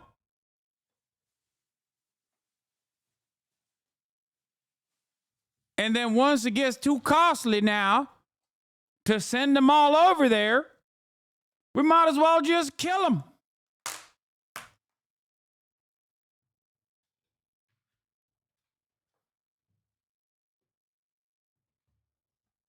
How is it any different than what Bill Clinton said? Brother, it is not. American foreign policy is uniparty, okay? One party, singular. That's it. I got to eat this as fast as I can before Rashida Tlaib comes on the stream because I don't want to be eating in front of her, but I'm starving. Fuck.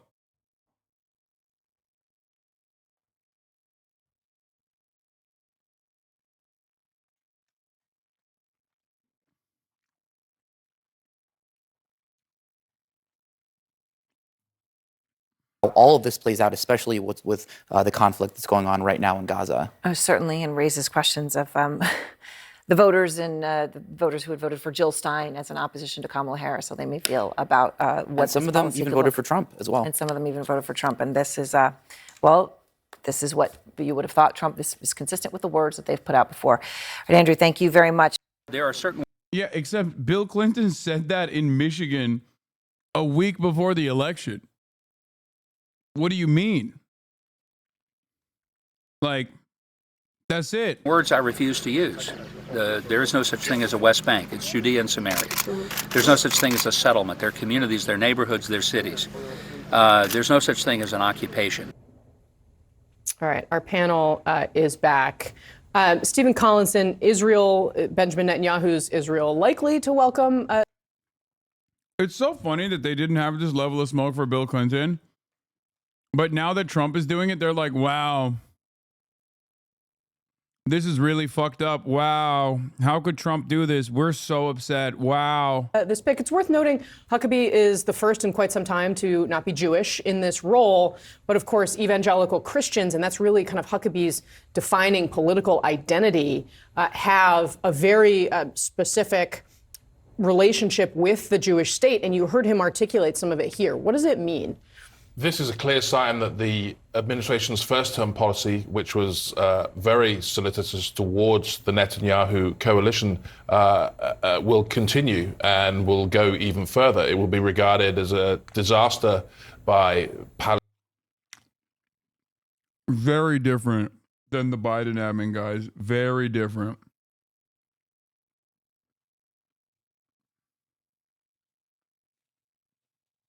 Wait, whoa. We got update.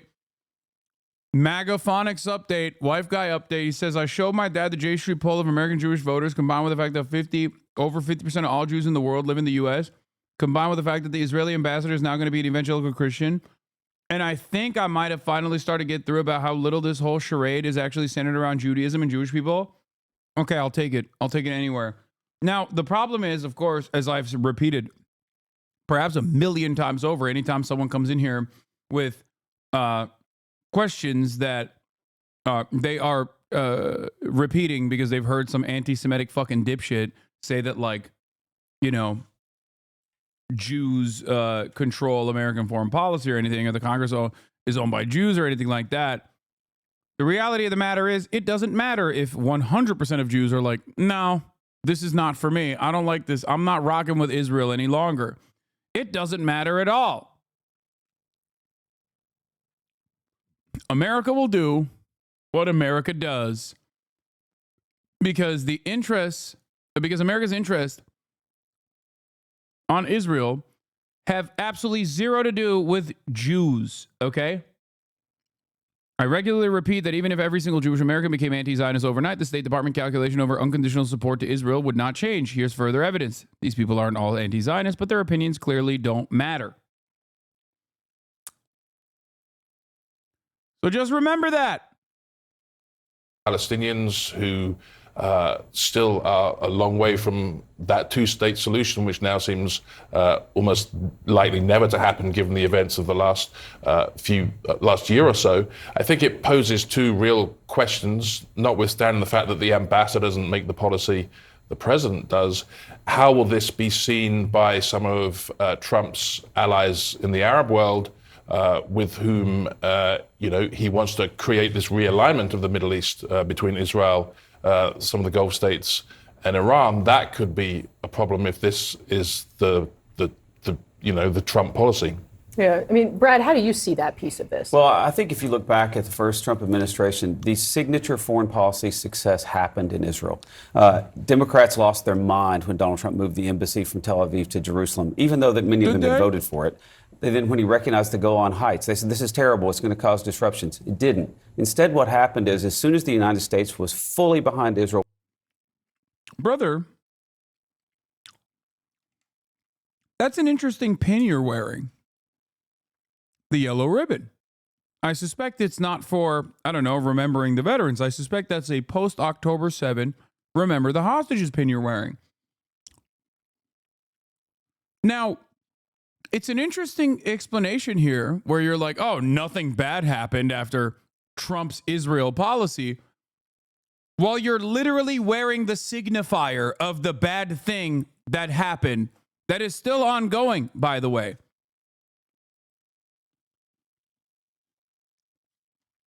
Interesting assessment while wearing the yellow ribbon pin.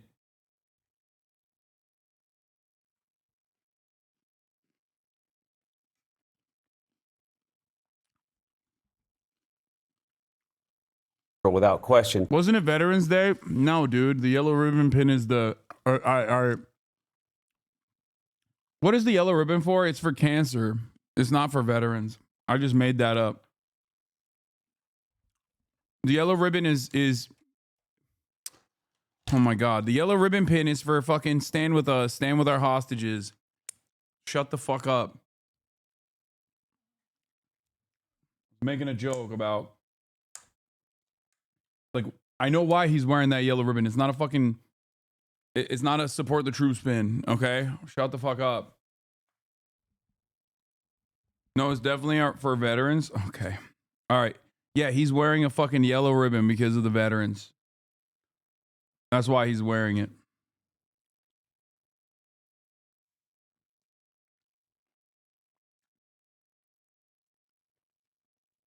We got the Abraham Accords and a lot of Arab nations making peace with Israel for the first time. I think that Donald Trump has figured out the code on this. The United States has to stand with Israel and make it completely clear it stands with Israel, and then things will begin to take place and work out in the Middle East. I think it's a good pick. Mike Huckabee spent a ton of time in Israel. He has a lot of relationships there. I think it's a good pick. Well, one thing I wanted to add is, Trump is doing exactly what he said he was going to do, which is that he wanted Netanyahu to escalate the conflict, not de-escalate the conflict. And there's going to be a lot of potentially civilian casualties if that happens. And if you see that happen, you're going to see this become even more of a fight on the left part of the Democratic Party. I think that's true, but I also think it will be, if the violence continues to unravel. No, Joe did not get fucking played by BB. He knows this is what was going to happen. He doesn't care. He likes it. Please, make no mistake. Joe knows exactly what the fuck's going on. President-elect Donald Trump has promised to make the armed forces less woke, as the term goes, by eliminating diversity training and firing any generals that he believes are supporters of a woke military. Now, as commander-in-chief, he already has the power to fire any general he pleases. So which are the woke generals? A draft executive order reportedly shows how he might identify those generals. According to the Wall Street Journal, Trump's transition team is... By the way, before people get lost in the sauce about the fucking optics of the yellow ribbon pin or whatever the fuck, my point is the things that he claimed Donald Trump wasn't doing, or the reaction to Donald Trump's actions, that assessment is incorrect.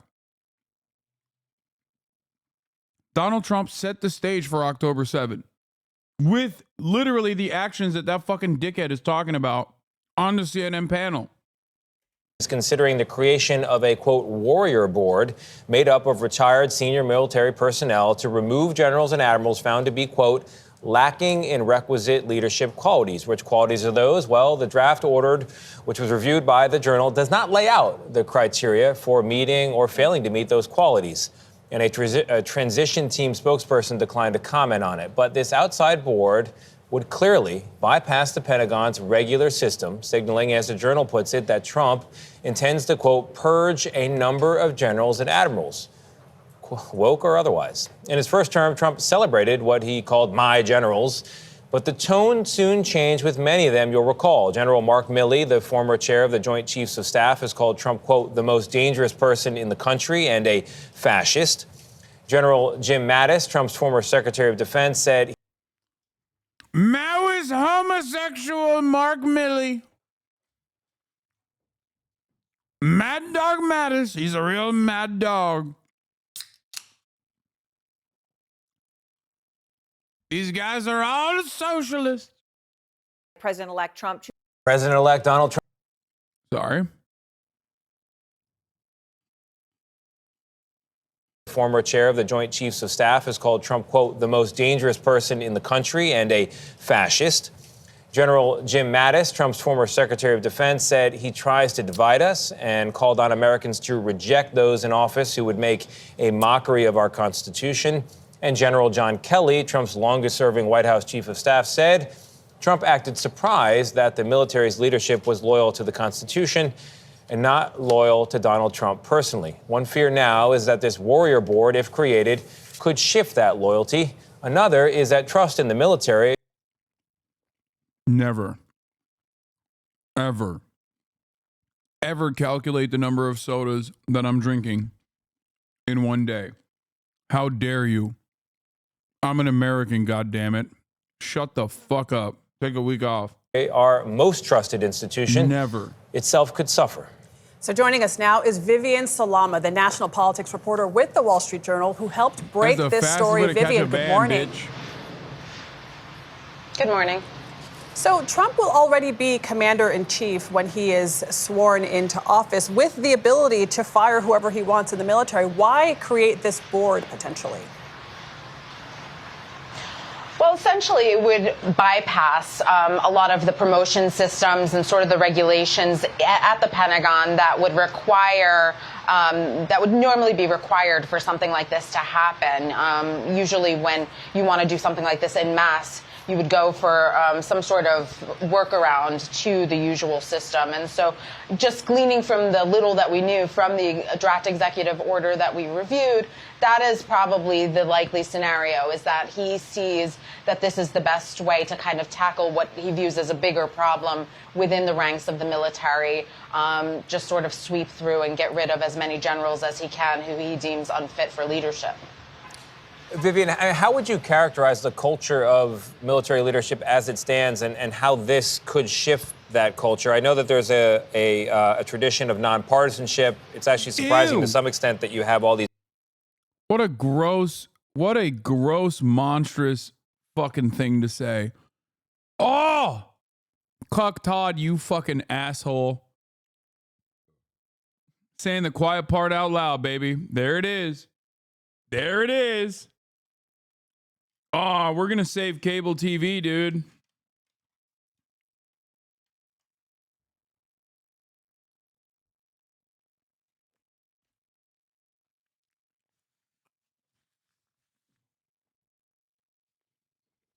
Nice.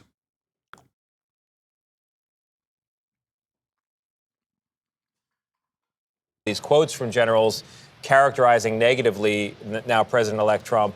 But how might this warrior board change things from where they are to where Trump wants them to be? So this is something that the transition team, the Trump campaign, and certainly Donald Trump himself has talked about for quite some time. You just previewed talking about how he's criticized the sort of, quote, wokeness of the military. But really what the executive order, the draft executive order says is that they're looking to tackle anyone who's not fit for leadership. They would go after 3- and 4-star generals to try to figure out how they can streamline and better prepare the military to focus on, let's say, their tasks of going to war, protecting the country, and not be bogged down by politics or any other partisan-related things. Now, ironically, there's been criticism against Donald Trump that he has tried to... Don't be bogged by partisan politics. And instead be bogged fully by loyalty to me. Fealty to the dear leader. How fucking insane. Fealty to dear leader.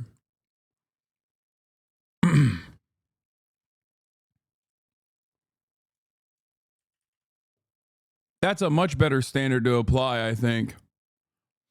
Remember, these guys are always like, oh, no more DEI. Unless it means, like, you know, getting people who are nice to me in positions of power. Some real brown nosers. Politicize certain branches, certain departments in government, and certainly the military was one of... There's also nothing funnier than the complete hallucinations of Republicans that there are somehow woke military generals. Like, have you ever met a fucking military general? Like, what do you mean woke military generals, dude?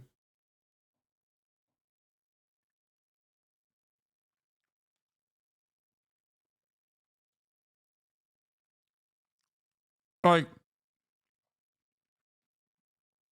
you're looking at fucking Raytheon sales executives named Spider Rapist Marks and fucking people like Mad Dog Mattis, and you're like, wow, these guys are real fucking woke, dude. Like, what the fuck? Like, I know Mark Milley once said, like, you got to read Mao Zedong to understand the enemy or whatever the fuck. And it's like he's not woke, dude. Are you fucking stupid?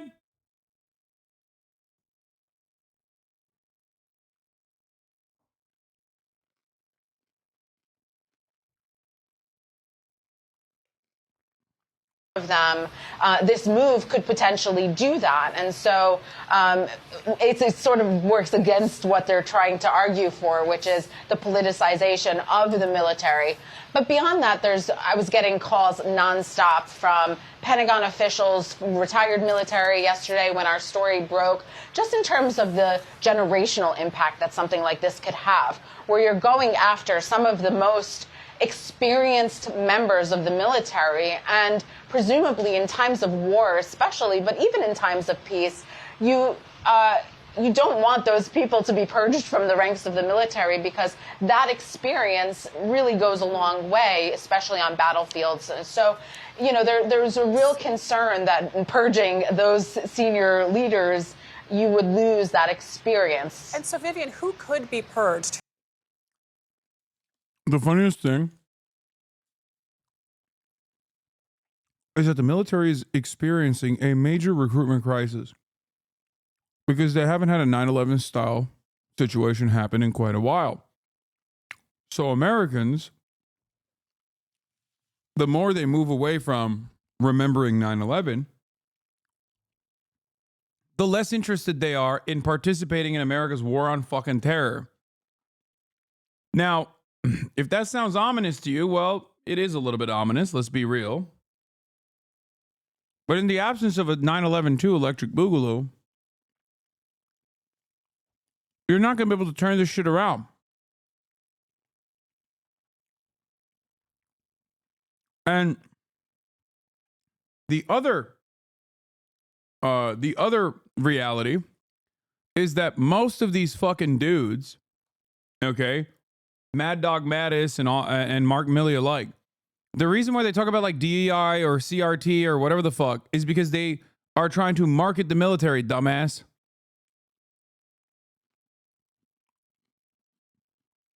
Because of the crisis in recruitment,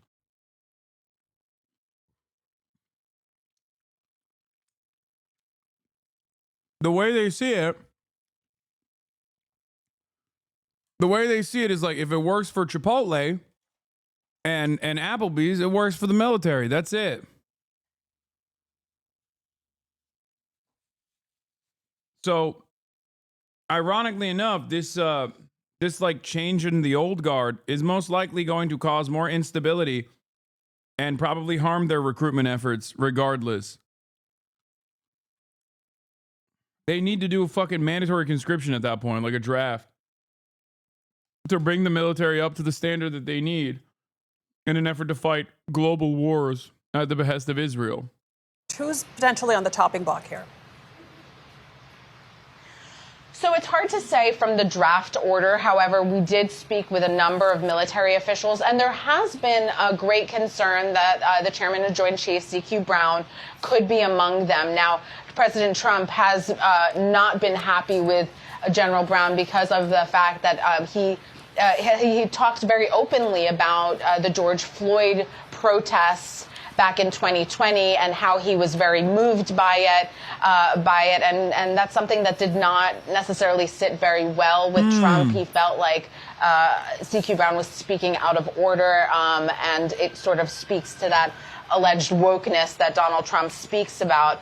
And this is troubling a lot of people because CQ Brown is one of very few people of color in the highest ranks of the military right now. And the idea that he could somehow be a target to something like this warrior board really feels unsettling to a lot of people in the military, where they have been pushing for greater diversity, particularly in the highest ranks, those 3- and 4-star generals. Yeah, we don't want to see this politicize the military. The last and most trusted institution in America, more than 60% of people saying they have at least a great deal. Everybody knows being black equals woke, chat. Come on. You know, that's what that means. DEI equals black, dude.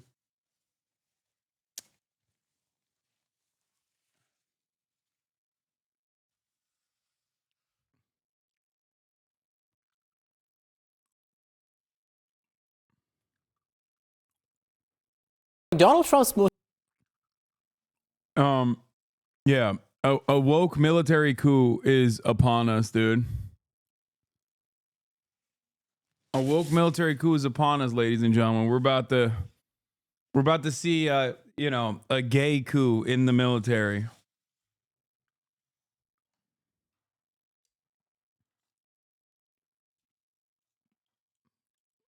Your nephew went to therapy today, W nephew? Wait, really? most loyal supporters expect him to honor one of his campaign promises to pardon January 6th rioters. But that could upset some voters and even some of Trump's allies. CNN senior correspondent Donnie O'Sullivan with the latest. Today was amazing. Woke up with the president of the United States, the rightful president, back in his spot. And today, after 828 days, we're going to pop some champagne and raise a glass to President Trump. This is the mother of Ashley Babbitt, the rioter who was shot and killed by Capitol Police on January 6. Mama Mickey. Oh my God, Donald Trump's gonna do some fucking heinous shit. He's gonna do like an Ashley Babbitt Remembrance Day. I just got a premonition, dude. It just lasered me in my brain.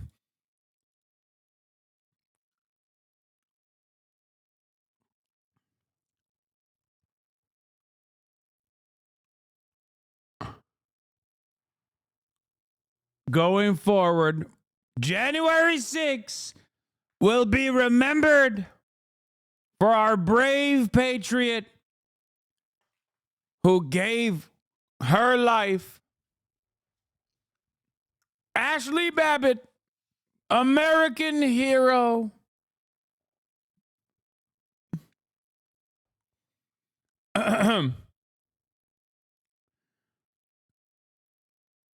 Yes, Rashida Tlaib is going to be on right now. Hold on.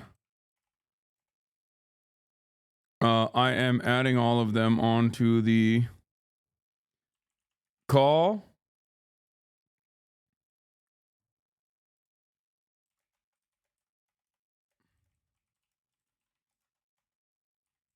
I'm going to call in a second.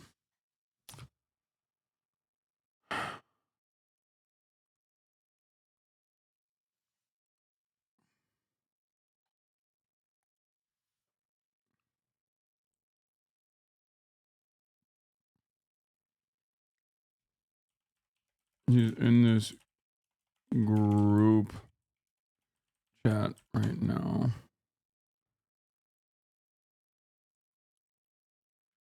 Yeah, I got the toothpick in my mouth because I want to be cool when talking to Rashida.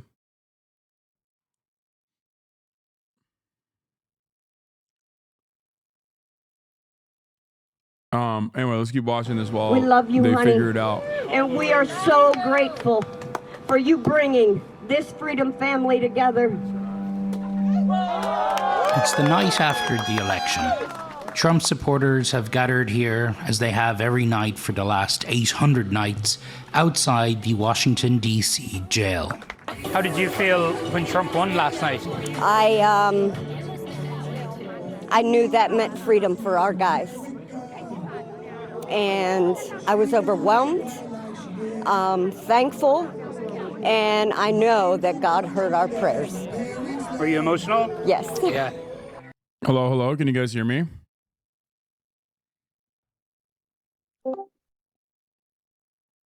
Okay, Annabelle, you're on. Victor, you're on. Rashida is the only person who we do not have on right now. I believe she has muted herself. Can you guys hear me? Hear you. Yeah, we can hear you. Okay, I can hear you guys and I can see you guys. Rashida Tlaib is not only muted, self-muted, but also it seems her camera is not functioning right now. It's just loading in. It might be best to turn it on and off, the camera, I mean, if you click on the turn off camera button.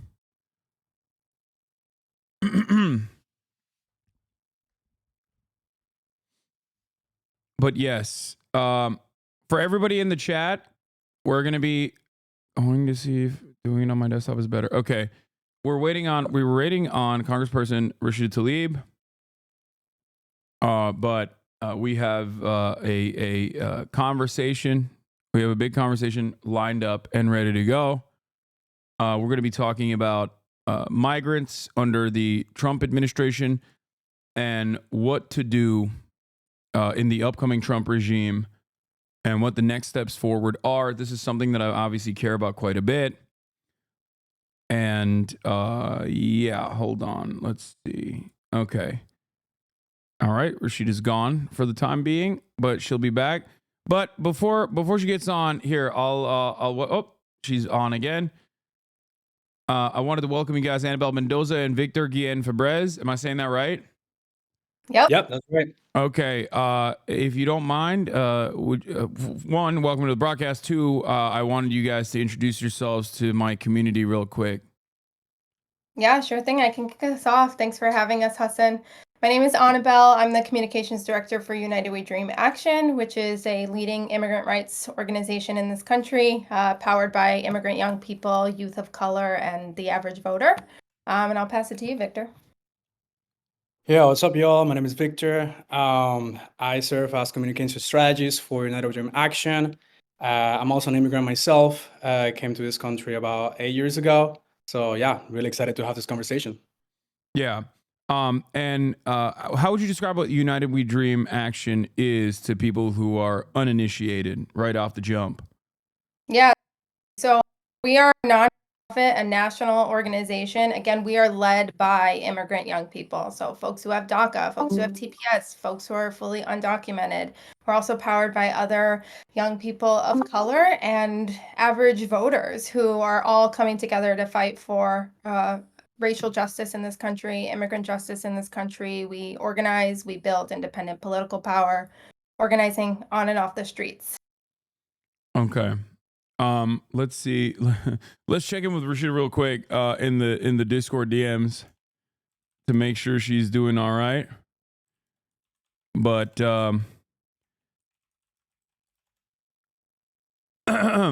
okay.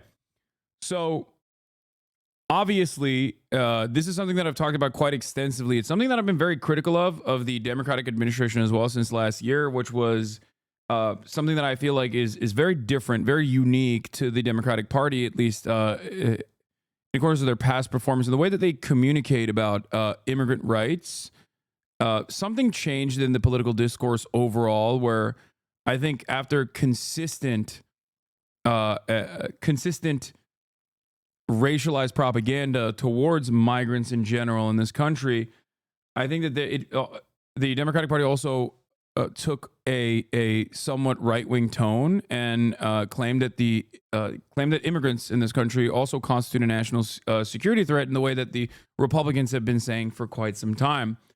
Now, of course, this is not. This doesn't correspond to reality. There's no data to show that undocumented immigrants are responsible for a large share of the crimes that happen on U.S. soil. As a matter of fact, the only data that is readily available is the exact opposite, that undocumented migrants are responsible for a smaller percentage of crimes than natural-born U.S. citizens are.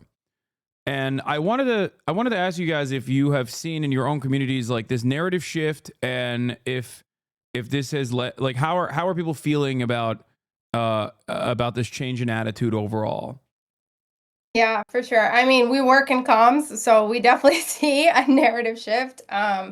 And it's kind of hard not to see that shift. And we've seen it gradually take place over the past several years. I think at the end of the day, though, like our community is rooted in our people. We know that there isn't going to be a politician out there who is coming to save us on either side of the aisle. That's not what we've ever been about.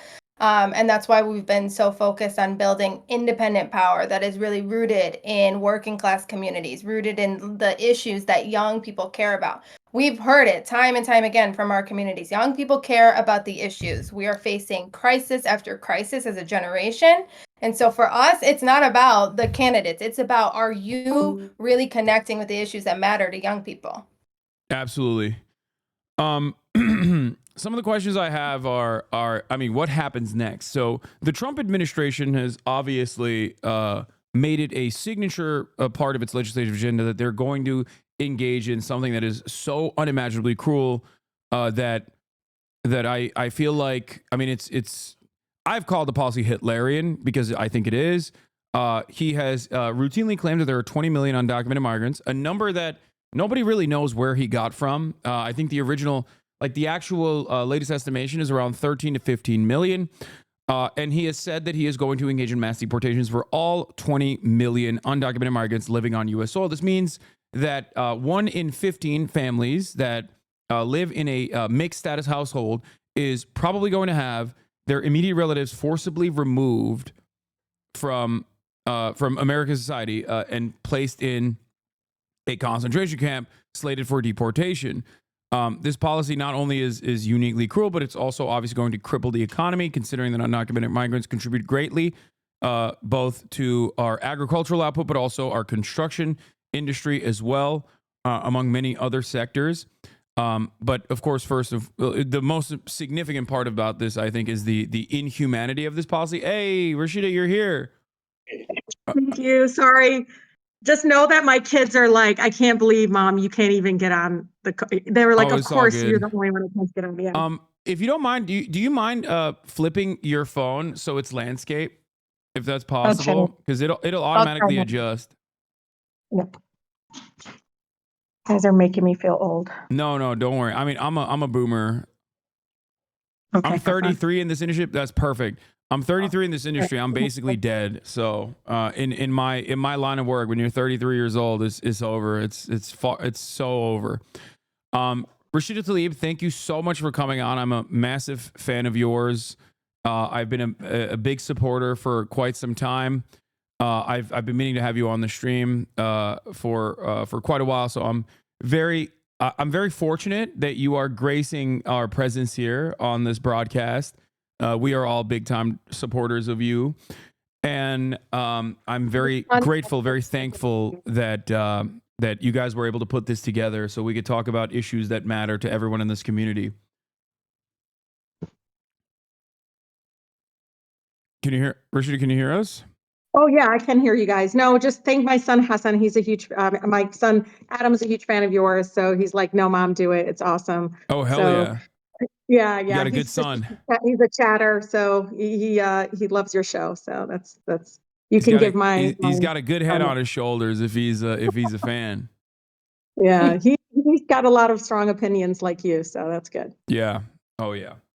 Well, strong opinions are needed. So now that Rashida Tlaib is here as well, I guess the question is, what can Congress do, or are there any plans of action in order to protect undocumented migrants and migrants across the board in the United States of America? And what are some of the perceived threats that the Trump administration has signaled thus far in terms of how they are going to tackle this, what I call non-issue that they consider to be a major issue? Did you want me to go for it? Or you yes, guys got please, Congressman. I mean, so one of the things to know is, I mean, of course, you hear the term mass deportation. Just know this: under, previous administration, when he was there, he was separating families. You saw the increase actually of private detention centers grow. You can hear sometimes, as a former immigration attorney, we always hear, well, how many number of beds are they increasing in these detention centers? That's always a clue whether or not, again, Democrats and Republicans both alike have done this, Hasan. So it's not just one party or the other. But one of the cruelest things that I think the incoming president did under his administration, under the same names that you hear, Stephen Miller, Homan, all these folks who, even Homan came before our committee and testified, is this idea, let's just take their kids and put them somewhere else when they come across, so then they will never come back. Like, it was awful, because even some of the children were sent from the border to Michigan, and some of which to this day have not been able to reunite with their parents. I just can't imagine. Now they're in foster system. It's just so cruel and inhumane. The other important thing that you should know too is, so there's a whole process right now. Again, applying to asylum is very much legal.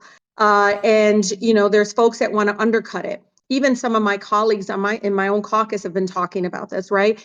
But at the same time, and United We Dream will tell you this.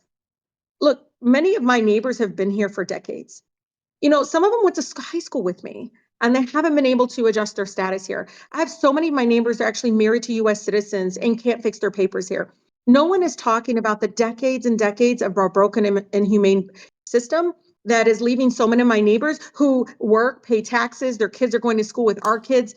We're not talking about them. They're so laser focused on the so-called border, not realizing right now there are U.S. citizen families, American, that are literally being separated and torn apart because of our broken immigration system. Or my neighbors, where I grew up in Southwest Detroit, 20 different ethnicities, Hasan. I kid you not. I remember under Obama, I came in, I was a state house member, and I was sitting in the main office of one of my schools, and I was just finishing reading to third graders. And I remember this little girl just crying in the office, and I was like, "What's wrong?" And then she said she went home and her parents were gone, and the neighbor said it's because ICE picked them up. So this idea around, this idea that something new about removing, again, undocumented parents away from children, American children, that's been happening under previous administrations in the past. And so United We Dream they'll tell you personally, they're experiencing it personally. They are made up of folks that are dreamers, but folks that went to high school with us are born, pretty much raised here as little kid, young kids that literally have no pathway. But there is the cruelness of it is what I think many of my neighbors in the 12th district in Michigan are really, really fearful of how cruel it's going to be. Yeah. One thing to note on the bipartisanship of this issue, or at least like the fact that the Democratic Party has contributed to this, is obviously Thomas Homan, who was appointed to the position under the Obama administration, and Obama even gave him a medal. This is something that a lot of people don't understand and don't realize. But as a congressperson, Rashida, would you say that some of this attitude has actually swung in the Democratic Party in recent years, as opposed to in the past? There was more of a push and pull, like I like to call it. Like Obama would do deportations, but they were border apprehensions. They were still cruel, and they were still inhumane, and yet. Yeah, I mean, I just let me tell you, under Obama, I remember, and again, this is just to show that this is very much an American issue, no matter who's in power, and how we've just, what is that term? I'm a child of immigrants, so I always get the bucket, you kick the bucket down the road. This idea around it's their fault, it's their fault. Yeah, it really has been something that I can't believe under every single, I don't care if there's a D or R next to their name, seems to me that they don't really care about fixing the actual immigration system. It's people even that are legally coming in, so-called legally, with process visas, that are also experiencing the same brokenness and humaneness that we see. But Hasan, I remember, me and Obama administration head to head, I remember I was pregnant with my second kid. I was like wobbling around telling him, you are not allowed under federal policy to do any ICE actions near schools. And they did it. And the next day, all the parents, all the school kids didn't show up to school the next day. They're not even allowed to do these kinds of so-called operations and coming into schools and doing these like raids and things like that. Again, that was right in front of two schools in my district at the time. It was horrifying. It was traumatic for the community. No matter what your status was, to watch that happen in front of kids was awful. And I had to go head to head with, a Democratic-led, immigration system being led by the Democrats. And again, know this later on, of course, because even the Dreamers were in the streets demanding action. Remember this. Yeah. They were vilified for it, Hasan. I remember they were like, oh my God, leave him, you're making him look bad. No, it was their duty and responsibility to move a president that promised that he would do something about this. And if it wasn't for them, I don't think we would have gotten DACA. If it wasn't for them, again, demanding it in the streets, I don't think we would have gotten DACA. But I want them to talk more about, again, what they're doing. I love the fact that they didn't wait to see who got elected. This group, United We Dream, created this situation room and created this action knowing that no matter who was president, that something was going to, awful come their way. Because again, fear mongering from both sides, both parties was pretty evident. Yeah, I mean, the congressman was really hyping us up, so I love it. But yeah, we've been organizing around the clock. We know that like our work does not end or begin on election day. It doesn't end with like getting voters to the polls on November 5th. It is a year-round job. And I think the thing is like the terrain we're facing right now with Trump's re-election, it is very real. And I think people sometimes don't believe that these things could happen, like mass deportations or raids. It's already happened. It happened under his first administration. It happened under administrations before Trump. And so it's going to happen again, and it's going to expand. And I think it's very, very real what the Congresswoman is saying in terms of we're going to see agents being deployed into our communities, into our neighborhoods, at schools, at churches, at masjids, at hospitals. We're already seeing that in Texas, right? Texas just passed, right, a law that was signed by Governor Abbott that allows agents, that allows the hospitals, right? They're now like required to ask patients their immigration status.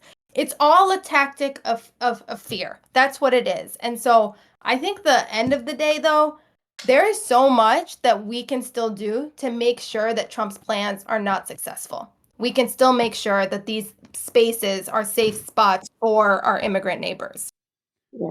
If I can jump in real quickly, I think like it's important to like also like start from the basics, because there's a lot of people out there that have absolutely no idea what Trump's anti-immigrant agenda actually looks like, right? Like I talk to a lot of people in my community, they have no fucking clue. I think like the first thing that we have to mention is that if you actually go ahead and read Trump's official policy platform, right? I'm not talking about Project 2025. I'm talking about his actual policy platform. They want to explicitly, right, like carry out the largest deportation in the history of the US by invoking something called the Alien Enemies Act, which is a war law, right, that was designed to give the president sweeping powers to racially profile, detain, and deport any non-citizen that they deem to be a threat. What are the standards to deem someone a threat? No one knows. But this is the power that this act gives to the president, right? This is not an exaggeration. We've seen it in the past. It was used in World War II to put immigrant communities in internment camps. And we have seen, like Annabelle was saying, local versions of this in motion already. In Texas, because of SB4, is a law that deputizes local police agents to become federal immigration agents to do the same thing, racially profile, separate families, attack our communities around those states. There are many SB4 copycats everywhere, right? In Arizona with Proposition 314, in Iowa, in Oklahoma. This is the infrastructure that they have been setting up so they can carry out this mass deportation. So the threat is real. This is what we're dealing with.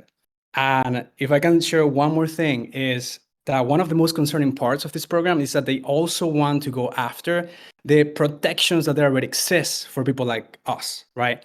To name a few, right? TPS, temporary protected status. I've been protected from deportation by TPS for quite some time. Most people in my community have been protected by TPS. This is something that they have explicitly said that they're going after. Yeah. DACA, right? 12 years of DACA, protecting immigrant youth, a program that allows people to work, to live, to study without the fear of deportation, humanitarian parole. They want to end birthright citizenship through an executive order under one. This is stuff that is on their platform. Like, I'm not making any of this stuff up. And at the end, they want us to feel unsafe anywhere we go. And denaturalization, the abolition of birthright citizenship, and denaturalization for those who are commonly known as anchor babies, colloquially known as anchor babies, with mixed status parents. People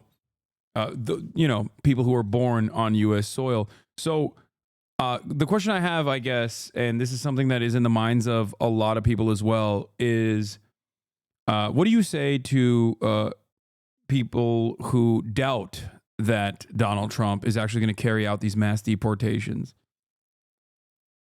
I mean, he said he's going to do it. Everybody always says that. It's so bizarre to me because I know. Look, you guys, I have so many people in my community who said, well, we'll see. And I was like, how many times has he got to say that he's going to do it?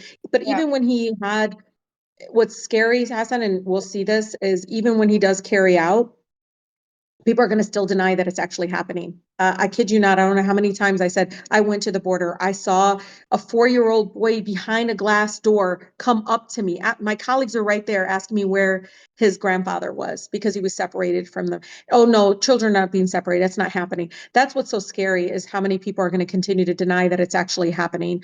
But he definitely, ran on this issue. And with the recent announcements, one after the other, it's very clear that he's surrounding himself with people that have also been very proudly saying that this needs to happen. Yeah, Stephen Miller to name one That's key right. figure in the architect of Trump's white nativist anti-immigrant agenda.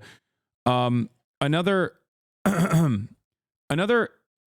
point that I am very frustrated by, and I actually communicated this to Ro Khanna directly, and he was shocked by it, is that so many within even the Democratic Party are completely unaware of the actual facts.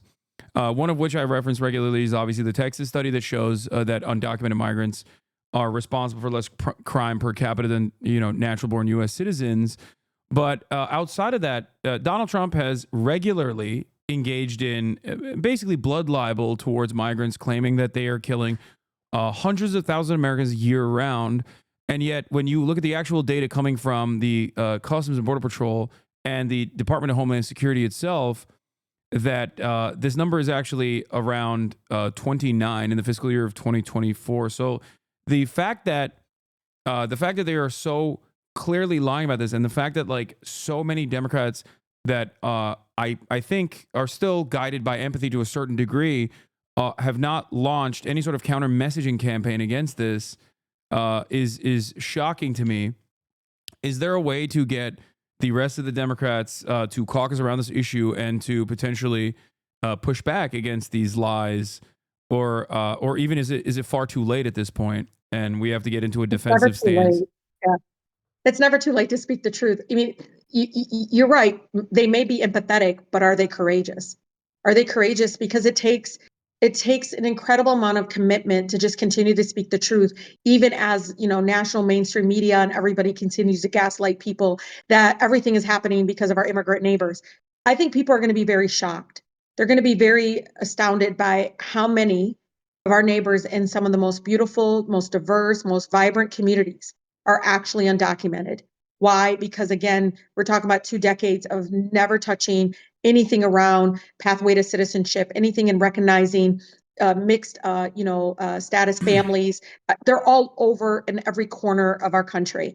I tell my colleagues, I don't know how we became the party that used to talk about that we're a nation of immigrants. Yeah. That we're not, there is no Canadian dream or German dream. You heard that saying. It's always been the American dream. And we've been sharing those beautiful stories, not only of dreamers, but of, the person that, came here because they never thought they could ever, have the opportunities that they have here. I mean, Hasan, I remind people, yeah, my parents may have came a certain pathway, but even then they were vilified and targeted. My dad only had 4th grade education and my mother 8th grade education. And now their daughter is a congresswoman.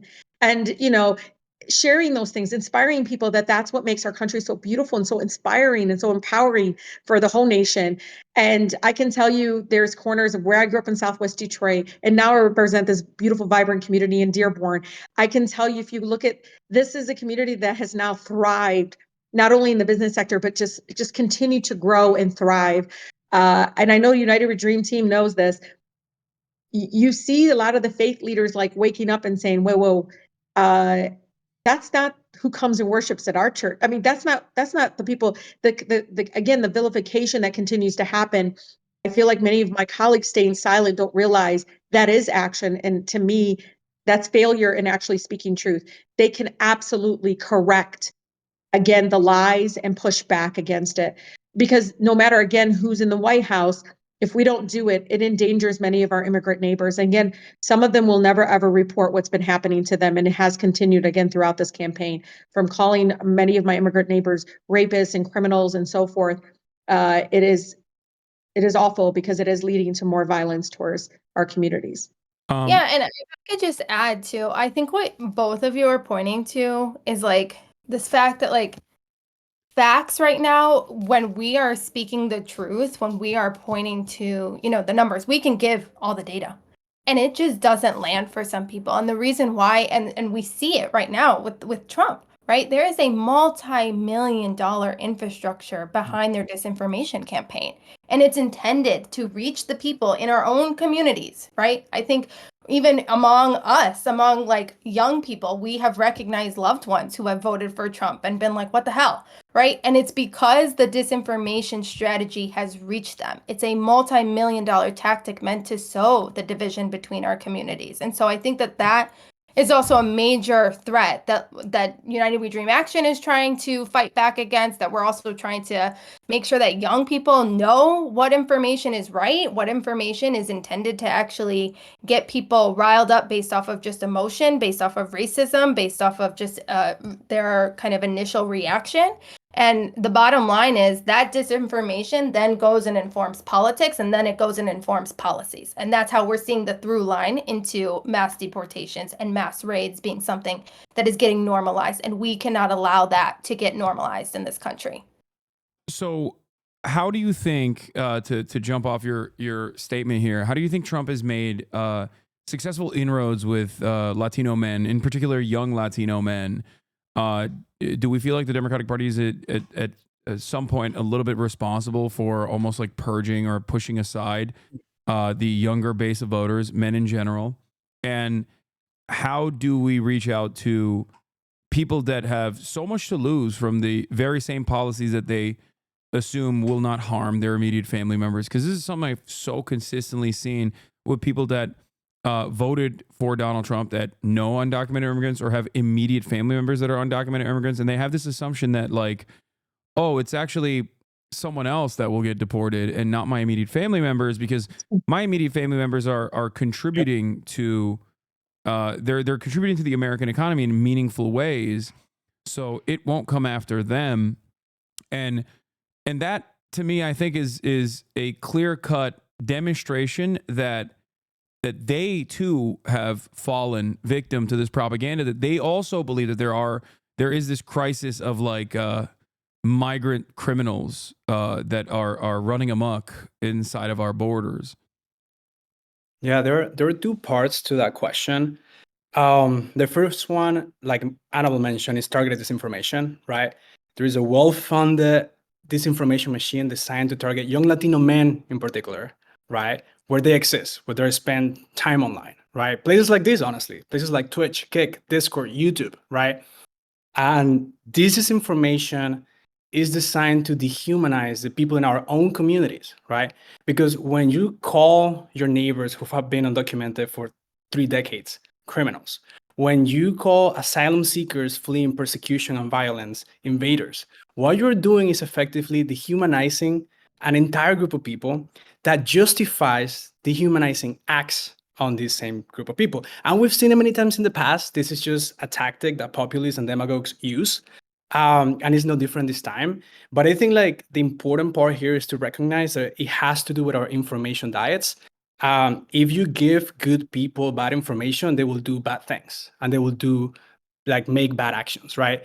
I think the second part to this is actually the lack of like good economic message, right?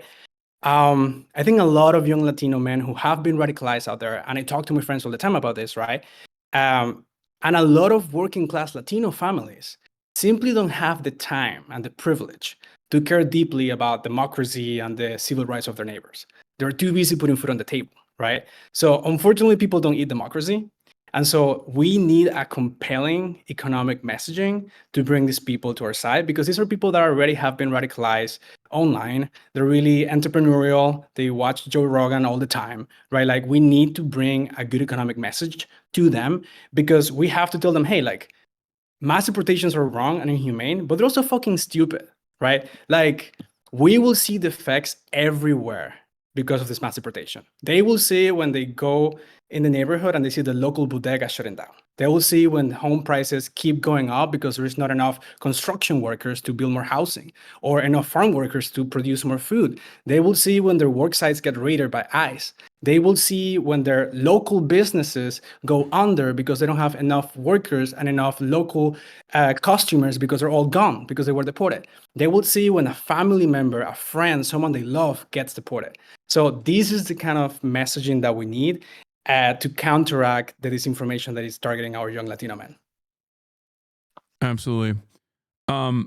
What you mentioned in terms of the economic impact as well, this is one counter I hear so often, so frequently, is that like there's a cruelty, a purposeful cruelty. I'm of the mindset of Aviva Chomsky on this, that like the standard set for undocumented, or the process of documentation being limited, is a deliberate mechanism to ensure that there's always a group of second-tier laborers that are constantly coming into the country that can be cycled out and discarded when they are demanding back pay or speaking out against like workplace violence and horrid conditions that they're subjected to. And this is precisely what I think the famous case of Purdue, the chicken factory that engaged in this almost human trafficking scheme of undocumented migrants in the United States of America, where they went to areas where they knew there were undocumented migrants, brought them into a trailer park, right next to their factory. And when they demanded back pay after years and years of abuse, they called ICE on their own workers. And then, lo and behold, the next day they were back at it again, looking to recruit undocumented migrants to work in that same factory. This is basically, indentured servitude of a different name. And I feel like at the legislative level, there's got to be some sort of real solution to this. But one thing that I always stress is that the real way to solve this problem, which is not like it's a crisis of humanity and not necessarily people doing things that are bad or doing crimes or whatever, but instead is to process all of the undocumented migrants and offer amnesty to all citizens, conditional amnesty in terms of like, sure, like a criminal background check or whatever that Americans would be comfortable with, given the large majority or the overwhelming majority, if not damn near entirety of the undocumented migrant population is not actually, committing any crimes whatsoever. I think that process would be fast and expedient and humane. It's also one that is genuinely popular. A lot of people, I think, get lost in the polling. I look at messaging polls all the time. I look at issue polls all the time. And one thing that I've seen so consistently is that people tend to hyper-focus on the top line and never look at the second question that follows it. And it's something as simple as this, like where in almost every single poll conducted on the matter, overwhelmingly, if given two options, mass deportation or mass amnesty, Americans overwhelmingly choose mass amnesty over mass deportation. And even in the polls where they say 60% of Americans want mass deportations, one, many Americans don't even understand what that would look like and how violent that would be and the economic impact of such a thing. But beyond that, those very same Americans also in that same poll show that they favor by the same numbers, if not by larger majorities, mass amnesty or conditional amnesty. So the fact that this, the fact that this is not talked about in that dynamic, that Americans actually are of two different minds and sometimes are completely oblivious to what they are advocating for, I think is really damaging the public discourse when one side is not offering adequate counter messaging out of fears that the other side's message on this issue that migrants constitute a national security threat is far too pervasive and persuasive, and therefore there's nothing they can do but become the more moderate version of that same violence. So how do we fix that? That's my question. It's a long-winded one. I know I'm like older than everybody here. I just do remember though the days that Reagan did like a pathway to citizenship, right? You got and so many families in my community talked about that time of, many of the workers, many people that were contributing the way he talked about it, obviously. I wish we just talk about it as human beings and being part of society, but he talked about it as around they were helping keep the economy going in the United States. And many of our immigrant neighbors still do that, right? But he talked about it in the way to have a pathway to citizenship.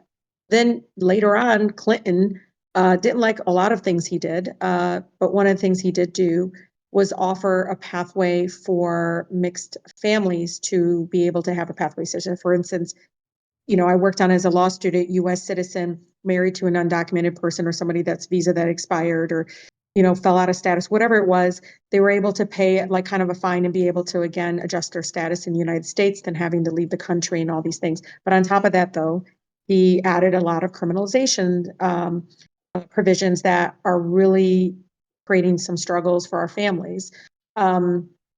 Especially, again, these are many people that are already here, Hasan. Like, I'm not exaggerating when I tell you they are everywhere and they're neighbors and they've been here for decades.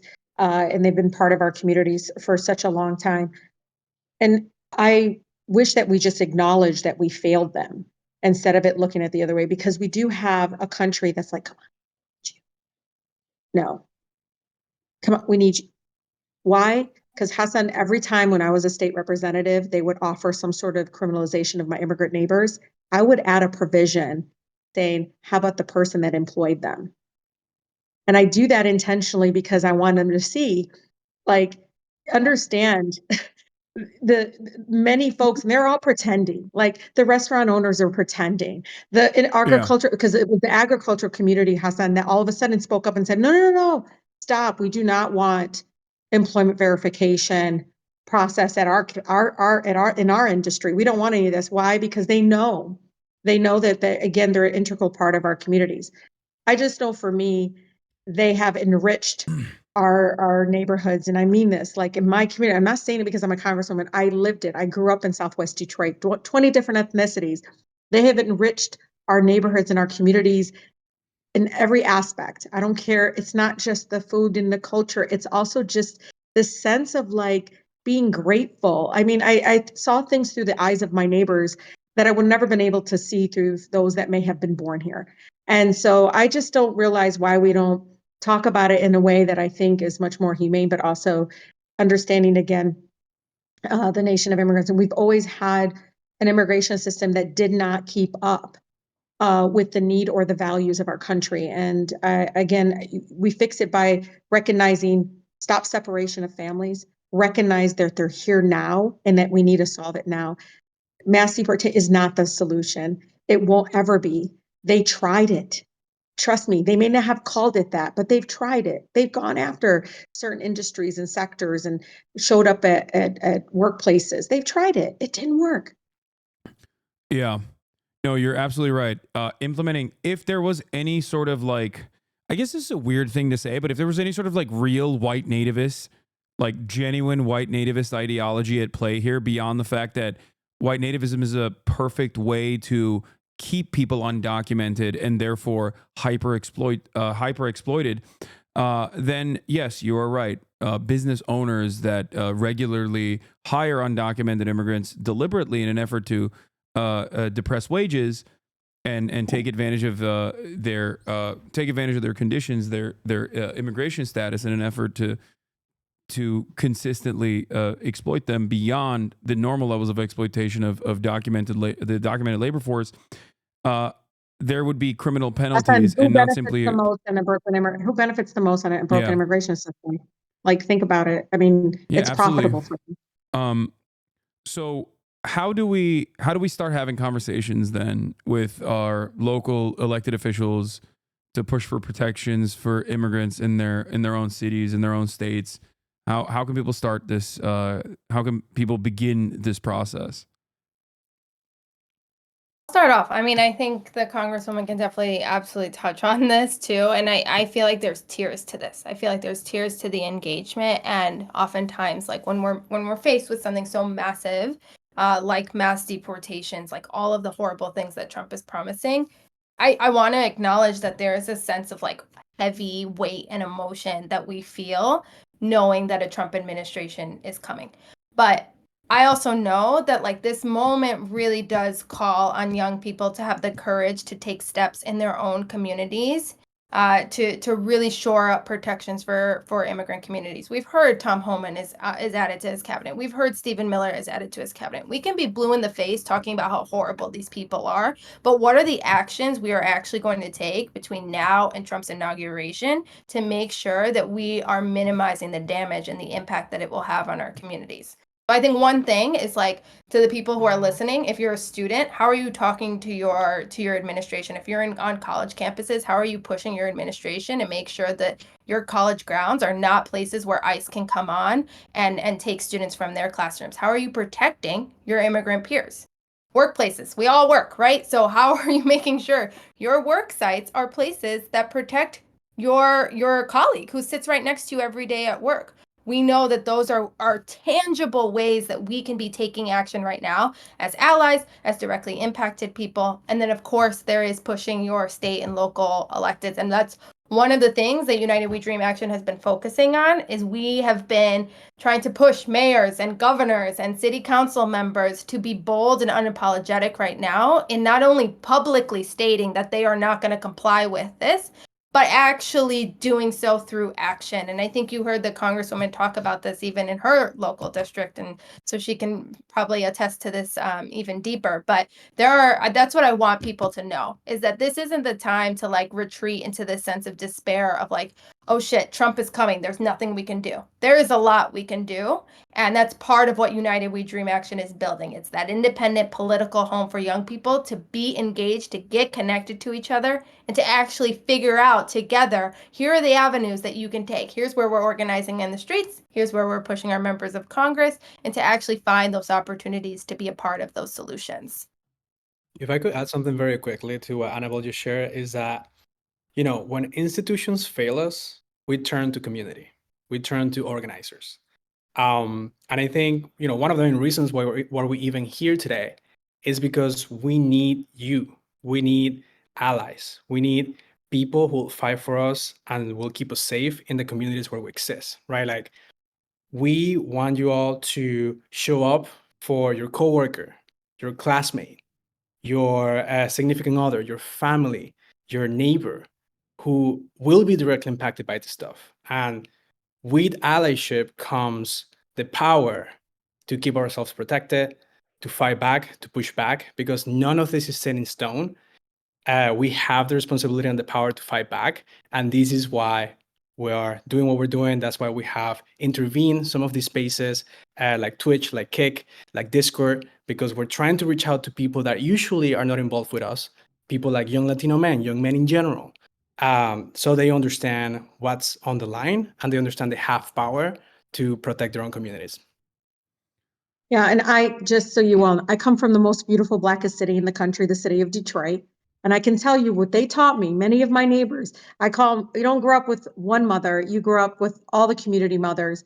And one of the things I've learned early on is we're the only ones can liberate ourselves from oppression and from cruelty from our own government. And the way we do it is we organize, we outwork the hate and all those things. But listen, look at the history. We didn't get the Civil Rights Act because Congress woke up and said, wow, that's a really great idea. No, it's not. We didn't get the right to organize unions and finally have human dignity in the workplace because President of the United States woke up one day and said, wow, I think that's a really important so that people cannot die in the workplace. It was because people withheld their labor, they boycotted, they stood up, they did civil disobedience, they marched, they activated in their communities, and people from all over, it's like a coalition of people came together. But when we do this and stand up and, I know I'm going to be a mama bear on steroids in my community, not on my watch. Will I let one of my neighbors even be, don't touch him. Go work on the fact that we have a country with the most inhumane, cruel immigration system. Focus on the fact that we need to fix it. But we got to also start saying this. We need a fair, humane immigration system. We don't say it enough like we used to. We need it to have a pathway to a citizenship. Like, wake up. The way they have it now, it is like very obvious that they're picking and choosing who they think should become Americans. When, again, many of our communities, we can talk over and over again about the beautiful immigrant stories of our grandparents, our parents that came here. If we allow this to happen, I think we're going to start seeing, the most, I think, already racialized, but most, cruel and probably things that folks, Americans are going to look back and say, whoa, when did that happen? How did that happen? So that's why I think Abigail's right. You've got to talk about this. When I explain to people how children whose parents got deported are in the foster care system and they never got to see their parents again. And this is not exaggeration. Look it up. It's mind-boggling. They rather pay to put the kids in foster care, Hasan, than actually focus and work on getting an immigration system that works. Is that the kind of country, get me a break. Why can't anybody just speak up and say, no, that's not how we're going to move forward in this? And so I agree we have to do this. I know this. Last time there was a threat, I think in 2016, one of the things is our local communities, local city council, our mayors, you can now see some governors standing up and saying, we are not going to let you touch one of our neighbors. You're not going to do it on our watch. And so I think, know that on the federal level, we may not see the kind of courage and really values that we all have. And like you said, Hasan, the poll after poll, but by the way, polling, it's all over the place based on what they're asking. But I can tell you this, the majority of Americans do not want to see children being ripped from the arms of their parents. They don't want to see us allowing federal dollars to be used for private detention centers and private companies making money off of, again, more of a cruel, inhumane immigration system. And so there's so much that we can do, but I agree, talking to people as much as possible. Last time, again, this feeling came about, it was the first time I saw many of my undocumented neighbors speak up and say, did you know I'm undocumented, in spaces where it was really hard to get up and say it. And I think people at block clubs and other places were like, what? I didn't know. And when you realize some of the most closest people around you, places that you might go, a restaurant, anywhere, you're going to run into somebody again. But for the broken immigration system, they're not able to adjust their status or be able to have a pathway to citizenship. Absolutely. I think one way to communicate this in terms of like our restrictive border policies is how it directly contributes to the cartel economy, both on the side of mass availability of guns that is protected constitutionally, that creates a trade route for cartels that specifically want to bring in drugs into the United States of America in exchange for weapons that they bring back into Mexico, a country that does not have a lot of, or any legal guns, as a matter of fact. And besides that, I think it creates a black market. These restrictive immigration policies, like most people would be taking the legal route, the safe route, if that was afforded to them. And yet, because it is so restrictive, that many people then end up taking these illegal black market routes that only benefit the cartel in general. I feel like that's one way to communicate this issue to people that might be resistant to seeing the, I guess, humanity of immigrants, which is crazy to even talk about. But that is the unfortunate reality. There's plenty of people who just don't see it or don't get it. Yeah, and it's not just so you know, it's not, many of our immigrant neighbors that maybe have roots in Central or South America. Just to be clear, after 2016, we have a huge Chaldean community in southeastern Michigan, and he filed deportations of thousands. I think it was over 1,000 or so. And these are many folks of those community that originally had voted for and supported widely, very publicly supported, electing him in 2016. No hesitation, nothing. Just these folks have been here. I think they were here since the 1980s, had families here, roots here, strong roots. Again, it was just a complete, everyone got notice of deportation. I just say that because I always think people are only thinking of my neighbors from like Mexico or Honduras or Guatemala. I'm telling you, for me, it's from people all over, people that may have come on a student visa, Hasan, and overstayed, or coming from other areas, especially war-stricken areas where they just can't go back. I have a lot of folks that still are stuck in an asylum cases from East Africa and some other locations. So it's important to me for folks to understand it's so many other ethnicities and backgrounds that are going to be impacted by this. I didn't know you had a dog. Oh yeah, this is Kaya. She's my puppy. Oh, She's being bad right now though. She's dropping her bone. Very loud. What are you looking at? I gotta show you a picture of my baby.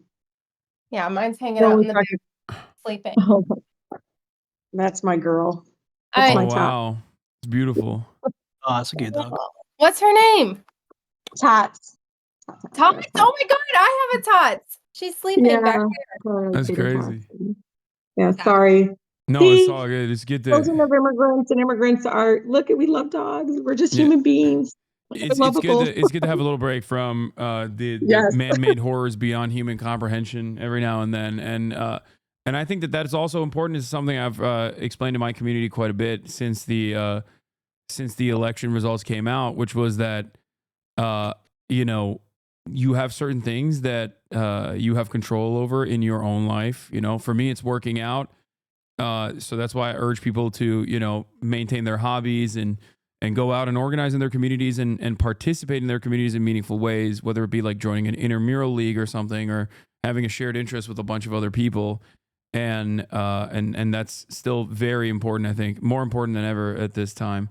especially when we are so isolated from one another, so alienated from our labor, but also, find ourselves in these echo chambers online that might lead us astray, and it causes us to forget our common humanity. So I don't want to take up too much more of your time, guys. Thank you so much for coming on. Is there anything that I might have missed that I didn't get to that you want to say before I let you guys just go? you're listening and you're fearful of what's coming. I just want you to know, trust in your community. We've risen up before and we got your back. And like, I just think of my friend Sergio and so many others right now thinking, I'm done. I just can't live like this anymore. When are they going to finally, give us DACA? Remember, especially, he's been here since he was 5 years old. I think of him and I think, but we got you. Like, I know it's hard to live in the shadows and hard to live in this tremendous amount of fear, but I have confidence in our communities will rise up. I saw it before and I know it'll be stronger, and we're going to do as much as we can to protect people, at the same time make sure that they're not dehumanized and targeted and feeling isolated. Like, I love you guys. Like, you belong here and you are loved and you are welcomed. The people that want to talk and target you, I promise it's because they have nothing else to fucking do. They don't know what to do with the economy. They don't know why, because they're taking money from the corporations and the same companies and others that want the broken immigration system. Just know we're going to continue to speak that truth. It's not just United We Dream. There's so many other organizations out there ready to fight back and speak the truth and, get that pathway, I think, for a more humane immigration system in our country, one that recognizes you have been our neighbors for a very, very long time. That and say that, like, really quickly, Hassan, thank you for engaging in such an important conversation. And I'll say this just from the perspective of like Gen Z right now. I think a lot of Gen Zers are retreating into a sense of isolation. We've been kind of feeling isolated politically, feeling isolated, maybe not represented by different political parties, or just feeling like the state of the world is really a crisis right now. And one, I want to acknowledge those feelings are very valid. I have felt those feelings myself. But I also think that the power of places like United We Dream Action, the reason why myself and people like Victor have been drawn to this organization, is because we bring people out of isolation and we bring them into community. We know that when you are alone and you are in a corner, that is not where we take the steps forward to create change. We do it together. We do it in community. We do it in the rooms and in the streets when we know that the bad actors out there who are trying to come after us are creating entire schemes to hurt our people. We are the ones putting in the work around the clock. And so that's what I would say to anybody here. Anybody here who is like, I don't know what to do, there's one step you can do. Join an organization like United We Dream Action. Join your local organizations in your communities. Get organized now, because it's not going to happen on your own. It has to happen in community. That is where the work happens. That is where the change happens. And really what we're about is building that independent power that represents us, that represents the working class communities, the Black, brown, immigrant, queer, young people who are ready to shake things the fuck up, ready to change things in this country. So I think that that's where we need to really encourage people to find your home. United We Dream is one of those places, and there's so many, like Rashida Tlaib was saying, there's so many out there that are your space, that are ready to welcome you. I would just add very quickly, like, we'll share with you all like resources to know your rights, resources to help your neighbor, resources to join the squad, which is our super powerful organizing team at United We Dream Action. This is the time to take action. This is the time to fight for your neighbor. This is the time to show up in solidarity with the people most affected by this crazy stuff. And big shout out to Congresswoman Tlaib for being here with us. Big shout out to Hasan as well for opening the space and centering the conversation around the directly impacted people that will feel the pain, but also the hope of having people around them for what's coming next. And thank you guys so much for coming on. And once again, to everybody in the chat and to you guys as well, don't get discouraged by seeing liberals talking about how they're going to report their Trump supporting neighbors as undocumented, immediate undocumented family members to ICE. I feel like that cruelty is unimaginable. I feel like that is I mean, there's, at that point, you are not even remotely distinct from a Trump supporter. You are literally doing that exact same thing. So this is an issue that transcends beyond party. This is widespread cruelty, inhumanity, and we will fight back against it every step of the way. So thank you guys so much for coming on. And of course, free Palestine as well. Absolutely. Yeah. Thank you so much, Hasan. We really appreciate it. All right. Bye, guys. Bye. Bye, everyone. All right. That was a wonderful and very informative conversation. I hope you guys appreciated that. I think that it was needed in times like this when, people feel discouraged. People feel a sense of discontent, understandably. And, you just have to, once again, remember that there are people out there that are doing the work. There are people that, and you can be one of those people. And,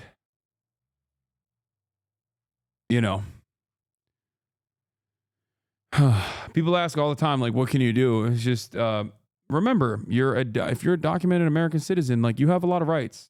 You can, just in the same way that we see Israeli citizens go to the West Bank and actually participate in the protests to put their bodies in front of settlers that are doing terrorism and violence. You as an American citizen can do something similar as well. Okay? Not many is going to do that, but I think, like, if you're courageous enough, you should be able to do so as well.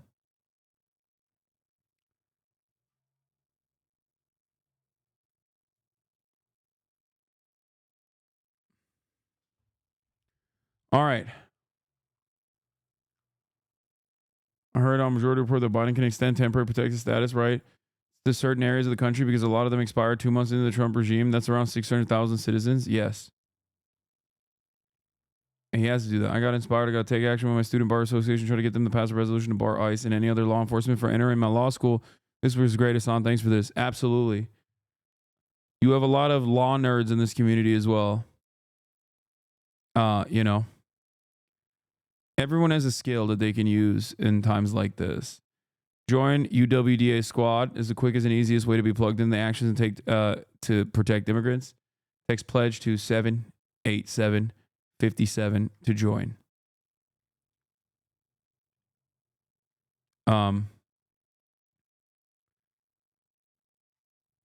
Wow. Now, on that note, let's get back to the real American patriots. Okay? One, I just think that this is really funny. Mike Johnson has begged and pleaded with Trump to stop poaching House Republicans to protect the majority. And that's really cool. One other thing that I have seen so far from the House saga is that Mr. Matt Gaetz, devil's advocate, pedophile, allegedly himself, it seems did something very unique. Scoop from Punchbowl News. Representative Matt Gaetz resigned from Congress just 2 weeks before House Ethics Committee was set to vote on releasing a highly damaging report outlining its investigation into Gaetz. Sources have told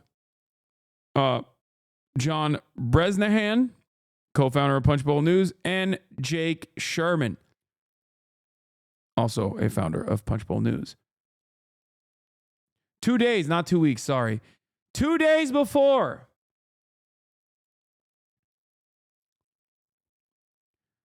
Representative Matt Gaetz' resignation from Congress came 2 days before the House Ethics Committee was set to vote on releasing a highly damaging report outlining its investigation into the Republican, according to multiple sources familiar with the probe. The committee planned to vote Friday on releasing the report. Ethics loses its jurisdiction over Gaetz when he leaves Congress. The secretive panel has been investigating Gaetz on and off since 2021. President-elect Donald Trump announced that he would nominate Gaetz to be Attorney General Wednesday.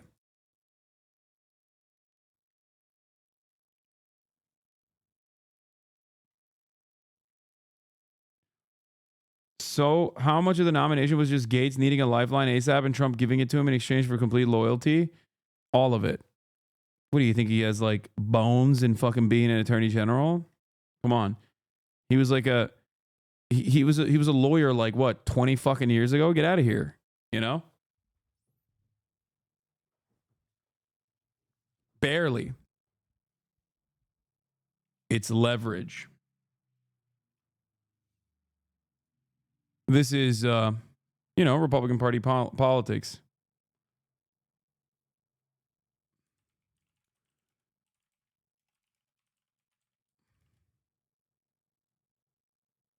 Yeah, he resigned effective immediately. Interesting timing on this resignation, folks. The 115th Congress in January 2017. And alphabetically, we're seated right next to one another in judiciary. Now, it's really interesting because the House majority is, I think, a one seat. Nope, Gates wasn't even a real lawyer. He'd never actually practiced law. He literally went into politics straight out of law school. Oh, sorry, he wasn't even a lawyer. I was wrong. I thought he at least went to law school and practiced law for a little bit. My bad. Committee. We served there together for 7 years.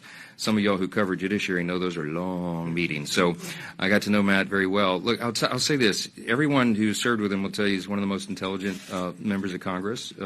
He's an accomplished attorney. He's very concerned about the lawfare that has been occurring in the Department of Justice under the Biden administration, and the fact that the American people have lost their faith in our institutions of justice because of everything that they've seen. He's a reformer in his mind and heart, and I think that he'll bring a lot to the table on that. I think out of deference to us, he issued his resignation letter effective immediately of Congress. That caught us by surprise a little bit, but I asked him what the reasoning was, and he said, well, you can't have too many absences. So under Florida state law, there's about an 8-week period to select and fill a vacant seat. And so by doing so today, that allows me, I've already placed a call to Governor DeSantis in Florida and said, let's start the clock. He's in Italy at the moment, and so we're going to talk first thing in the morning about this. And if we start the clock now, if you do the math, we may be able to fill that seat as early as January 3rd when we take the new oath of office for the new Congress. So Matt would have done us a great service by making that decision as he did on the fly. And so.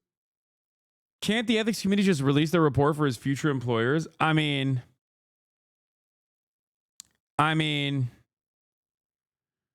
it causes the inquiry to be dropped, but what if you were to accidentally drop the inquiry in, I don't know, the email inbox of a hungry reporter?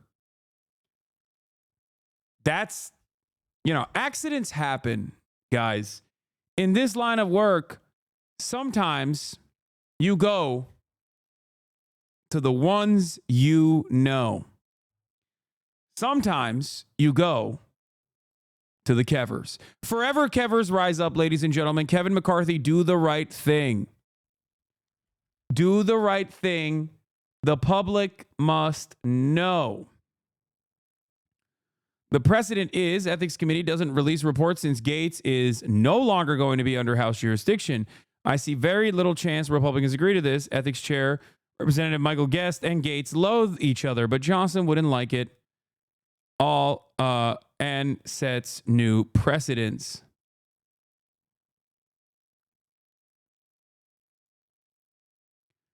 The committee can still release the report on Gates if the majority of the committee agrees to it. So just one Republican needed for it to be made public.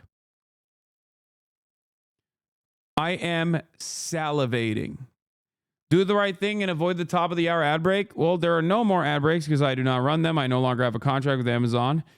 But I do still urge you to subscribe if you want to support the broadcast, which you can do for $6 or for free with a Twitch Prime. That's right. You can also get gifted a sub. If you are lucky, you can get gifted a sub. You can clip shit. You can send me links and things like this. Came with an interesting take on Gates being Attorney General. Oh, yeah, I saw this. If Gates is confirmed, America's top law enforcement official will have called for Snowden's pardon. Now, Matt Gaetz is an interesting guy. I don't really know how hard he goes for that sort of stuff. But it's something to consider and something that I will be fantasizing about. That much is clear. No contract will happen. It ended.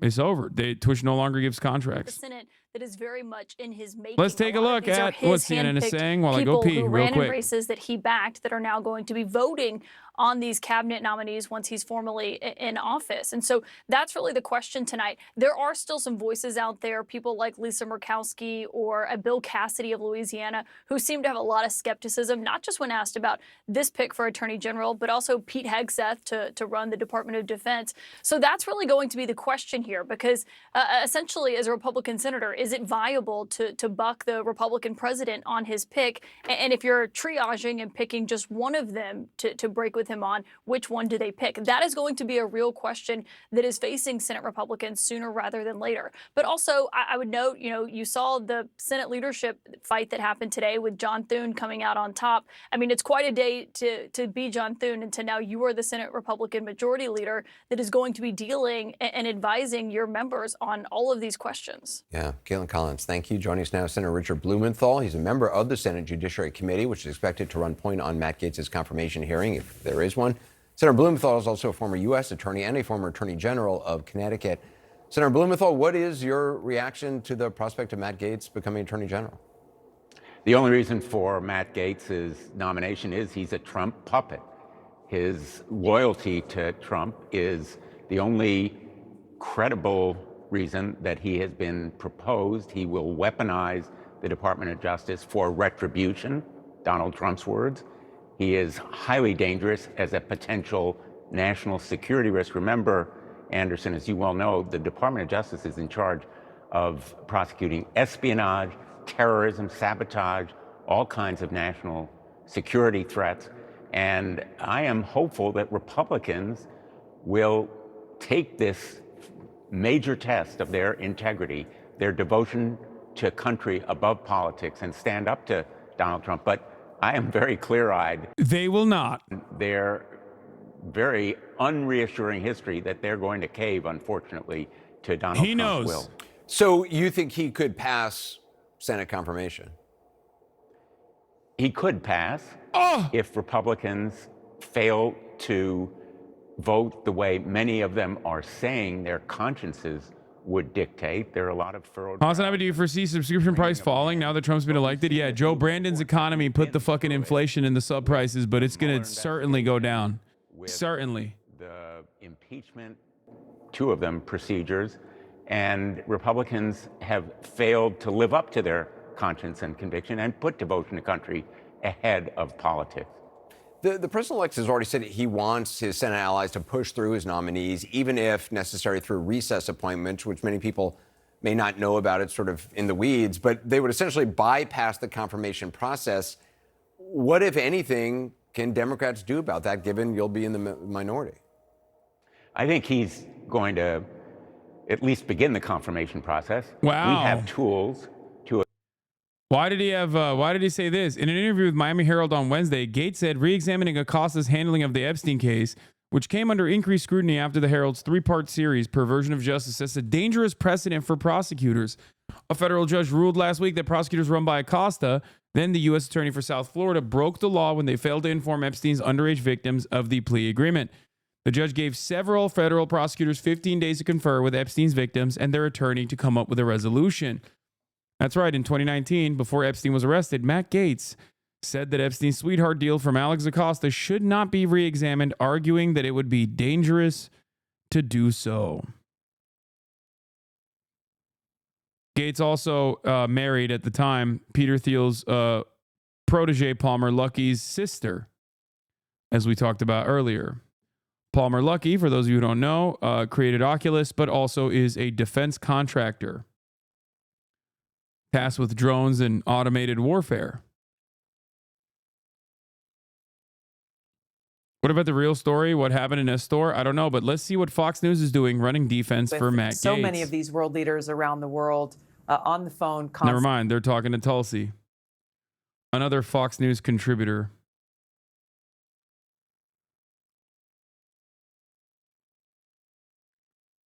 Big Justice just confirmed for Secretary of Boom.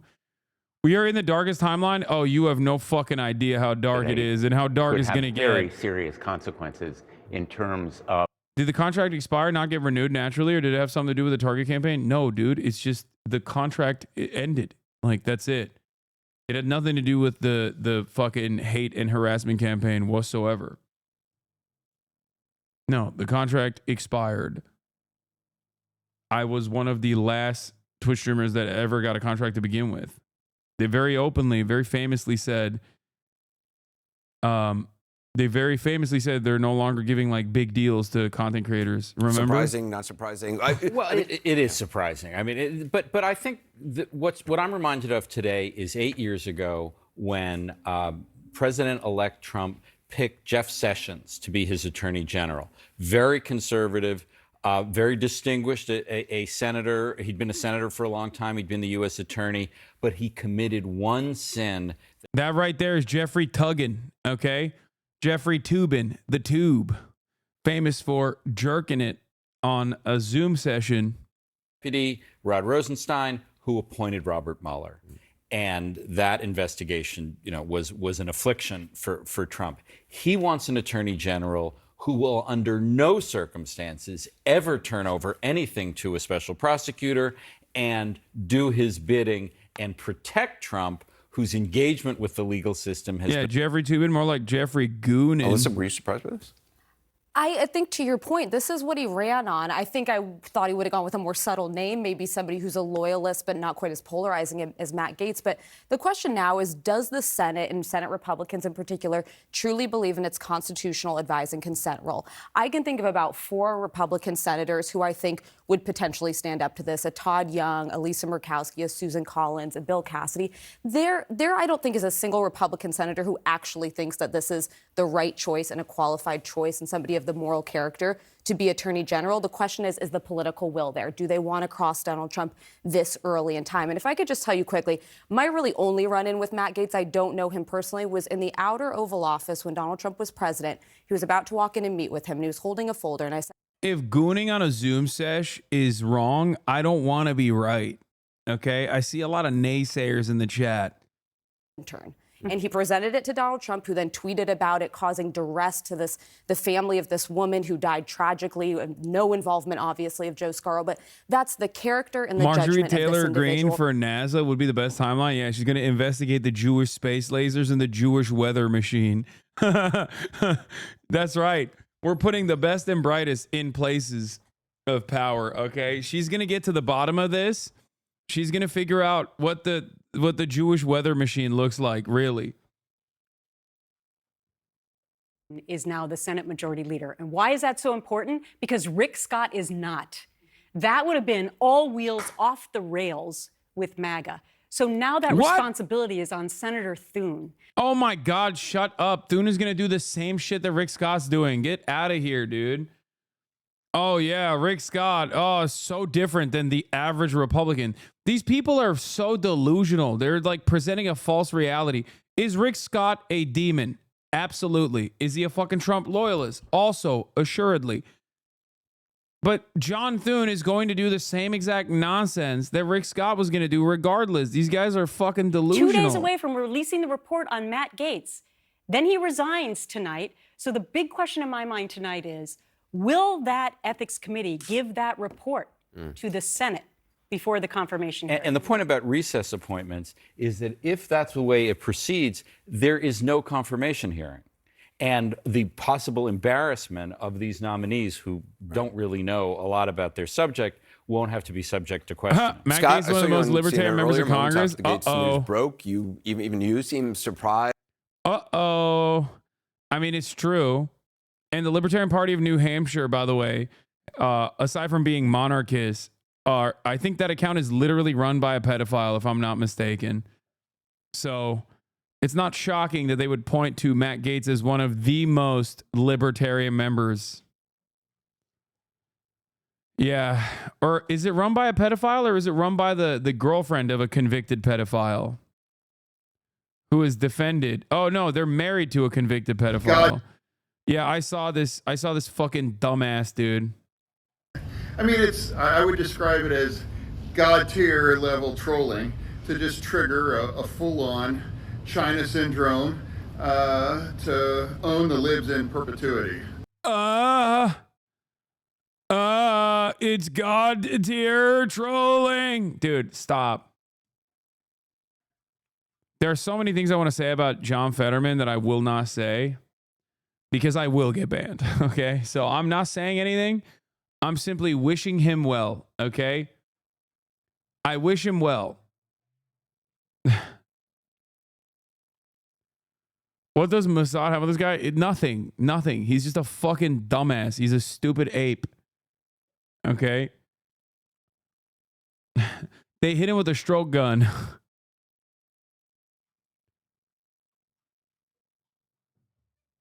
Yeah, I won't say it, but you can't stop me from thinking it.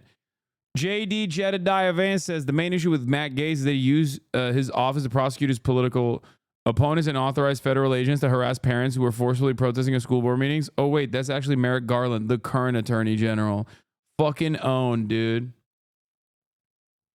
Yeah, the main issue with Matt Gaetz is not that. The main issue with Matt Gaetz is that he is an alleged pedophile with a lengthy congressional investigation up his ass.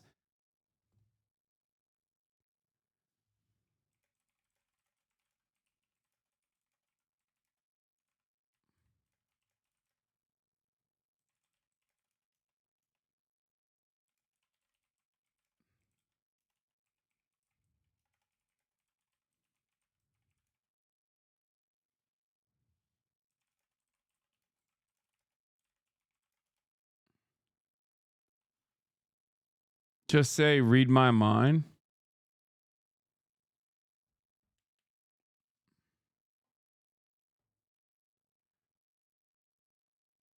Anyway.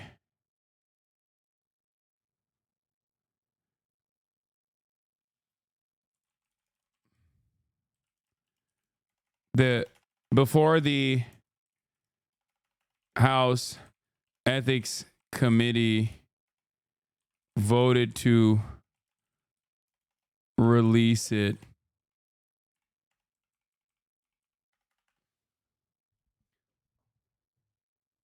no, I wrote it fast enough. Shut the fuck up.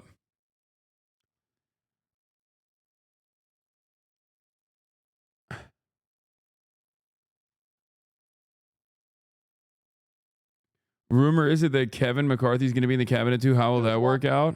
I'm not speaker. It's because one person, a member of Congress, wanted me to stop an ethics complaint because he slept with a 17-year-old. An ethics complaint that started before I ever became speaker, and that's illegal, and I'm not going to get in the middle. Forever Kevers, rise up, baby. Let's go. Kevin only fucks married adult Republican Congress members. So he knows he would never be caught in a situation like this. Okay? That's right. Forever Kevers, rise up. My man fucks. Okay, MILF Hunter 9000. Yup. That's right. MILFs only, baby. Let's go.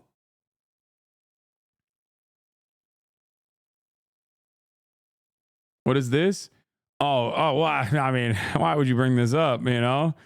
The affair allegation that derailed Kevin McCarthy's quest for the speakership explained by egg boy Matthew Iglesias himself, as a matter of fact, back when he used to work at Vox.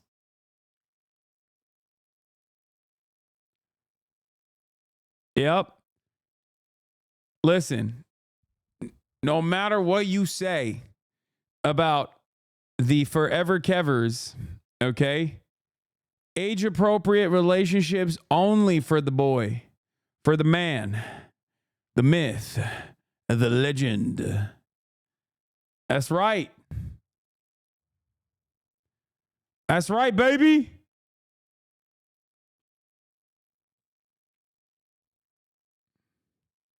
Woo!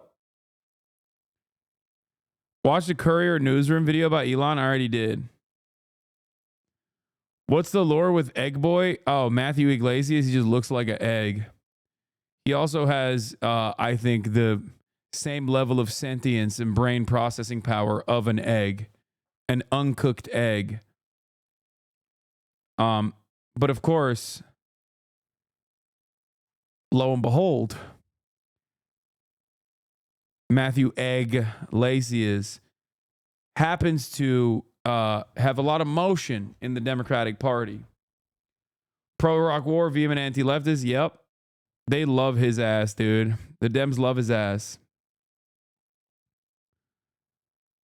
Anyway, Republican sentiment up 25 points, D down 15 points. The Republicans cheer louder and boo harder. Theory of consumer sentiment is evidently alive and well today.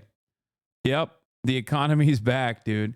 Now, the problem is, while they're excited at the prospect of a better economy, you know, real material conditions will still end up causing them more and more anger and frustration and resentment. And the Republicans will, you know, consistently deflect away that anger and frustration and resentment by pointing to all of these other things, pointing to all these other dumb shit, you know, people that are not responsible for their material circumstances. But what the fuck do I know, you know? All right. Speaking of silliness, mom of 8 jail for action on January 6th expects a pardon from Donald Trump. Jan 6, inmates call in to talk to the organizers nightly. This stressful, barren journey has finally come to an end with the election of our beloved President Donald J. Trump. I couldn't stop crying last night that you guys are finally gonna get pardoned, you're gonna be set free, and all of this is gonna be behind us. Trump has repeatedly promised to give pardons to some people serving time for their actions on January 6. And now we have to continue to put pressure on the president to make that right decision to fulfill that promise. And I know that he will, but I also know my president understands trust but verify. One person who certainly hopes to be pardoned is Rachel Powell. How do you feel when you watch this? You know, I think I'm more numb when I look at this stuff. It's like surreal to me. I mean, look how angry I look. I met Rachel back in January of this year, right before she was about to go to prison for crimes she committed at the Capitol on January 6, while protesting what she believed was a stolen election. Have you ever had a moment where you're like, you know, maybe I'm wrong. Maybe Biden actually won the election. Maybe I'm the conspiracy theorist. No, not at all. This call is from a federal prison. Rachel and I stayed in touch throughout the year. I feel like I just need to be home with my family. Rachel has 8 children, ranging in ages from 8 to 28, along with 7 grandkids. We spoke to 3 of Rachel's older daughters, Ada, Rebecca, and Savannah. Wait, this is you and your mom? Yes. When was this taken? Yeah, this is in the prison. This is Ada, our mom. This is Gideon, me, and my husband. The only thing I could think of when I heard that Trump won the election was that my mom is coming home. She's going to be able to come home now. We're going to have our mom back. You just know she's freaking out. Yeah, she's so excited. She's so happy. Their mom was found guilty of engaging in physical violence and of destruction of government property for breaking a window at the Capitol with an ice axe. Do you ever just think, oh, Mom, I wish you didn't go to Washington, D.C. that day?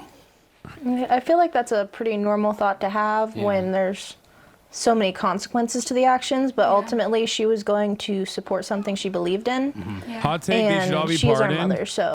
While I do agree with that statement, okay, it's not really a hot take at all. I mean, like, their lengthy prison sentences is crazy. But having said that, it is pretty funny. So on the one hand, it's kind of funny. On the other hand, yes, I understand. Like, that had to be a debate. No, dude, are you kidding me? Come on, chatters. Like, what the fuck? Dude, I want rehabilitation for significantly worse criminals than this fucking dumbass, okay? Are you out of your mind? Like, some deterrence obviously was successful and was much needed because these people are some of the most entitled dumbasses in society. That's why they live stream themselves breaking into the fucking Capitol. But, like, having said that, it's literally sympathy for the devil. No, I can you consider their acts terrorism? Ugh, God.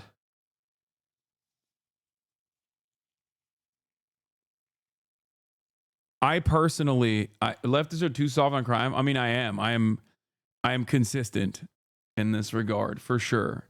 I don't even consider what that person said to be a hot take.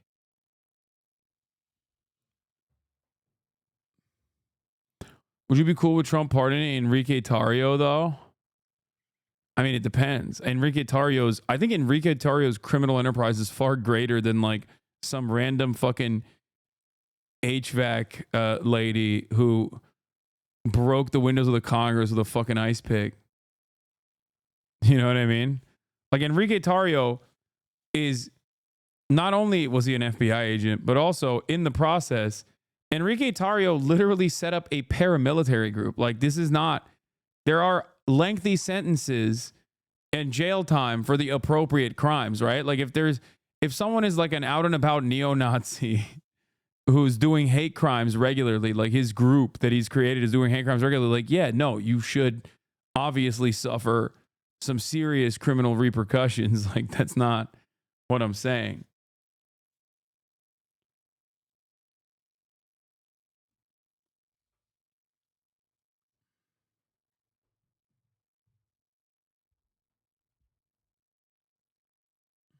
So we support her in whatever she decides to do. Yeah.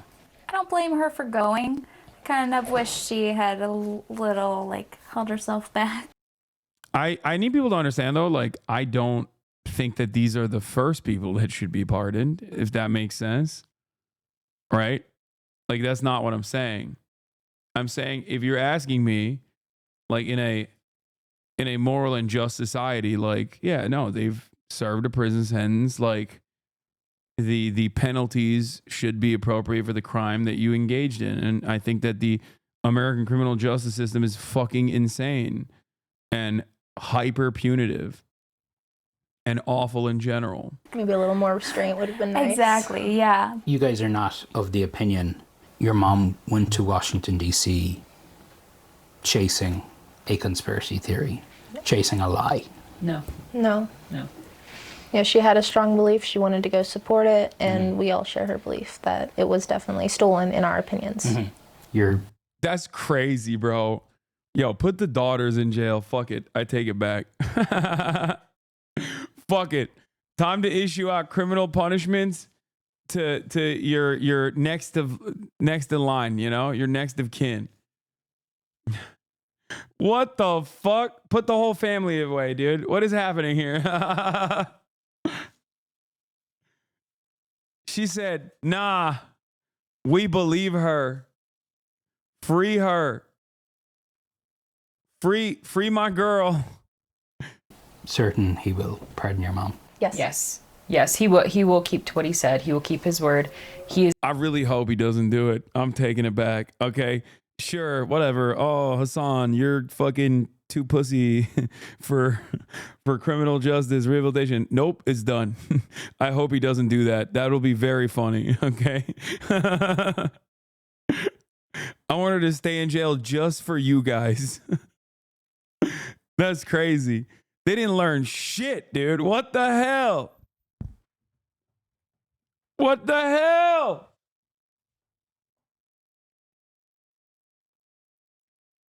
Rule family, 8 kids. There's no way they've ever had a second to think for themselves. 100% homeschooled. Yeah. Like, I just, this kind of shit comes from packages you don't expect. Like, I don't foresee ever in my lifetime. I never thought I'd see a 20-year-old with a septum piercing be like, no, that's right. My mother is based as hell. You don't understand.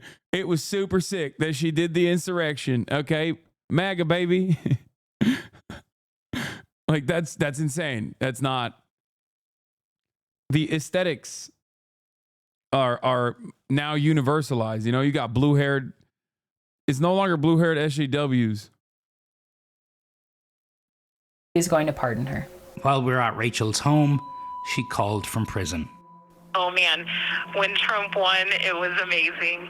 It was, which I knew that that's what the American people wanted, so I had no doubt. But as everybody knows, I believe there was election fraud last time, and so I just wondered, are we going to have a fair election this time? She's like, I wanted work release so I could do January 6th again. And it appears that we did because Trump got elected. Oh, so there's no, oh, never mind. Okay, got it. She said, I've learned 0 lessons in here. You understand me? 0. I am more firm in my convictions. If Trump wins, no theft took place. If Trump loses, all theft took place. I was about to bust out of prison so I could do January 6th all again. Do you think he's going to pardon you? I know he's going to pardon me. And there is a debate now as to who and how many people Trump should pardon. His former vice president weighing in, saying that he didn't believe the president should pardon anyone who assaulted a police officer on January 6th. But there's a whole movement that's built up around this, John, as you saw people gathering outside the DC jail there, where they have for 800 nights. Some of them even produced this book, a How to Pardon the J6ers, a guide for President Trump. So it's These guys are awesome. They're such fucking crazy nut jobs, dude. Fire. Baby dog shot dead in Miami. No, say it ain't so. Say it ain't so, brother. Baby dog. Baby dog still alive in our hearts. Don't you dare say something like that. Baby dog. Are these daughters admitting their mom is Antifa? Oh, don't ask them that question. That's not going to make any sense, you know? Don't expect any serious points here, okay? Come on. Hold on. I gotta get the door. But before we do that, why living in Canada has become impossible? I was skipping meals because I was struggling to afford the skyrocketing cost of living. I was skipping meals because I was struggling to afford my food and my rent. 2 million Canadians had to use the food bank in 1 month alone. No wonder crime is rocketing after 8 years of Justin Trudeau. Canada is worse than you think. Just 2 years ago, a simple 2-bedroom apartment in Toronto cost on average 2,400 Canadian dollars. Today, that's 3,300, an average increase of 25% per year, and that's not an outlier. I just found out my rent's gonna be increased from $2,100 a month to $2,400 a month for a 1-bedroom condo in Toronto. In most Canadian cities, you would need to earn at least double the minimum wage to afford a 1-bedroom apartment, and you can forget about buying. In major cities like Toronto and Vancouver, the minimum income that's required to qualify for a mortgage is double or triple the median household income. This makes buying even unattainable for... You know why, chat? Communism. Communism.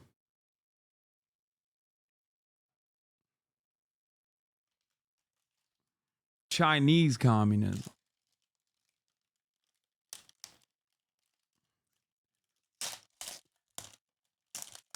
Yeah. Everybody knows that's how it works. Please do not look at home ownership rates in former Soviet Eastern Bloc countries. Don't do it. For the top 10% of earners, there is a housing crisis, a cost of living crisis, and now even an immigration crisis. This is a real change from the Canada I know and admire. What has happened? It's time for a change in this country, my friends, a real change. This is how living in Canada became impossible. With hindsight. Canadians from all across this great country sent a clear message tonight. It's time for a change in this country, my friends, a real change. Justin Trudeau was first elected in 2015 with a message of positivity. This is what positive politics can do. He built his campaign on hope, and the media... God. There's a lot of people that say, oh, what about a Pete Buttigieg presidency?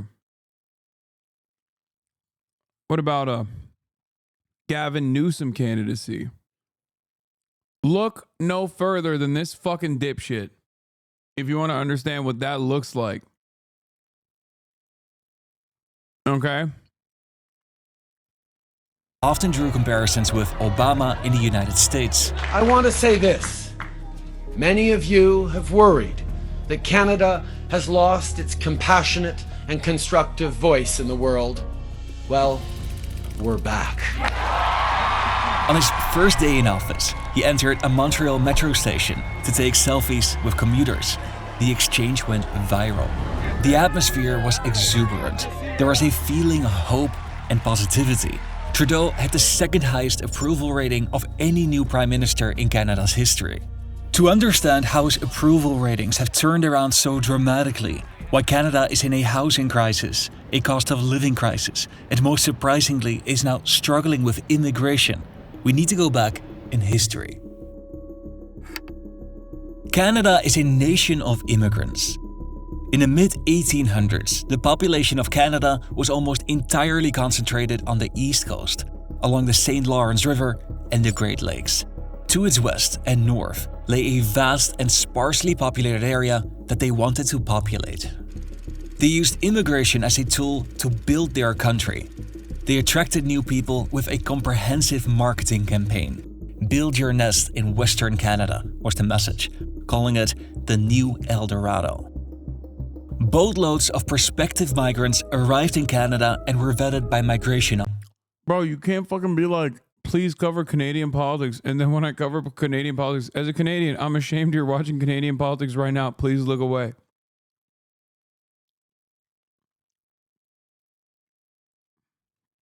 Don't worry. Under the Trump protectorate, we will invade and annex Canada permanently. Fear not, Canadians. You will get a healthy dose of that free market principles in terms of your health care that you yearn for. Albertans will be thriving. Albertans are going to be like, oh, hell yeah, finally we're a part of America. We no longer have to LARP as Texans. We can now officially move to Texas instead. Officers. They were particularly eager to attract talented farmers. They could help Canada's westward expansion by settling uninhabited areas. They built villages and turned them into cities, attracting commerce and industry, over time strengthening Canada's grip on the West.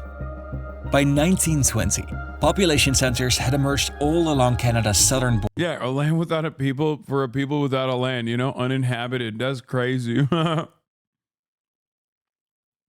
Famously, nobody was there. You know, nobody was there after we were done with it, but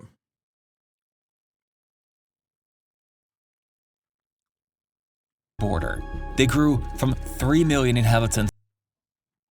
That's pretty cool, dude. Canada, America's hat, doing America shit all the time, but gets away with it because America's so much worse.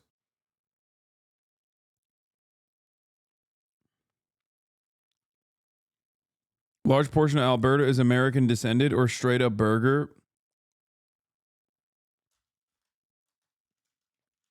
They want to be burgers so bad.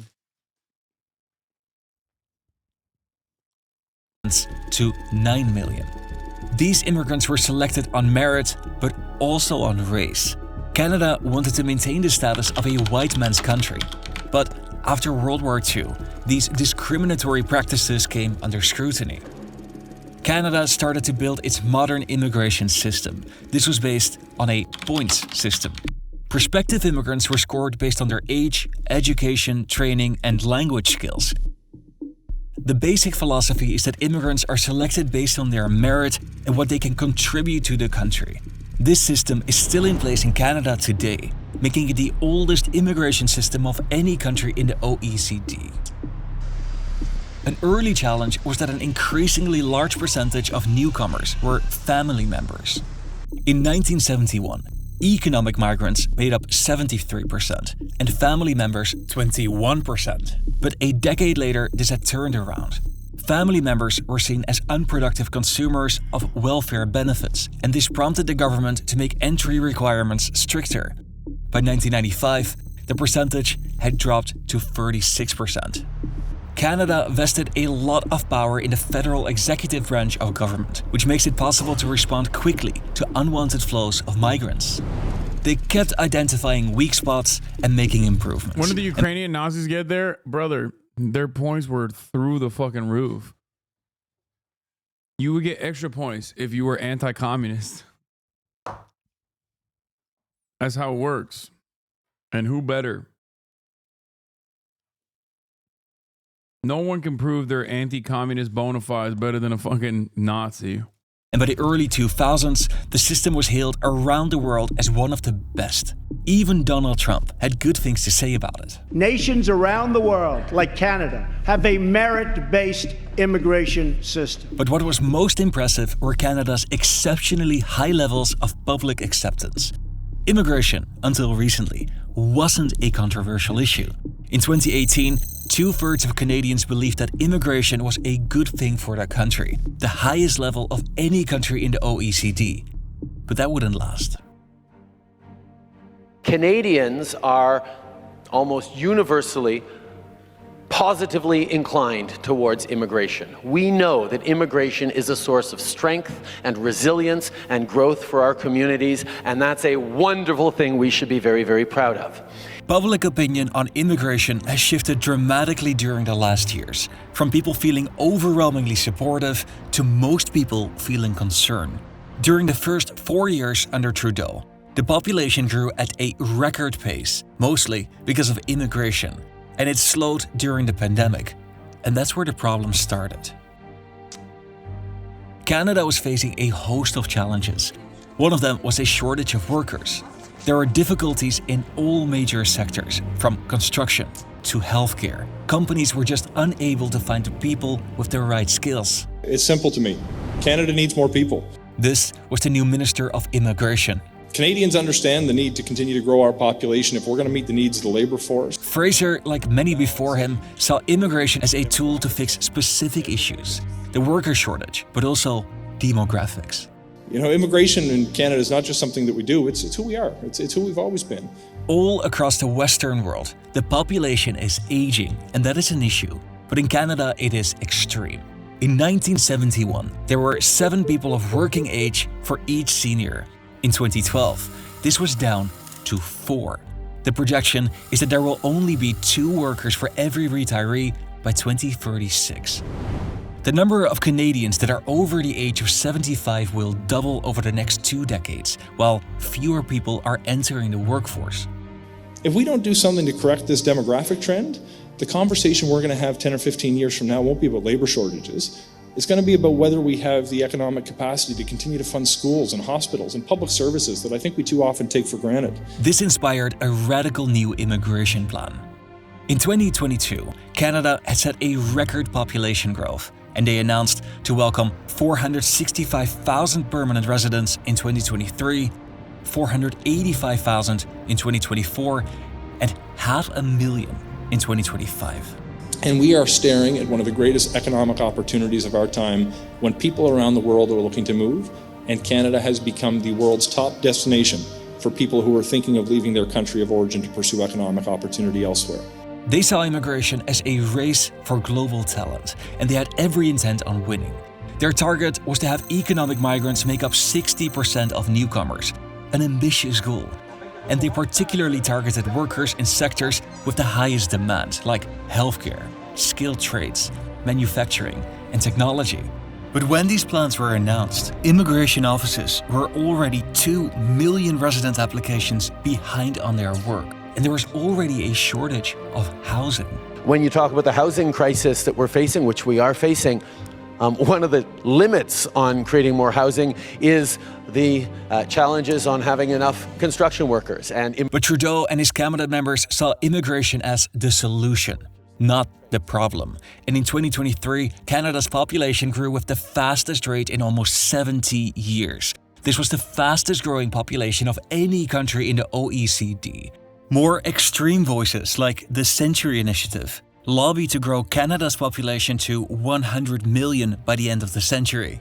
The plan was endorsed by a former prime minister, and lobbyists included several advisors to Justin Trudeau and his cabinet members. We have a population that is aging. We need People to arrive with their talents, with their hopes, with their dreams, with their capacities to work hard, to build our communities, to build our future. Public opinion was shifting. Whereas in 2022, 27% of people believed that there was too much migration to Canada, in 2023, this was up to 51%, and in 2024, to 58%. All right, well, behind me is the Take Back Canada March against mass immigration. In July 2024, there were protests. There's a lot of disaffected Canadians here who feel like the government has not been listening to them. This was an unusual sight in Canada. And what happens to the election in 2025? Is mass immigration going to become the main issue in the election, or are politicians going to try to run away from it like they seem to be doing right now? In 2025, there are federal elections in Canada, and Trudeau might lose his seat. 2 broccoli heads was $11.44. $11.44 at Save On Foods in Langley. Like, we have a serious problem here in Canada. Just came to $218. How? The government likes to publish figures that show how the economy is growing. This is technically true, but the growth is primarily fueled by a growing population.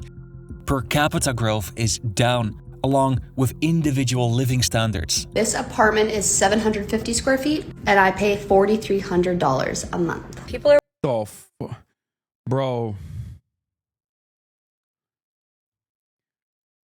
Bro, this is a joke country, and it's the same in America too, man. The Western world is so fucking dumb. Like, that's it, dude. Just housing. Just fix housing. That's it. You fix housing, you will win forever, okay? Please, like, one industry should die. Just one. I know that the Democrats are so fucking, and the liberals in Canada, or not the liberals, what's the Justin Trudeau's party? Is Justin Trudeau's party the Liberal Party? Is that what it was called? Oh yeah, I forget that Canada is too close to America. Normally in European countries, the liberals are the conservatives, but Canada is too close to America, so that's why they still call themselves the liberals. They do have NDP though, yeah, but NDP also has a litany of different issues and are too invested in aligning with the liberals. Okay. Listen.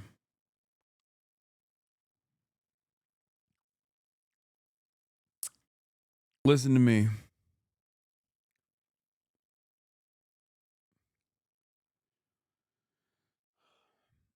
It's free. It's free 99, dude. One of these industries has to die. Okay? It's either in America, it could be healthcare, like insurance. It could be housing, real estate developers and the like, and big renters. It could be college, like something, okay? Something's got to give. You got to be like, listen, we're going to keep getting donors from every other industry, but this one industry we have to fucking cut. You have to cut them from the coalition of corporate donors and fix it. That's it. And same in Canada. Any party that just goes, nah, fuck it, like I'm fixing housing. Let me at them.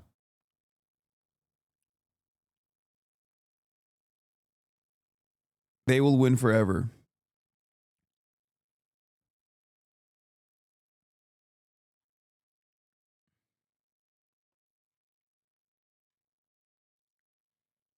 Mexico goes all in on housing, 1 million new homes, 0 interest mortgages. Okay, dude, stop. Yes. I feel like hella Latinos are going to be like, oh, I'm going to Mexico. You don't have to deport me, motherfucker. I'm going. Yeah. Me right here, sir. Deport me to Mexico.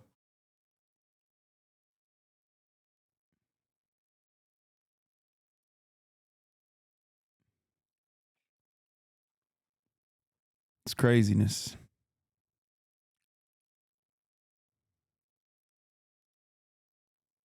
They're working 3 jobs just to live in this city. It's actually crazy, and they're still struggling to pay their bills. There is a clear mismatch between how fast Canada's population is growing and how long they need to supply housing and service infrastructures like healthcare and schools. This affects all layers of society, but this is most acutely visible in the cost of housing. Okay, we need to talk rent increases because this is getting out of hand. Would you pay $800 a month to share a bed with a stranger? That's what this Vancouver listing is offering. That's, oh my God. Amazing.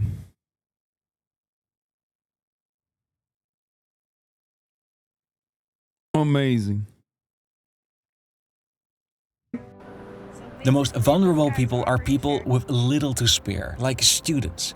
A story broke about 25 students that were living in one basement in Brampton, and it went viral. The mayor of the city responded that they've seen cases like these on a regular basis. Like this landlord who's renting out 6 beds on the floor with dividers between them for $325 each. The number of temporary residents, which includes temporary workers but also international students, have increased dramatically. In 2022, they numbered 1.4 million. And in 2024, this had doubled to 2.8 million. Public opinion had now turned against Canadian immigration policies, and for the first time, it had become a controversial topic. Trudeau, with elections coming up, needed to act. Prime Minister Justin Trudeau is promising a massive federal program to deal with the housing crisis in Canada. So today, we are releasing the most comprehensive and ambitious housing plan ever seen in Canada. He put Sean Fraser, former Minister of Immigration, in charge of housing. I know we're going to solve the housing crisis because I know what Canadians are capable of. These decisions were vilified in the comment section on YouTube. It's crazy that people believe the guy that got us into this mess is the guy that's gonna get us out. Too little, too late. You cannot be the solution to the problem you created. The reality is different parts of the country have seen different challenges. In addition to population growth, Dude, it's the same story every single time, dude. It's the same fucking story. No immediate fixes to the housing shortage. No controls whatsoever to a massive material harm that people are experiencing. And then you're like, oh, but we also need migrants to come in so we can, have more labor force, which is understandable. There's a normal desire that every country has. That's what has kept America alive, okay, as well. So then people go, oh, it's the fucking migrants' fault that I don't have a home or my housing prices are so high. Oh, it's the same in fucking Europe. It's the same everywhere. Every single Western capitalist nation has gone through this exact same problem. The more people suffer financially, the more they feel like their nation is no longer prosperous, the more there is income and wealth inequality, the angrier they get. And what's the easiest vector to get that anger out on?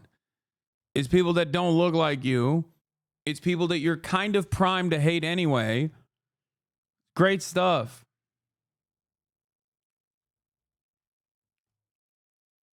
$1 million Tyler Hitler Veras for every Western nation. So much sentiment that Indian people are responsible for rising housing prices and it's turned into this racist crusade against Indian immigrants. Oh my God. Tyler Hitler Oliveira watching and is on his way to Canada by tomorrow. Yeah. I'm like, I'm at the town that Indians took over. Just going up to Indian Canadians and being like, do you speak English? And everyone's like, yeah. The fuck?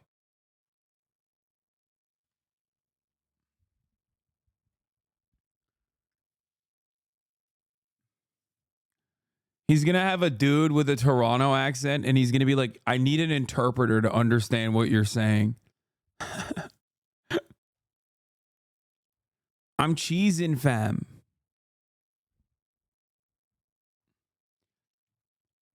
India's national language is English. That's the joke, man. That's the joke I'm making. You are repeating back to me. like he is racist, so he thinks brown guy doesn't speak English. When in fact, most Indians do.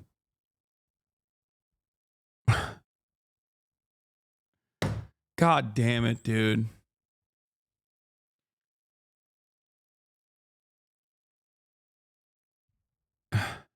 Excuse me, sir. Have you ever considered that jokes, especially because of my inability to understand them, can come across as reactionary? Bro thought jokes would fly. Yeah.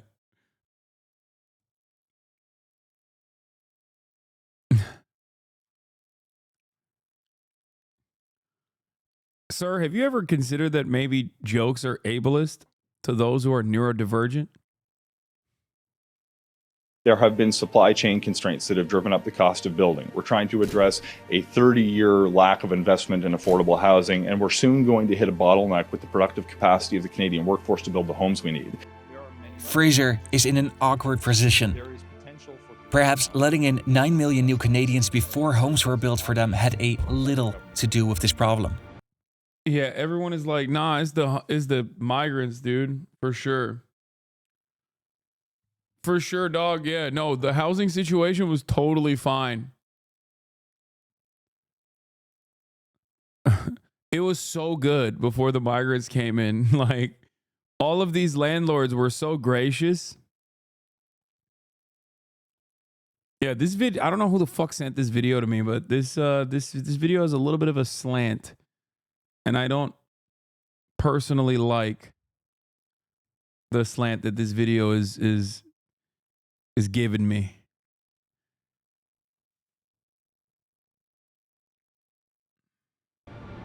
A majority of people now disagreed with immigration policies. They were angry and frustrated by the cost of living crisis, and immigrants felt that they were unfairly portrayed as the cause of the problem. This is the sentiment of every single Canadian, by the way. Ugh, I know. It's everywhere in the Western world, man. It's fucking everywhere in the goddamn Western world. I checked the YouTube channel. This dude is obsessed with immigration being out of control. Who the fuck sent this goddamn video to me? Someone in the chat sent this to me a couple days ago, and they were like, you have to watch the video. It's so good.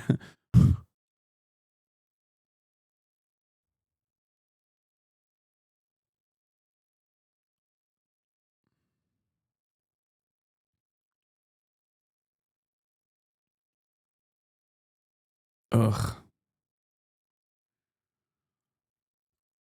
Ugh. Miscalculated the how much immigrants they want. They miscalculated how much housing they have, how much they could accommodate over here, and now they are blaming all it on us. Trudeau's approval rating dropped in September 2024 to just 33%, and only 26% favored him as the Prime Minister. He had to turn this around. Bonjour tout le monde. Good morning, everyone. In a moment, Minister Miller will be detailing our immigration plan. Before he does, I want to say a few things. Canadians are justifiably proud of our immigration system. It has made our economy the envy of the world. It's how we've built strong, diverse communities. It's how we... This literally, I mean, at least he's like still defending the concept of migration. But like, you need to start the conversation with like housing prices. We've demonstrated that differences can and must be a source of strength, not a source of weakness for communities and society. Today, yeah, no, he is still to the left of Kamala Harris. Border czar. We're announcing that we will reduce the number. Oh my God, I spoke too soon. Oh, God forbid we fix the fucking landlord problem. Oh no, of course. No, I spoke too soon. Oh my God. Oh.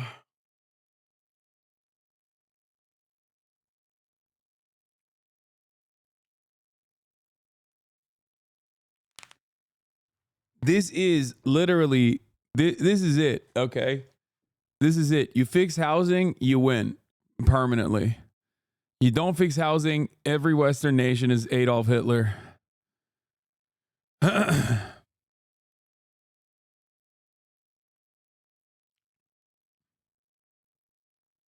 got two options. Okay, two options. Fix the housing crisis or Adolf Hitler. And I'm not really comfortable with that dynamic because a lot of people are just like, nah, let's do Adolf Hitler. Like, so many motherfuckers are like, nah, actually, the Adolf Hitler thing seems sick. In America, there are dudes who literally said Trump is a lot like Hitler, and that's why I voted for him, okay? Just remember.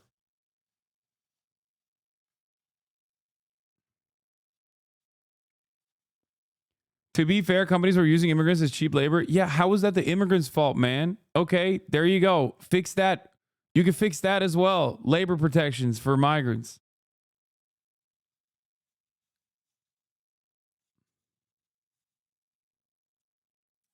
Of immigrants we bring in over the next 3 years, which will result in a pause in the population growth over the next 2 years. By the way, the Trudeau Liberals have been 100% YIMBY for years now, and their YIMBYism has not put a dent in the housing costs at all.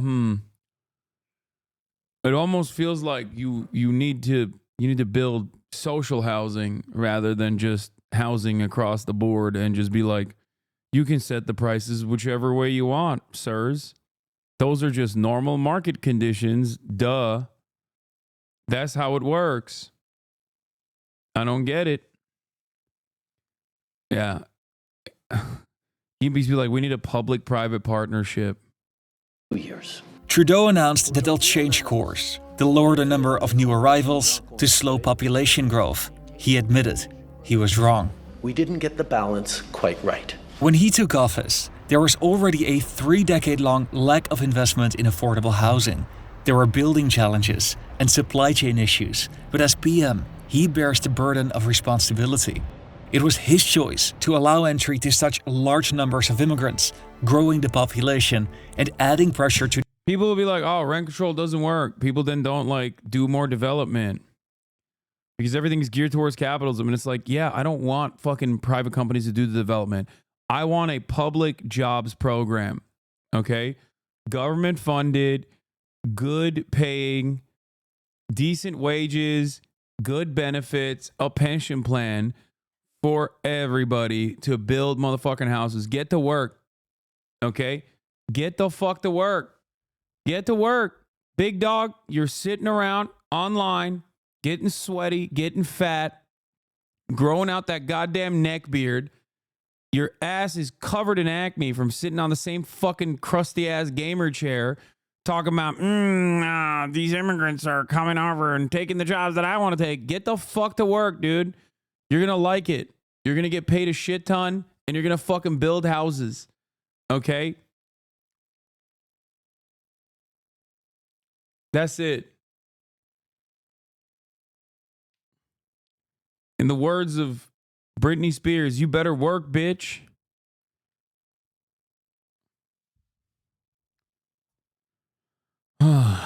Government housing. Government housing. Okay? Stop all foreign aid for a government-funded housing program. Stop all foreign aid for a government housing... Oh, yeah. Yeah, I mean, that's a good way. We already have a jobs program. It's called the American Military, okay?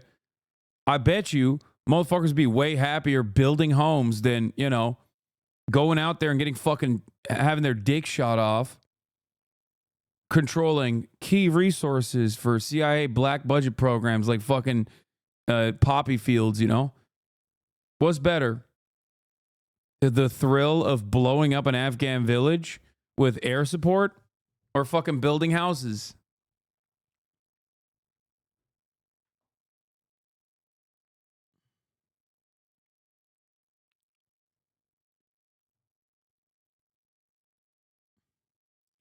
No, housing safety requirements are the issue. I could build so many houses if I didn't have safety requirements. Yeah, you're right. The real problem is I can't build dog shit houses that crumble. I mean, look at Florida, man. They're doing that over there. It's pretty good. They cut through that red tape real quick.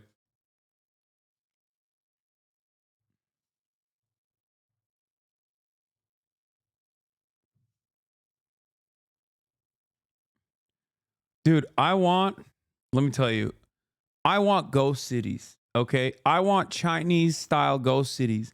Those motherfuckers were doing tricks out there. They were literally building... they were building cities that look like Paris and shit. That was a flex, okay? They were like, oh, is housing is housing a human right, or is it an asset simply to be traded in the market? And at first, everyone's like, oh, it's an asset to be traded in the market. Nope. No, it's not. Guess what, bitch? Housing is for living in it, okay? That's what it's for. Wrong.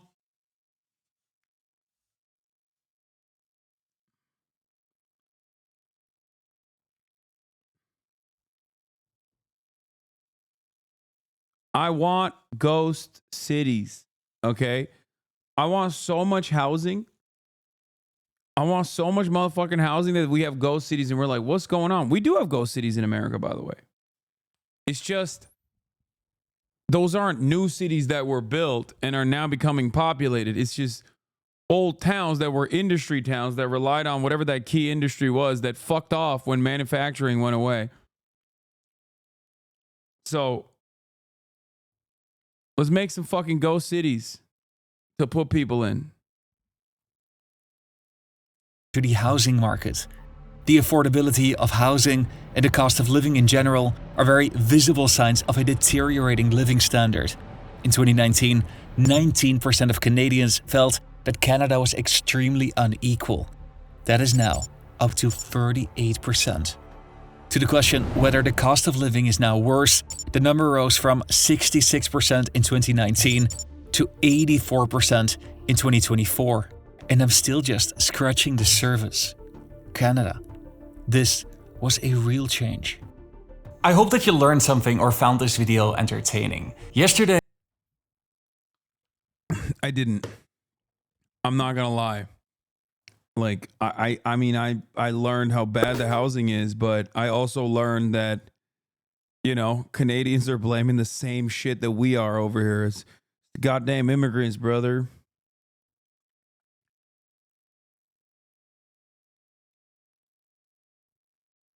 Big drop in immigration targets will cut population, reduce the need to build more homes, Ottawa says.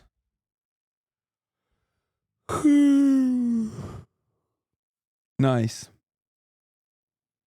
A new report from the Canadian Centre for Policy Alternatives lays out a deeply troubling picture of housing in Canada. In every province west of Quebec, the average number of hours at minimum wage required to make rent is at least 80. Think about that for just a second. That means minimum wage isn't even... No wonder these motherfuckers want to separate, dog. What the hell? I'm back on it. I'm back on it, dude. I'm back on it, dude. Separate my beautiful Quebec. Fuck it. I'm Kegsit. I'm Kegsit, dude. Quebexit. Vive Quebec libre. Isn't even enough to cover half of... Yeah, give Alberta to the United States of America. Okay, fuck it. It's already here. Spiritually, it's ours anyway. Like, mentally, we've already taken over. Might as well just make it permanent, you know, Golan Heights style.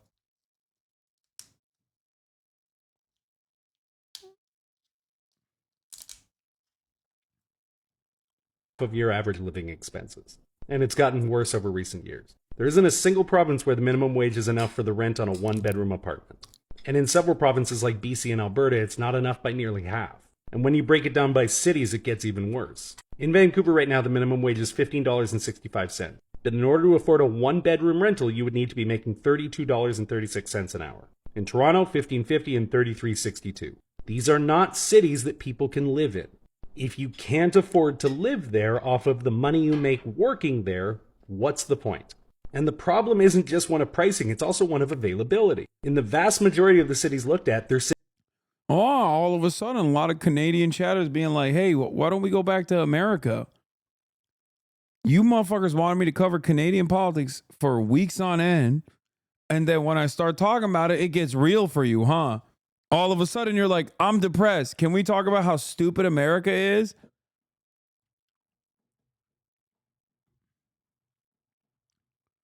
What happened? What happened, Canadians? You don't like a healthy dose of you're fucked? Simply were not affordable places available. There are basically 0 2-bedroom units available in an affordable range and almost no 1-bedroom units either. And this affects a huge number of people. There are 828,000 people living in Canada right now off of minimum wage in single-income households. 1.13 million people doing the same off of 2-income households.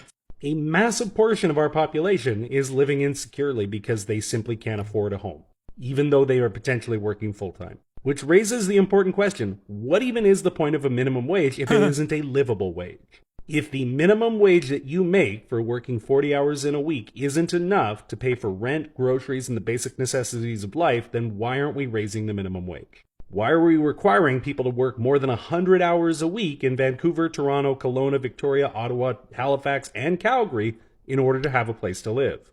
This is the sign of a country that is not prioritizing housing. It is prioritizing profiting off of housing. So we're not...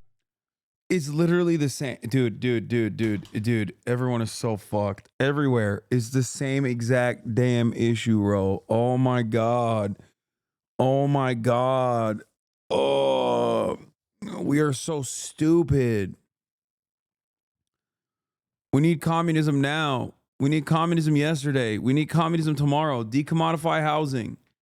Decommodify it. It's so fucked. It's so fucked. It's so goddamn fucked. Holy shit. It's just so fucked. Americans don't even have health care. We don't even have health care, dude. It's so bad. Oh, dear leader Xi Jinping, please save us. Donald Trump, save me. Xi Jinping, save me. Save me, Xi Jinping. Like, how fucking dire? How dire is the situation that people literally look to these alarming housing prices and go, you know what we got to do? Deport migrants. Like, that's Donald Trump's policy prescription. He's like, yeah, we're going to deport 20 million undocumented immigrants, dude. And that'll open up the housing for sure.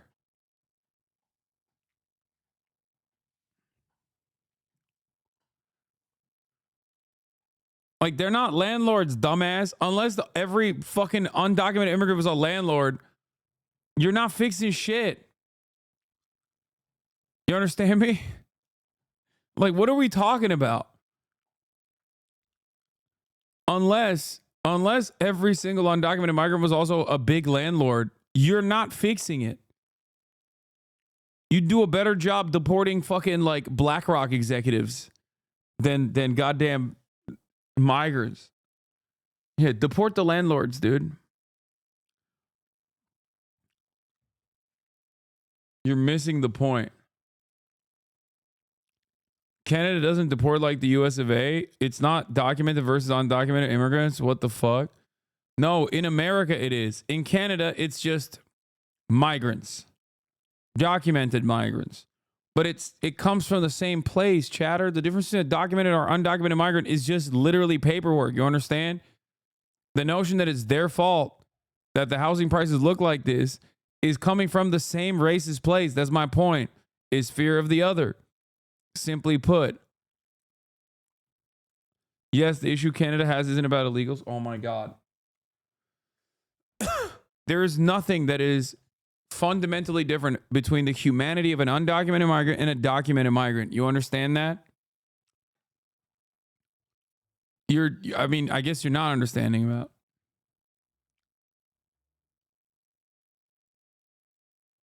It's about putting priority on companies owning what?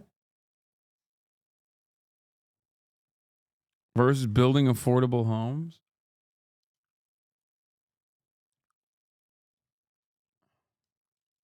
We're not going to build affordable housing. We're not going to raise wages. So where are people supposed to go?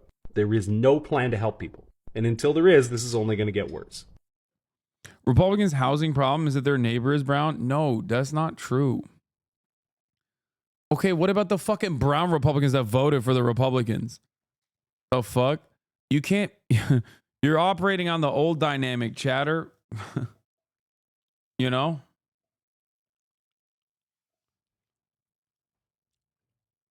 Ultimately, this is an EU issue too. I know.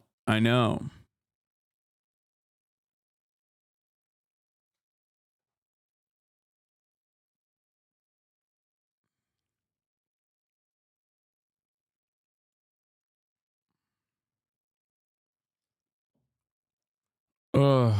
I know. This video is actually fantastic. I've watched it on stream before. I love this video. It's one of my favorite videos. But I'm not going to watch it right now.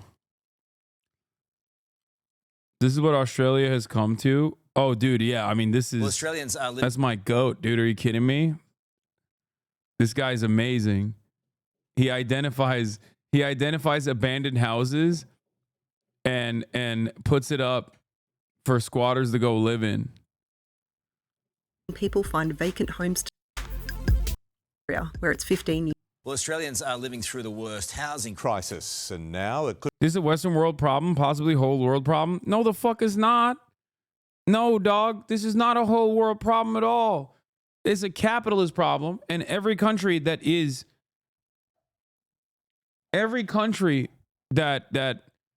exists in some way, shape, or form under this like hyper focus on homeowners turning profit or increasing their net worth. What am I? Dude, my brain is fucking busted right now. It's a profit problem. Okay? It's not a problem in China. Dare I say, it's not even really a problem in like countries like former Soviet Eastern Bloc nations where home ownership rates are like 90%.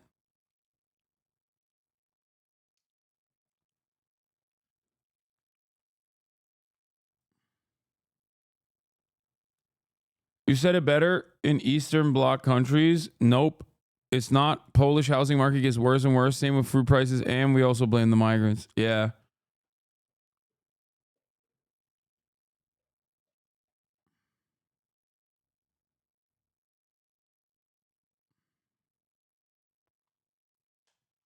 And Purple Pingers is the guy. Could be about to get worse. The likes we've never seen before in this, the lucky country. Housing affordability is as bad as it's ever been. Too many people, not enough homes. Yes, you heard them. Australia's housing crisis is severe.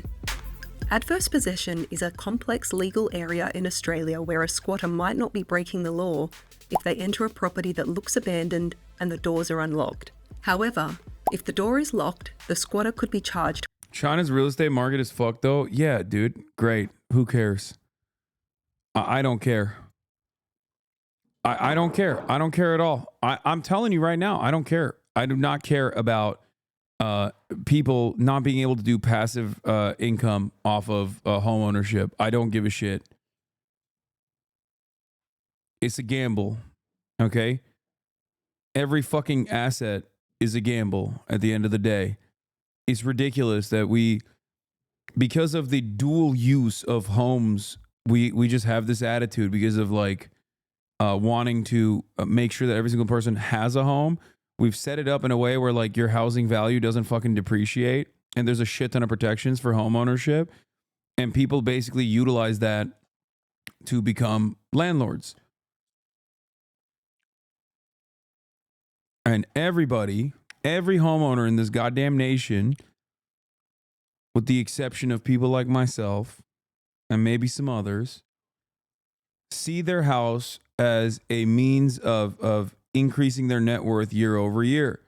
This is something that I've described time and time again. It's like, that's not how this works, man. Your home is your home, okay? Your home is not a financial asset for you to constantly fucking increase your net worth year over year. It's ridiculous. And this is for people who live in their homes, by the way. Because there's a lot of landlords out there. There's a lot of people who like own a shit ton of homes and rent them out. Okay. But outside of that, there's also, owned and operated homes, people who live in their own homes And they tie their entire net worth to that home price going up over and over and over again. Year over year. They take mortgages out. They use it as leverage. It's ridiculous. It's fucking ridiculous.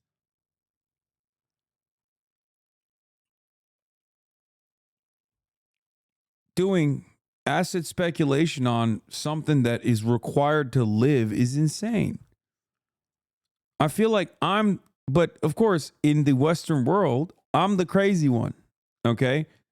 I am the insane person, and everyone else is sane. Even renters, they literally look at me like, no, dog, you don't understand. One day I'm going to own a house. No, you're not. You are not owning a house ever. Okay? Shut the fuck up. Stop advocating against your best interest. You're a renter. Do you know? Do you understand?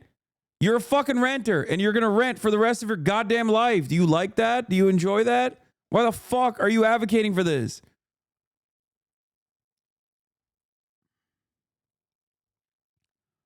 The only solution to the homelessness crisis and housing market crisis in this country and in every other Western fucking nation is straightforwardly decommodifying housing.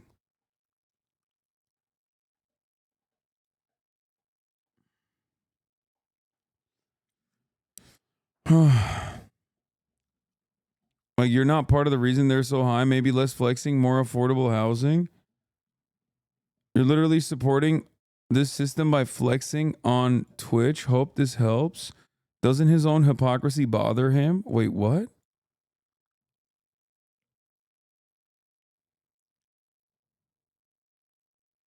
The fuck?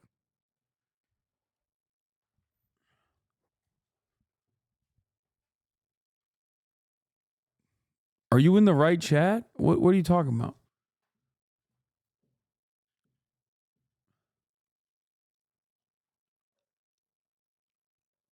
Twitch chatters talking about getting real estate one day when they can't get a girlfriend and eventually wife to co-sign the mortgage.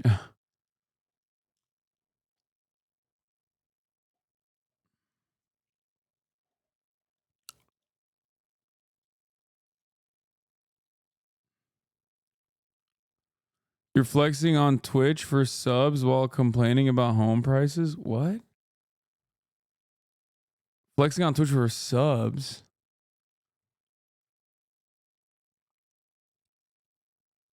Like flexing my muscles for subscriptions? Like that? Is that what you're saying? Isn't housing a basic human right? It is, but it's not treated like that.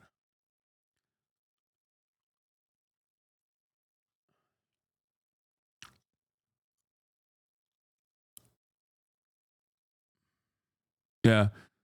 Chatters, every time you subscribe to me, the median home price goes up in the United States of America in your own town. Okay? That's how it works. I don't make the rules. Every time you gift a sub, it goes up whichever the amount the subscription gift looks like. Stop. Spike Spiegel, Reliable Randy, you're increasing the median home price by fucking 5x, dude. Don't do it. No. Zoantharian, Asian Daru, Akabidi 20, Hazmat with the 5. Stop it.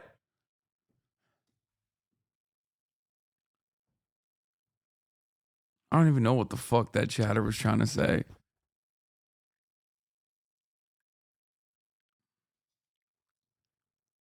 You monsters, you started a hype train.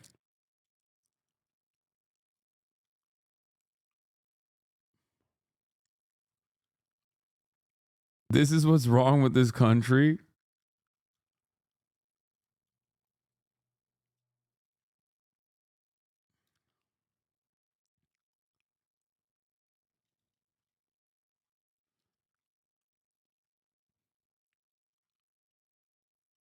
Fuck, man. It's Jover. FPS Hannah, you did it. Zylax with a 20 gifted.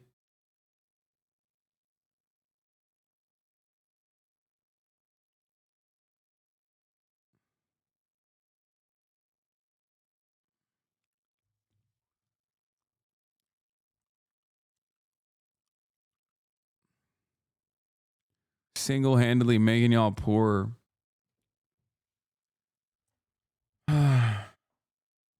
Oh my Lord.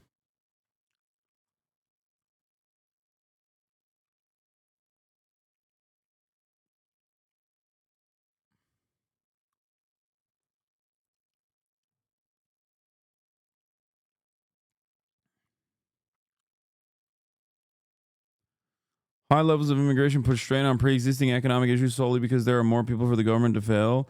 Same thing happens with high birth rates, which these anti-immigration dipshits love. I wonder what their difference is. Exactly. But also, in a weird way, given the low birth rates, they need immigrants to do the labor anyway. So what do? Supposed to fucking, I guess, let the economy collapse. This is why I always say the real problem is the never-ending profit seekers in the housing sector. If you don't solve that, it doesn't matter. You get more babies, you get more immigrants, it doesn't fucking matter. Nothing's gonna change. All right, we're gonna get back to America now. I'm done shitting on Canada. Agenda, and they can serve the country well in other capacities. But I've told President Trump, Sarah, they give the 5 enough gifted. already. You got to give me some Neoplatonic, they give relief. the I 10 got to gifted. maintain this majority, and he understands that. Of course, we've been talking about it hourly, almost every day. I think we're going to be settled. The numbers that you just projected there, I think, will be the reality, and we will have the majority. I think these seats, Matt's, for example, his resignation today was to help us because it starts the clock under Florida state law. Yeah, because it'd be really embarrassing if he didn't if he didn't actually resign right now, and then he had to resign in disgrace.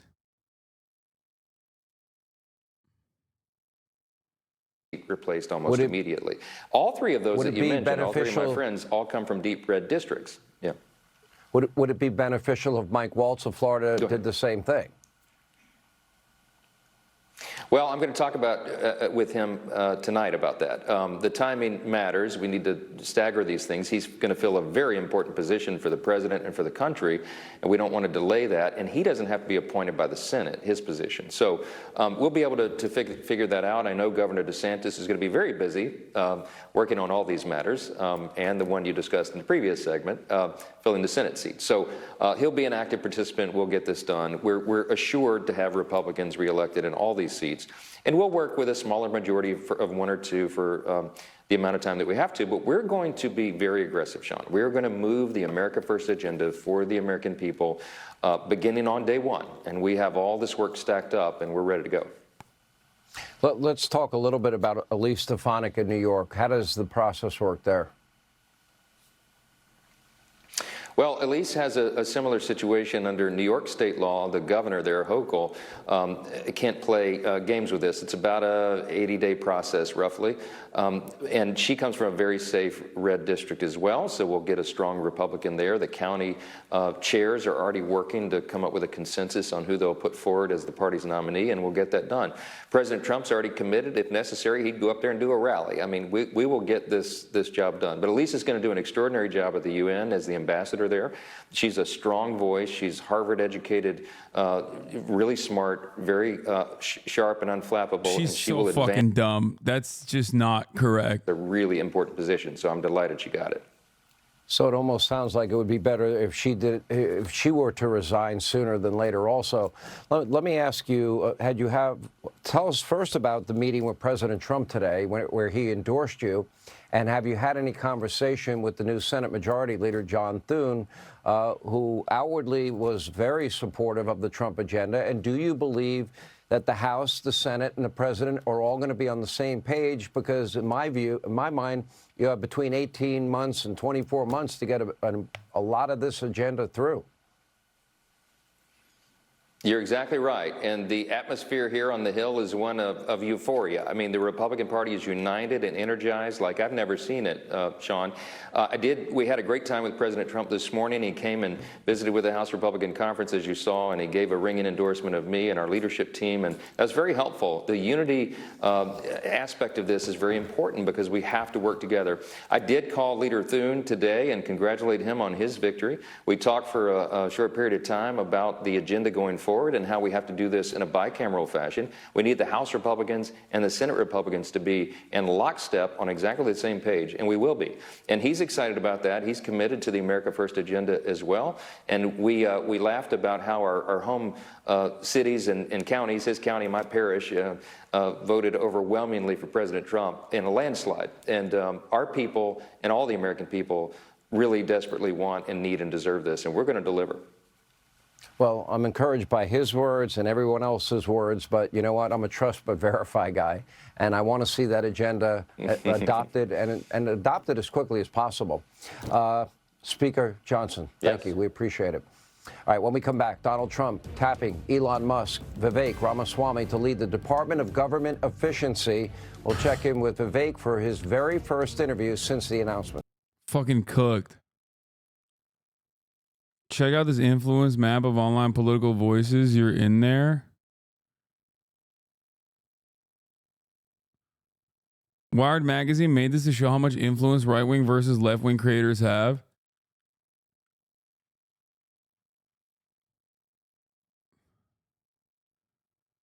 Damn, dude. I got a fucking tiny ass blob in here. God damn. Wait, XQC? Felix Langiel, aka XQC? Bro, this list is cooked.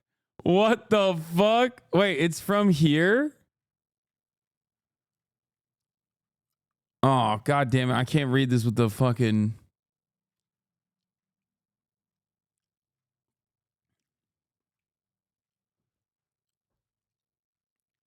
The Lion of Level.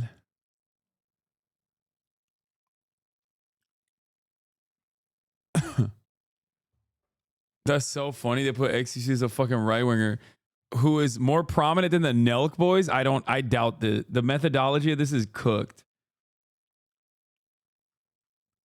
I think like you swap out Felix for Asmongold. That makes more sense. And I think the Nelk boys should probably be bigger than this.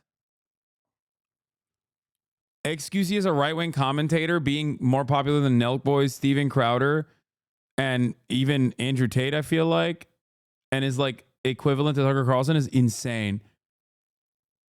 XQC is a right-wing commentator, more popular than Ben Shapiro. Logan Paul is a right-wing content creator. Like, this list is... Dude, I don't know what's going on. I feel like there's no media reporters out there. Like, they just don't have any, like, decent media reporters left that, like, understand the online space at all. You know what I mean?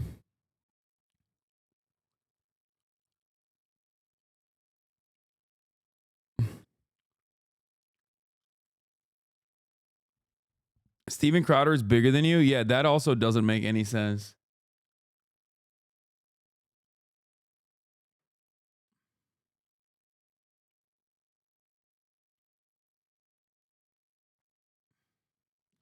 The juicer was defending Destiny's N-word usage. They saw the clip. They were like, yeah, this guy's got to be a right-winger. But I don't even think Logan Paul is a right-winger. I don't think XCC is a right-winger. I don't think Logan Paul is a right-winger. I think Jake Paul is right-wing, but definitely not like a right-wing content creator. I don't know how the fuck they measured this.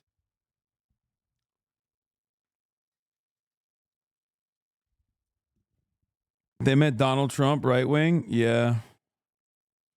Cope harder. Everyone is entitled to their opinion. Cope harder. Wait, why would I be... Brother, I don't think XQC would agree with being considered a right winger.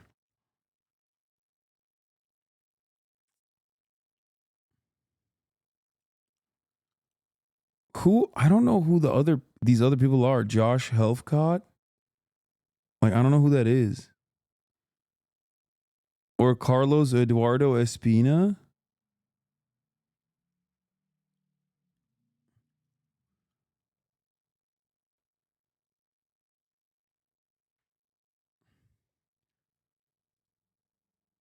What about this? Oh, that's perfect. Okay. Carlos, range 1 million plus. Follower count 10 million. TikTok. Espina is a TikToker and immigrant right activist from New York. One man Telemundo met with Joe Biden to discuss immigration policy.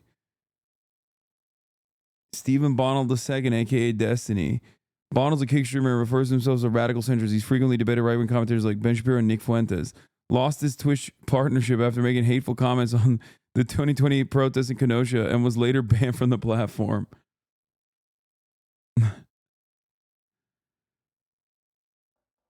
Platform of choice, Twitch. Former Young Turks host. Piker streams almost daily on Twitch and is one of the most popular political creators on the platform. Played Among Us with AOC on live stream.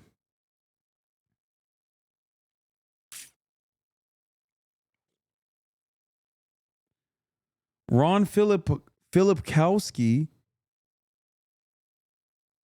Midas Touch Ecosystem. Jack Schlossberg.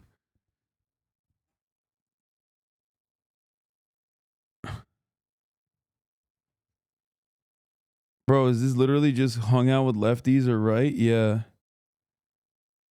And then these are the right-wing influencers.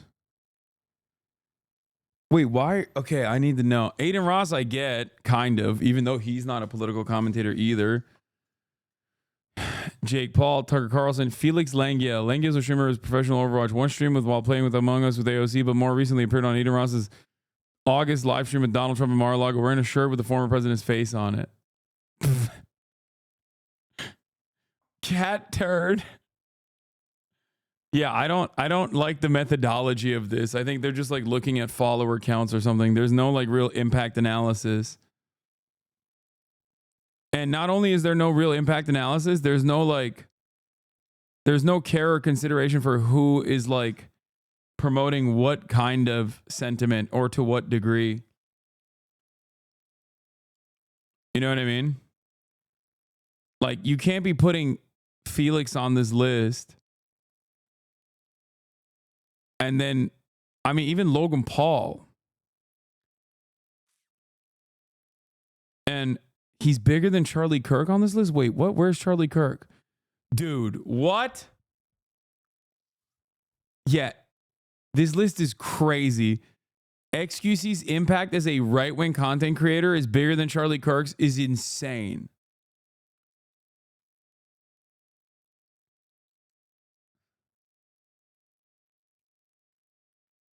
Who's the tiny dot on the right? Isabel Brown. I don't know who that is.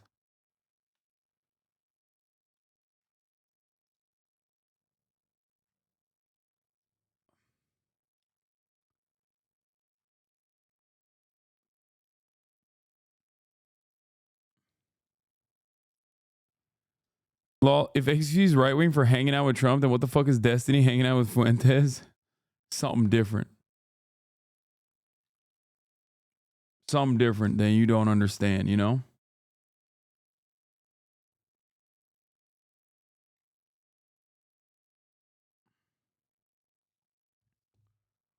Also, there's no Asmongold on this list. This list is cooked.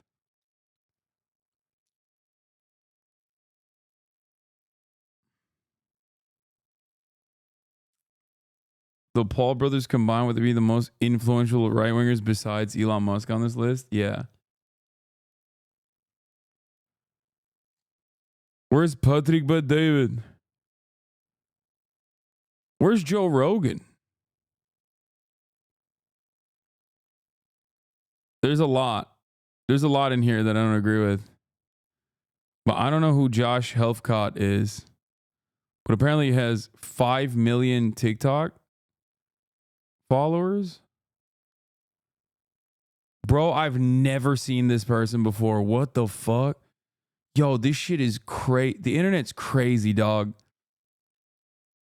That's crazy. Like, this person is like a massive content creator in his own right. And I have never fucking seen him before. You're too straight. It feels like Twitter and TikTok followers and then manually check if they voted R or D.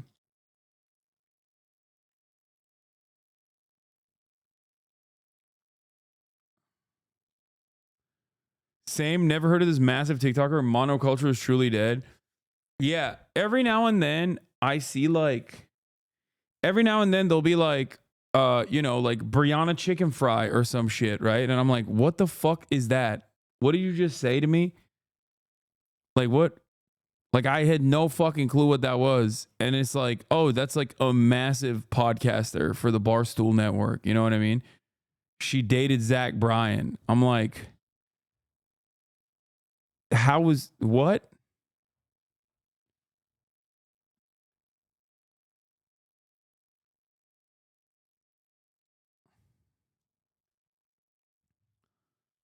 TikTok is the China of American pundit. Shit going on over there on another level. Yeah. He covers a lot of queer news and is a bit lipped up, to be honest, but I get him on my For You page sometimes.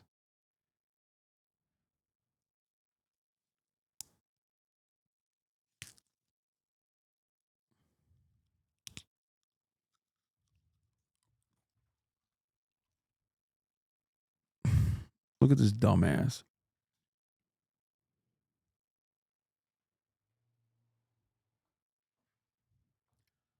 Look at this.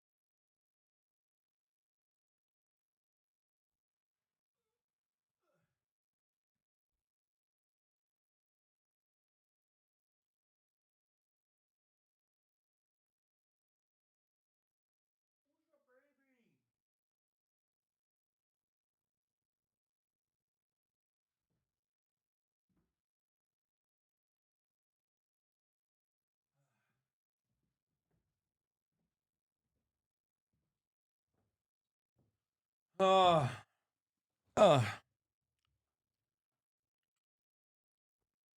are you looking at? What are you looking at?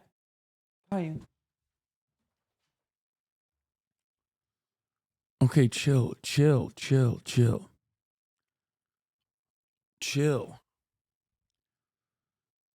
She thinks she's slick, dude. Her neck is so fucked up from fighting all the time.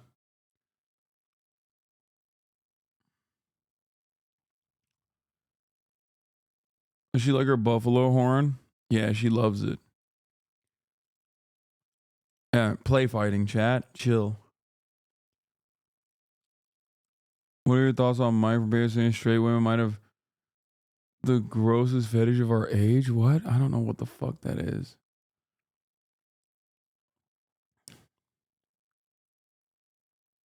Anyway. Is Kai still on her false pregnancy arc? No.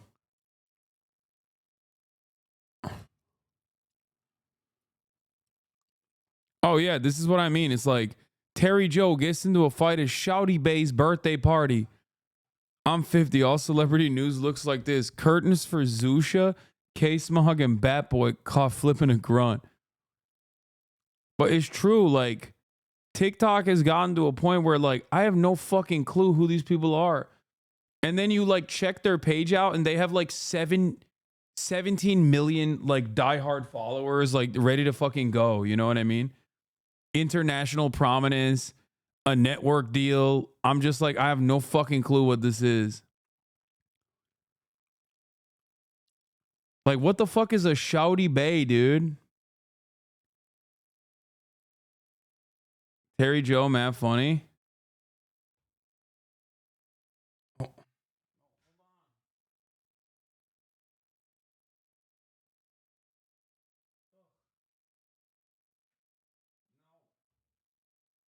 I'm picking her scabs. Ugh. They're gross. The things that you do for your daughter. Terry Joe, mad offensive. I don't know who that is either.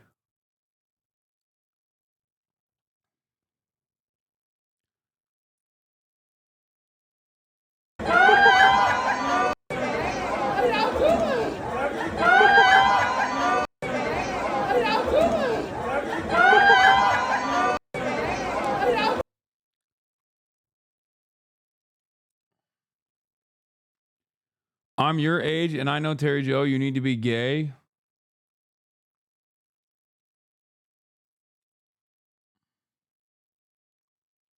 Co-workers, celebs. Yeah, I guess.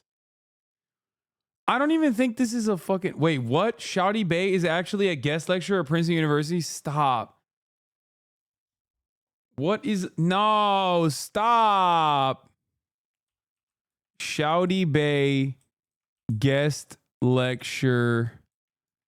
I'm going to look this up. Princeton.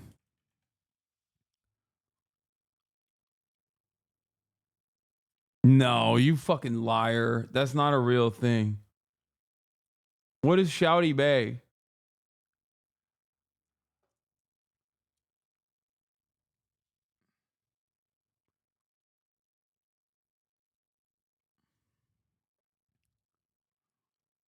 I'm going to look up Shouty Bay. Shouty Bay official on TikTok. 1.7 million followers. Oh my god, guys! Just show notice me! Ah! What you mean? Happy birthday, love. What you mean? I'm sorry. It's my birthday. Yeah. It's my birthday. Yeah. It's my birthday. Yeah. It's my birthday. Turn me up. Turn me up. Yeah. Yeah. I'm in the nest. Espera, ellos no te aman como yo te amo. Espera, ellos no te aman como yo te amo. Espera, ellos no te aman como yo te amo. Siempre seremos buenos amigos. God bless you, sorry, tú estás perfecta. Y te combina el culo con la teta. Y no quería faltarte el respeto, pero si me miras otra vez te lo meto. No me vendas sueños, mami, dime la verdad. Si tú tienes dueño, eso a mí no me va a importar. What am I looking at? Kaya, please. What am I looking at, bro? What the fuck? Like, what am I... Like, I don't understand what the purpose of this is. This got 47,000 likes. Like, what is the entertainment value? I'm genuinely asking. Please, someone explain it to me. Play the popular ones. One. Blocked.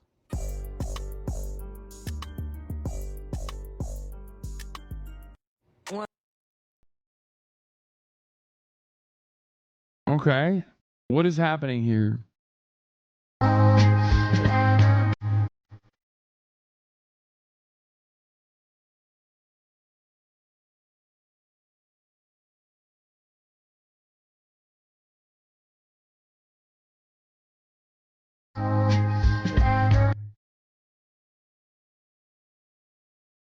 Early TikTok, she popped off with some funny viral moments, but then she's had an established fan base. I don't know why, to be honest. She's an icon. You wouldn't know. Like, what is it?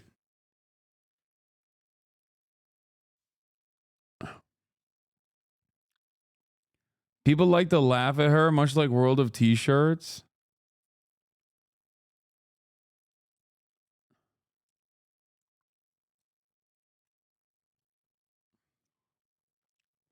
This is Terry Joe. You know what you look like? Her looks are unusual. Hey, Twitter loves, so use unusual looking people as reaction gifs. Is that simple? What? You look like someone tried to draw Normani from memory. It seems like you have a lot on your chest except titties. Oh, it seems like you have a lot on your plate except greens. There's a couple of things that I want to talk to you about today. Okay. This being number one. And what about it? That ain't to me. That ain't me. No, Terry. As you can see, that person has long hair. My hair's short. Oh, short like this one.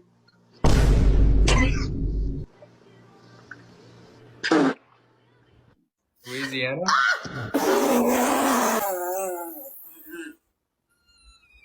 Why are you coming for me tonight? You were so nice to me last time. Last time I came for you too, just in a different way.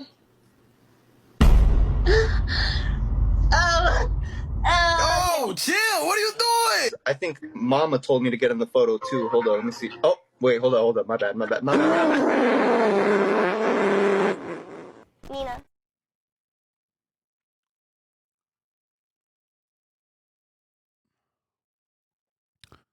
Bro, my For You page is so different. So I've been trying as much as possible not Like, to look pay at this attention. nerdy ass bullshit, bro. I got fucking Jamel Bowie talking about some nerdy ass bullshit, talking about some politics. What the All fuck? right, Why is my first For thing You first, just a Jamel lot of- Bowie? Wait, what is happening? In the aftermath. Wait, what the fuck? That's 3 All right. Jamel Bowies in a row, In dude. the aftermath. 4. Okay. talk about the specific TikTok part. desktop is so busted. TikTok desktop is so busted, bro. What the fuck? There's no way this was $1,000. Today we're going to be... Folks, look at this. I'm walking down the street of Chengdu in the middle of the night. Look at this. I feel so safe, tremendously safe. I can go anywhere that I want to go. What does that lead me? Serenity. I know it's a big word. A lot of people don't know about this word, but I want to use it on Chengdu. You don't know where Chengdu is. I'll tell you what. Chengdu is practically the capital of southwest of China. You don't think if the United States were acting in its own interest that war with Iran would even be on the table? If the U.S. were acting in our own interest, we would not even have an argument with Russia right now. We would not have an argument with China right now. We would not have an argument with Iran right now. We got Sachs. You get these doomer edits of right wing shit. I mean, at least it's fucking Sachs. 9/11 was bad. I agree with that. 9/11. 9/11. 9/11. K. Again. Cool letter. Yeah, I kind of like a K too. Yeah, you normally like 3 of them. I knew that was going to happen. Why did I even say that? Okay. Big news from Russia. It seems that Vladimir Putin has spent the last several days reminding Trump that he is on a leash. For starters, Russia State TV aired explicit photos of Trump's wife Melania while making jokes and holding back laughter in a segment meant to congratulate. Hassan, Base Me Art fan? Yeah, no, I do. I love Base Me Art. They're funny as fuck. My For You page on TikTok is full of angry liberal. I need to refresh. Dude, our TikTok feeds look exactly the same. Trump on his victory. Next, an aide in Putin's inner circle, Nikolai Patrushev. Okay, it's boring. Donald Trump, who tried to forcibly overturn. Boring. People on the left who are against voting for Kamala Harris. Oh my God. The internet has been in an uproar since finding out that Rosa Parks' husband had a car. Wait. Hold on. The internet has been in an uproar. That's insane. Okay, Gen Z is done. Okay, Gen Z needs to reset. They said Rosa Parks was clip farming, dude. That's crazy. This is what your style says about you. If your style is old money, there's a 90%.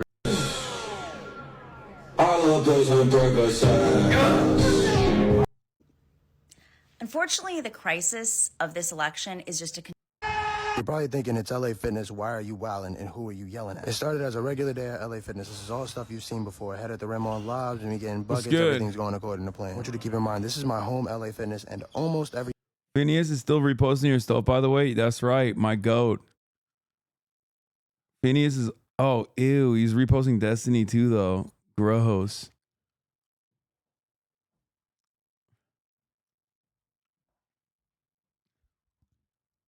Phineas is libbed up. Are you aware of pro-Palestine Dan Bilzerian? Brother, please, okay? For every 3 like normal seeming takes that Dan Bilzerian has on Palestine, there are 33 takes where he's like, the Jews are being commanded by the Talmud to do hypnosis and make you addicted to sissy hypno porn. Okay? Get the fuck out of here.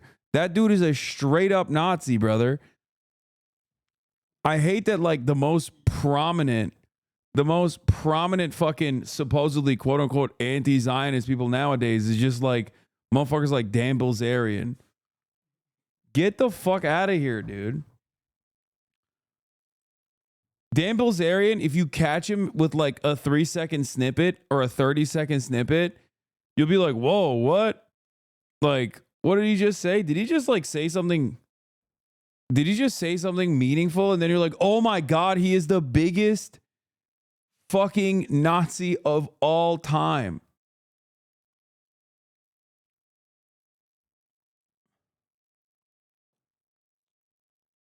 They're clipping you for drama with E? Wait, what drama with E? What are you talking about? Why the fuck would I be on board with a goddamn Nazi? What the fuck's wrong with some of you?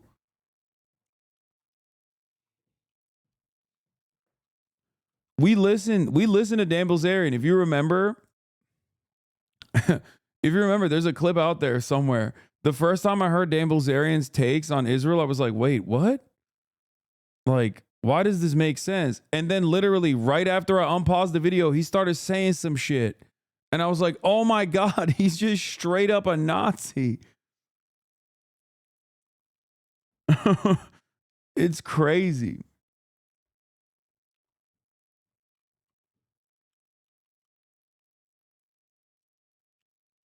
It's so wild.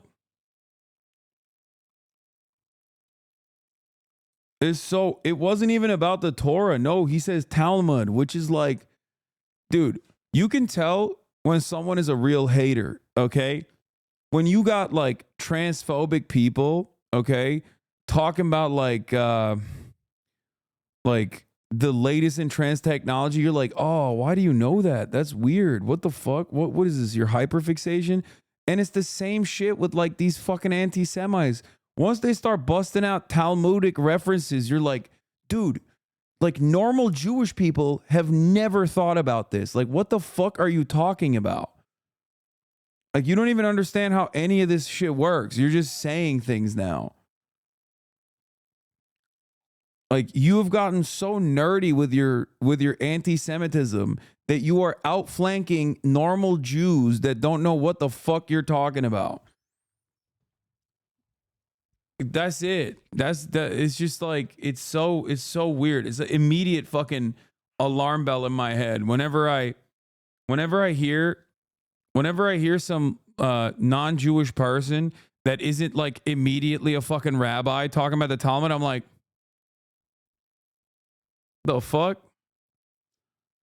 The only people that know anything about the Talmud are, you know, people in rabbinical school that are there to debate it, or fucking Koreans, okay? That's it.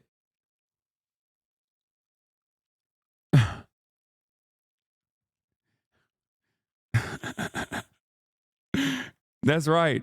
Koreans, why? I don't know. I just there's a lot of Philo-Semites in Asia. No, not the Japanese. Or kids who went to Jewish day school, me. His Piers Morgan appearance is popping off on TikTok. People don't know about his actual stance. That shit is so damaging, dude. Because it's like, I think there's nothing grosser than just like being anti-Semitic, period. But also, there's nothing grosser than both being anti-Semitic and then using the cause of Palestine to feed people more anti-Semitic commentary. Because like, you're like, this is your pet project, dude. Like, fuck you. People are dying. You know what I mean? People are fucking dying, and you're out here being like, ugh. Dan Bilzerian repeatedly conflates Judaism with Zionism on TV. Yeah, I've never done that, and I will never do that. Okay? And I get annoyed when liberals do that as a defensive posture too. It's like, it's liberals or woke people that want to defend Israel handshaking with like anti-Israel anti-Semites. You know what I mean?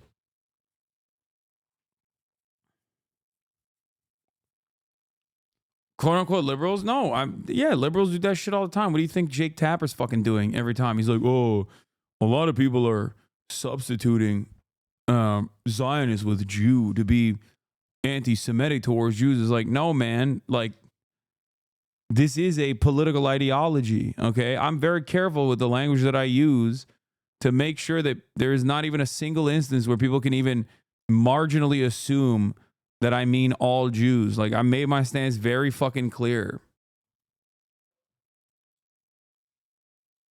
It's gross.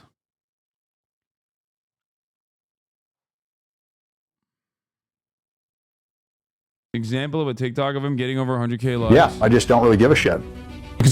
Yeah, I think I saw this because he was talking about, like, even if rapes would have happened, I think he said something along the lines of, like, the fuck do you expect is going to happen? I don't know if it happened or not, but even if it did, like, you know, you've been, when you're killing these people for years and years and years, it's going to happen, like, and like, the clip, this part gets clipped out, and then people are like, oh, wow. Like, this guy, You know, beheaded people. this guy just don't seems really all right. And then, like, right after the part where he clipped out, he's like, and it's good that it happened to the Jews. And you're like, come on, dude. Yeah, here, Dan Cohen has a great take on this. I saw this earlier. Piers Morgan and Dan Bilzerian represent two sides of the Zionist deception. Morgan promotes debunked Zionist propaganda. He still insists mass rape took place on October 7 to justify the Gaza genocide and claims to defend Jews from anti-Semitism. Bilzerian, best known for promoting degeneracy of the young men, has suddenly found the light, discovered the Palestinian cause, and decided that Hitler was right about Jews. He even found some quotes from the Talmud, though he had no idea what the Talmud is and believes it's a guidebook for the Gaza genocide. Yeah, dude. Jews have both mind control powers and also simultaneously can see the future, where they were like, one day we're gonna have Israel, and then we're just gonna do like a slow burn genocide for 75 fucking years, and it's all in the Talmud. Like, what are you talking about, dude? Be fucking serious for once in your goddamn lives, okay? Both of them accept the same fundamental false premise that Jews equals Zionism / Israel. As long as you're operating within the boundaries they present, you'll never challenge Zionism. There's a reason you see degenerate propagandists like these two in mass media, and you'll never see anyone who can accurately define Zionism and its relationship to Judaism.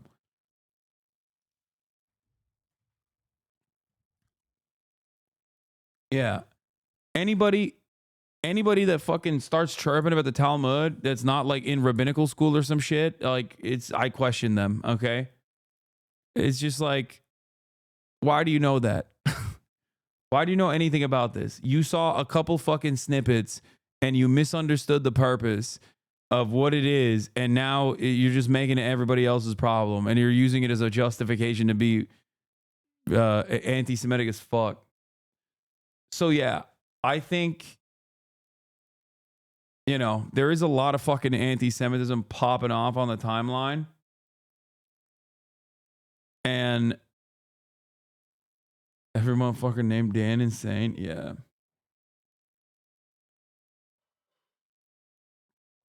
You're wrong, dude. The Talmud has supremacy ideologies. Conservatives use the Bible to do evil shit in America. What's the difference between?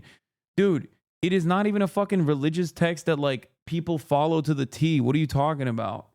It's not. It's supposed to be like, isn't the reception of the... Oh my God. See, this is what I mean. This is what I fucking mean. Shut up. It's not. It's not the same as the Bible, and people don't even fucking follow the Bible anyway.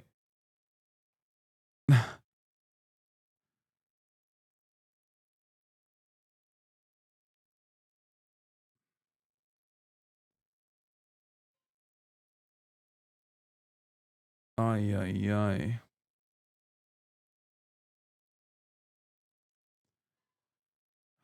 It's different rabbis interpreting the Torah.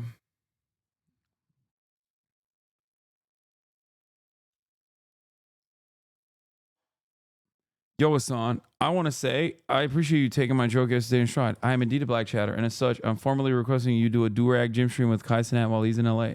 I think it would do a lot for you to convert Kai and engender a new era of class consciousness and revolutionary sentiment among our black youth. Yeah, dude. Yeah. Kai Cenat, who has a Nike and McDonald's sponsorship, is going to engender a new era of class consciousness and revolutionary sentiment.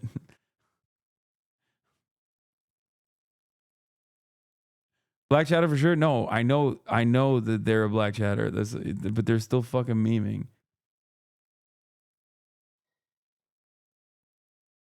Is there beef? No, there's no beef. I like Kai. I think he's a great entertainer. I don't think he's a that big of a fan of me, but I don't really give a shit. Not many people are, you know what I mean? Kai Sinet's actually doing a stream next month with Nepalese Maoists.